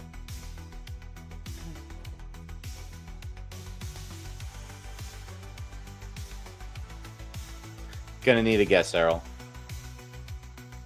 I can't. I don't know. I'm gonna have to think about it. All right. Let's move on to the next round. Speedy. I'm sorry, Errol. Let's give a All clue right. to Speedy for vulva. It's part of a woman. There you go. Ooh. That might be my favorite part of this game is when Speedy goes, ooh. We just got to make that a drop. Jeez. Listen, I didn't go to the disgusting avenue this week because nobody's here. So I'm giving you a science word. You know, Yeah. it is interesting. It is a scientific term. Yes. All right. It is a term for the liquid pus that forms Jesus Christ. in a vagina. Oh my God. Ugh. You're gonna get me sick before I even, get something to eat after the show. Speedy, did you might ever be take a health class in like high school? Middle school. Middle school is the only time you learned these Not things. anything like that, though. Okay. Not vulva. I don't remember vulva at all. All right. I'm not sure what you think exists inside of a woman's private area, but the pus that gathers sexual is crap. not well. That's really more like biological crap, Speedy. And Goodbye. we are wrong. Let's pivot back to Duh. the next clue. All right, so I'm going to say A is the opposite of another very simple math term that is in elementary school. So subtracting. Okay. So the opposite of that is the A. Okay. And then P. So sometimes we factor in odds like you're talking about winning, like the odds of you winning at the end of the game. Sometimes you'll see it, especially in football, the percentage. Like you'll have a 99% chance of blank if you're up by 10 in the fourth quarter. So you said subtract, so I would say add. Add. Yep. Okay. Added is correct. So that's Okay. the A. So Win P added. yeah. So the P is another term for odds. So it's not percentage specifically, but it's shown as percentage. So like I said, if you have a 10-point lead with under 2 minutes to go in the fourth quarter, you have a 99% chance to win blank. Percentage. No. You already said that. It's still wrong. It's another term for odds. Yeah. A math term. How many times do I have to guess this? We'll give you one more. I got to think about it. I don't know. I'm still thinking about it. I'm trying. Okay. That's wrong because you did not try. Listen, what do you want me to say? I have to think about it. Make something up. Say something funny. Funny Pus man. ball, all right? There you go. Speedy likes the pus ball. That's still incorrect, though. No, that's Mikey C's department. Well, I think Mike Out of a seems to be jar. into a lot of things. Errol, let's give Speedy another clue for vulva. I'm trying to think of the best way. A penis. A penis, but it's a woman. Okay. That's not a very good clue. All right. That's actually it is. No, it is absolutely not a very good clue. We're talking about a woman, and I just said penis. Okay. Okay. Okay. I'm trying to think of. There's an entrance. There you go. Okay, so it's when a woman. Oh no, you said it's not. So it's not an action. You said it's a part of a woman. I was going to say peeing during sex, but what? No, you said no. That's not my guess. You said it was a body part. So it's Speedy. We Hold need on to one get second. you. Hold on one second. Let's get said it was this straight. You just said peeing when you're having sex. What the hell? What do you watch on television? You've never done it before. Have you seen a woman piss on somebody's dick? I mean, seriously, it's disgusting. Have you ever seen that? How the hell did you come up with that? I'm lost. Penis, so I was thinking that. So Speedy, we got to get you a National Geographic subscription or something, man. I need to do something for him. I mean, I've never heard this before from a guy that doesn't understand it. That somebody's peeing on his little pole. I mean, come on. Whatever. Go ahead. I gave you a good answer. A good guess. A good odds to making. All right, Speedy, give us Whatever. your best I'm a little shot right lost, here. man. I'm tired. All right, so it is the entrance of a woman's. So it's not vagina, so something else. The entrance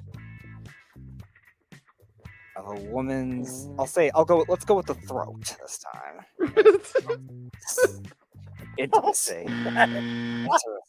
What the heck? How does The entrance to a woman's throat is called her mouth. Yeah. You could have just said a woman's mouth. It's some sexual slang for it. How does the guy with so many Entrance. analytically, savvy, thoughts go from pissing on somebody's penis to going, a woman, sucking a guy's penis? I don't get it, but whatever. I mean, All right, last clue. Speedy, tell him about the plus sign and the P. All right, so the plus sign is something that you would say opposite of negative is sort of like that. Okay. And then P. So, like I said, odds before. So think of it not as a percentage, but like, let's say 2 out of 5 or 3 out of 10, something like that. So they use it for betting. Is that what you're saying? In a way, but it's more judging of it. It's more actually judging an individual player, though, the impact that individual player has in terms of impacting how a team wins. It's not something you bet on. But I'm trying to get him like towards that odds. Like the P is another term for odds in that sense, but it's not a percentage. And so it starts with P. Probability. Yes. There you go. All right. So win plus win probability added. Yeah. So, Errol. Oh, God. That is the correct answer. But as you know, with this game, you're not done until you say it in a complete sentence correctly. Errol, putting the music back on. Use plus WPA correctly in a sentence. Win probably added is a stat. Just say, like, pick a guy on the Jets and talk about his WPA plus. Okay. Garrett Wilson's win probably added measures how much they play and win. No, that's not right. It has to be a defensive player first. It's actually only defensive player. All right, it's a defensive player. Pat Surtain led the league this year, for example. So this is basically the war stat for football for defensive players. How much value are they getting? So how many wins are they worth, basically? And how much value it has to their own team defense comparatively to like the rest of the talent. Errol, I know you were like just couldn't wait to find out what that was. I know Speedy can't wait to find out the last clue. Speedy, you have to get it right and have a successful sentence to beat Errol. Speedy, last chance starts now. Errol. Okay. All right. It's part of the clitoris. It's part of, I mean, I pretty much gave you the answer. You may as well have just described like the Burj Khalifa to him. Yes. All right. So they said it was involving a woman, said it was involving a penis entering the clitoris. No, that's not what we said, Speedy. No one said that ever. Entering anything. I said, you think it's probably something that's going to enter that. I never said that. He said penis, but he said but for a woman. Yes. Mm-hmm. He said entrance. He said entrance. And what was the most recent one just now? Part of the clitoris. And part of the clitoris. So you have 3 really good clues there, Speedy. It's now or never. Give us your answer in the next 10 seconds. So I will say it's the outside crease of... Oh, God, which part though? It's not a vagina, not any mouth or anything like that. Do I go back to asshole or no? Rob always says I'm wrong when I do it, so I never can trust him. I don't know what else it would be though. So Speedy, gonna need an answer. I'm gonna go with that. I'll go with the outside of the asshole. The outside of the asshole entering. Well, hold on one second. I just said clitoris, and you go. I don't know to what the that is. asshole? I don't know what that is. I told you it might as well have said Burj Khalifa, Know which that is the tallest building in the world, Burj Khalifa in Dubai. Speedy, the vulva is the entrance to a woman's vagina. It is the outside. Oh, vagina. I backtracked. What the hell were you thinking about? I said it in round 1, and then You went from. You said I wasn't even close, so then I backtracked. You went from a penis to a throat to an asshole. I mean, what the hell? Oh, God, please. Everybody, it has been a great game, and once again, a quality educational experience. Thanks for sticking with us for another edition of analytics. Yeah, it was fun. I mean, I won again. I mean, I kind of won. You did. You did win. But I mean, you know, my winning percentage in a lot of the games are pretty damn good. I mean, I guess. I mean, winning this and listen to Speedy talk about, you know, the lining of an ass and you know, a pole going into a clitoris, and you know, I mean, come on. Speedy, I think you were describing the perineal, if I'm not mistaken. But a perineum, I don't know. I'm not good with the science terms, but it was a really great effort once again. Pain!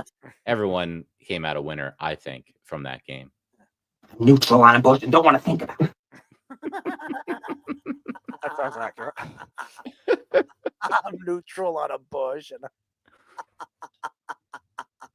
that's a good one. I like that one. I'm neutral on a bush. Oh man, you are a funny character, man. You definitely a character.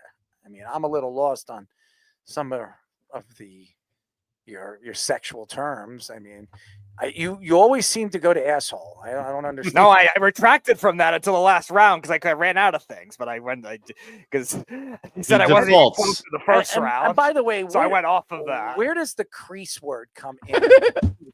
I didn't know that one either. The crease. The crease. What the hell is a crease?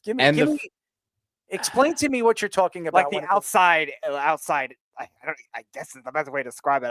Because I thought I was wrong with the liquid stuff, so I thought it might have been the outside. Liquid stuff? What the hell is going on with you? You wanted to piss on a penis. That was one. I mean, who brings that up? A woman pissing on a penis. I mean, I mean, I've seen some kinky stuff before, but that's as kinky as it gets. I mean, oh my God. Jesus, man. You're an interesting cat. Let me tell you. I'm a little Speedy, lost. I think they should have let you take health class in high school too. That's what I think. I think mom kept him away from that. She didn't. No. I had a little of it, but most of it was emergency training in that particular year. I don't think you need to go and sit down with mom and ask mom if she can teach you the birds and the bees. What do you think? I'm not getting involved in any of your crap. But you're a grown man. Pain. Anyways, that's it for our show, ladies and gentlemen. It was a great one. Shout out to Jabba and Nick, Goody, and all the characters on the show. We got Scoops over here. He's sitting and listening to us as he always does. You know, he's doing his thing, playing with himself, maybe hanging out with Speedy after, I don't know, and pissing on shafts. I don't know. Anyways, it was a good one. Thank you to our very special guest, Mark Pattison, who after the show was watching a bunch of his TV shows and enjoying himself, maybe hanging out with Suzanne and climbing her mountain. I don't know. Anyways, that is it for our show. Speedy, who do we have on next week? All right. Joining us for the first time on Monday is former baseball pitcher Schoen Kelce. He pitched for the Yankees for a little bit, Nationals, and with the Rangers, and he's now partners on his podcast with our friend Jason Worth, who we just interviewed. Oh, and now obviously he's working with him now with the horse racing stuff he's doing. So Sean will be joining us Monday at 9:00, and on Wednesday 8:30, returning to the show. Daniel Carcello, former NHL player, who's now working a lot with the CTE and mushrooms that he was talking about last time on the show. Ex-Ranger, ex-Blackhawks Stanley Cup champion. He'll be back on Wednesday at 8:30. These mushroom gummies I've been reading a lot about, actually. That's helping people burn fat. I've been reading that it's worked wonders for a lot of different. What's his name again? His podcast is very famous. Joe Rogan has spoke very highly of these mushroom gummies. So, and he takes them. He says it's cut a lot of fat in his body. He's been taking them for the past half a year, and it's worked wonders for him. So interesting story. Anyways, that's it. Thank you again. Listen to us on all the facets of the social medias, and remember, don't pee on any shaft. And the crease is definitely something that I will use in many conversations moving forward when it comes to women. Anyway, stay out of the crease. Stay out of the crease. And pour some milk out of somebody's body. There you go. Anyways, good night. Farewell. Have a good weekend. It's the Worldwide Sports Radio Network.